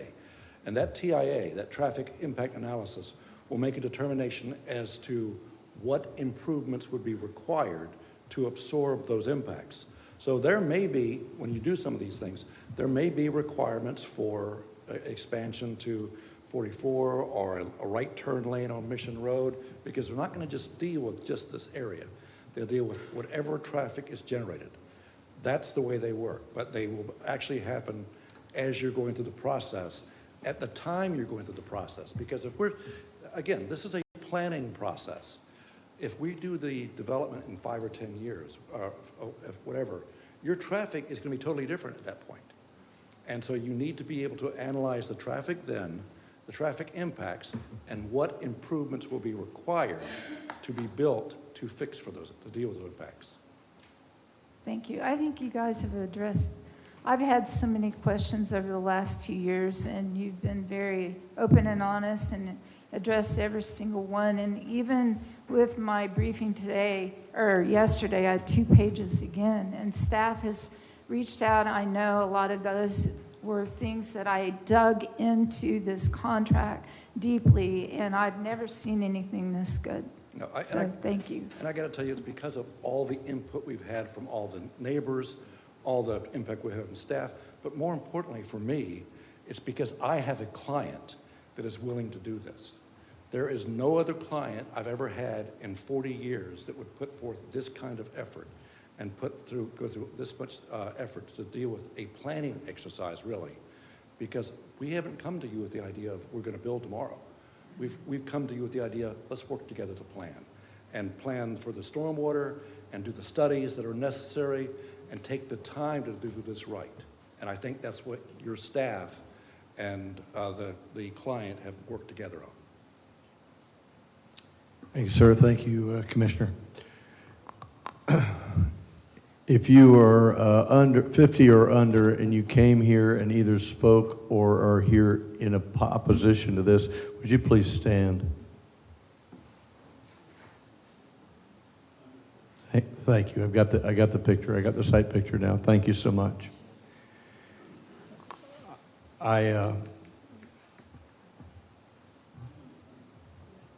I want to be supportive of the people that are our future, and you're in this room.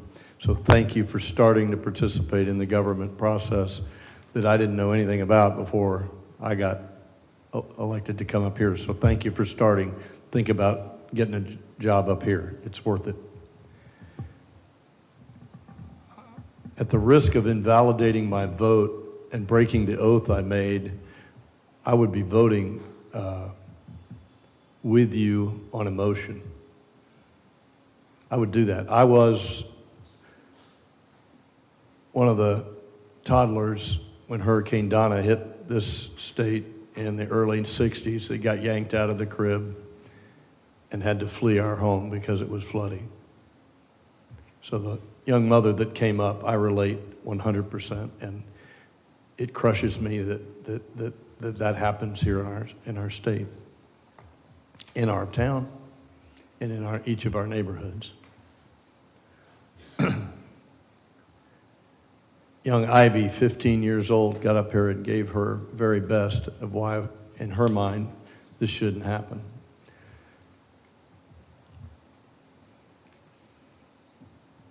But I took the oath that every other commissioner took that said that we will play by the rules that are set up and that we are being legislated by, that says, here's what we will do, and we will do it based on expert testimony.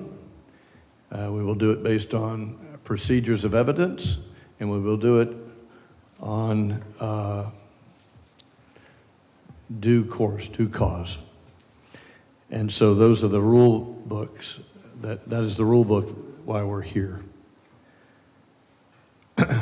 Prior to tonight, I've consulted with Southeast United States and certainly Florida's leading environmentalist, conservative, conservationist, and ecologist.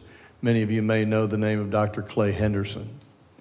I called Clay and said, I am in a pickle, and I've got this big decision coming up. I would like your expert opinion, Dr. Henderson, about this project.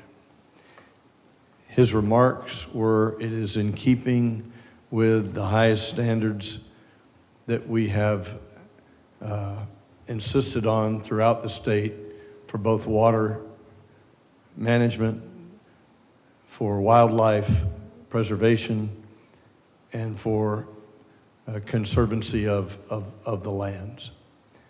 And I don't know, he'll forget more about this type of stuff than I'll ever learn. So if you don't know, any of you who have been in this room for a while have heard Dr. Henderson come in and opine, and the books he has written about how Florida needs to be preserved. This is the type of preservation that he wants us to stand up for. So on the environmental side, and I'm an environmentalist, 128 oak trees in our yard, and we love every one of them, and we're going to make sure that we keep it as green as we can possibly keep it. I don't see that we're doing harm. I've looked at a picture of this town on August 9th of 1924, and a picture of this town on August 9th, 2024, after Milton. They're identical. The streets are flooded, the trees are down, and it's a devastation. Looks like a war zone. So the story or the postulate that it's getting worse doesn't ring true for me. It was like that 100 years ago. And if you listen to our county engineer who talks about rainfall and the cycles between troughs and valleys, the valley will last about 10 years, and then we're in this high ridge, and we're on the first few years of the high ridge. We're going to get more rain per storm for a long, long time, and then it'll go back down. So I don't know that it's changing because of development. The math doesn't work for me. You've seen a process tonight that is lasted for months of transparency, solid methodology. The methodology we have used has been solid. The documentation is there. There's some that say it has changed. You've heard me examine the city's planner and the city's attorney, that every new word has been examined and is in keeping with what we want to have it say that protects our city. It's been a process-based procedure. So to that end, we've told these guys, you can't just make a nice paradise out west. You can do no harm and no damage to all of the rest of us who live in other parts of town.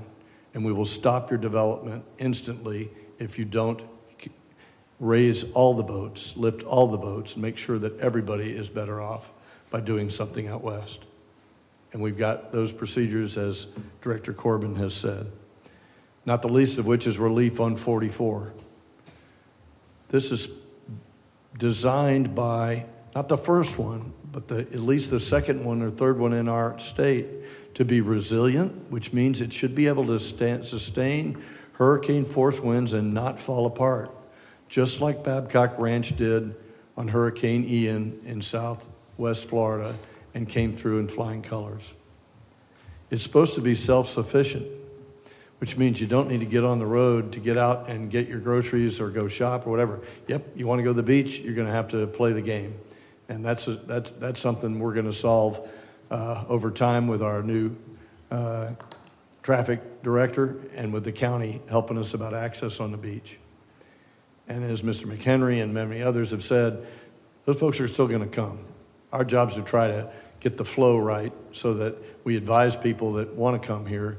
Here's the situation you're walking into. You better make a different decision or a different beach based on the tides, based on the volume and the flow we have here.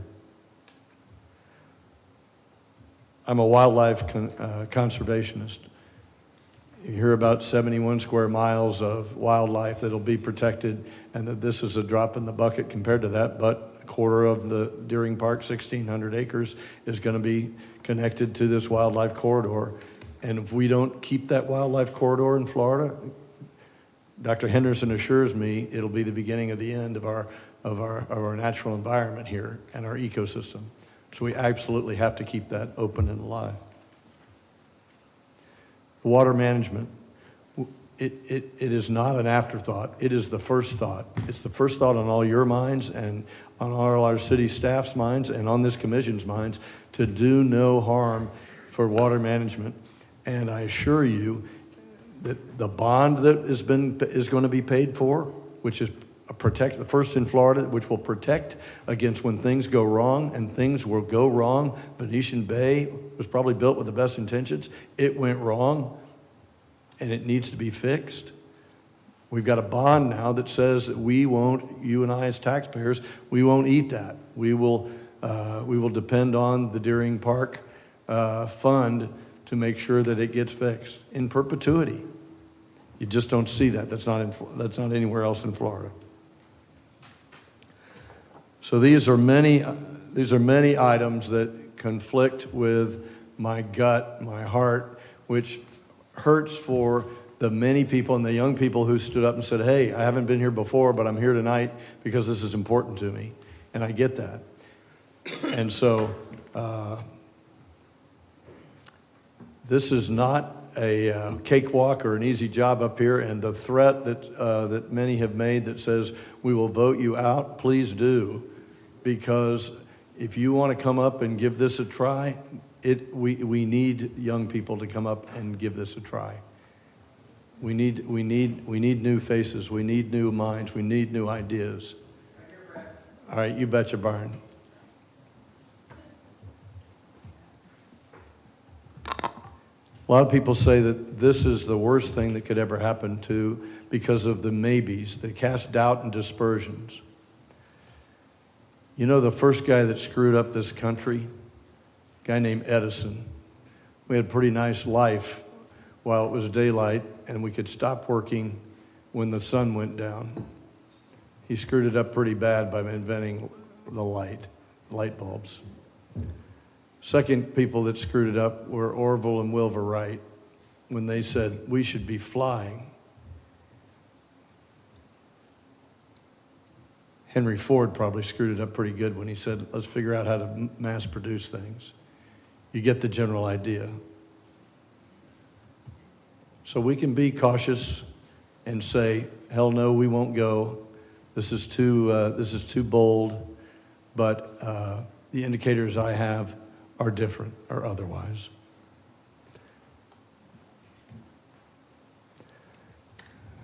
Any by the ways from my colleagues. Is there a motion to adopt ordinance 5124? I'll make that motion. There's a motion. I'll second it. And there's a second. Any further discussion? Mayor? Yes, ma'am. I just wanted, for the record, we've had a few stipulations. So the applicant has agreed to stipulate to include in section 2 the substance of our ordinance 0625, the higher stormwater standards, and including language in 4.s to make that role. There was also a stipulation by Mr. Cox regarding Section 3 that if it's equal or greater than 500 units, there would be 2 larger amenities. And then there was a clarification on the UC's 8 acres of upland land. So those 3 are on the record. The other 2 that I don't know if you want to include in your motion or not, one's just a typo, just cleaning up the both that one of our public participants, it's in section 6 and 21. I'm sure you could stipulate to that probably. I can. Okay. So the only thing left that you all discussed would be the ADUs and specifying the number. So that, I just wanted to put those things out there. Okay, so the motion on the floor is to approve it as written. I can pull that off, and Lisa can make her motion to change it if you want to make those numbers changed. What I am concerned, because isn't it after 11, so I don't know where the hard stop is, but I would make a motion to include. You can't yet, there's a motion on the floor. If you'd like to make it, I can pull it, and we can start over and see if your motion passes. If it doesn't, we'll get on with the rest of it. I made the motion so I can amend it to include the additional. The stipulated Yes, the language. stipulated language, since I made the original motion. Very good, so you want to change the number? I would like to change it to include that, and I don't need to change ADUs. Okay, As- very I good. would confirm those are I can second that. stipulations with the- I'm sorry, Mr. Storch. And I would confirm those are stipulations of the Okay. applicant. Thank you very much. Okay, so as amended, as stipulated by the applicant, the motion on the floor is to approve 5124 with the adjustments that the city attorney has stated. Madam City Clerk, please call the roll. Commissioner Ashley, Yes. Vice Mayor Martin, I'm sorry, I'm just not quite there yet. So no. Commissioner Perrine, Yes. Commissioner McGurk, Yes. Mayor Cleveland. Yes, Thank you. motion carries. Thank you very much. Okay, so we're out of time, but you need some time to Yeah, read just give some me a things. few Okay, very good. Please do. Thank you. Go right ahead, Madam City Attorney. Thank you. Order. Ordinance number 2125, an ordinance of the City of New Smyrna Beach amending the land development regulations, amending Article 5 zoning districts, Section 50402, specific regulations by district to revise the conditions for wedding venues in the A2 agriculture zoning district, providing for codification, providing for public hearing, providing for conflicting ordinances, providing for severability, and providing a effective date. We need a motion to continue this public hearing to May 15th. So move. I have a motion to continue. Is there a second? Second. Madam City Clerk, please call the roll. Commissioner Ashley, Yes. Vice Mayor Martin, Yes. Commissioner Perrine, Yes. Commissioner McGurk, Yes. Mayor Cleveland. Yes. Okay, we're out of time. We will commence this. I need to just You have continue the more. others. I do. Go right I ahead, do. ma'am. I will be speedy quick. Yep.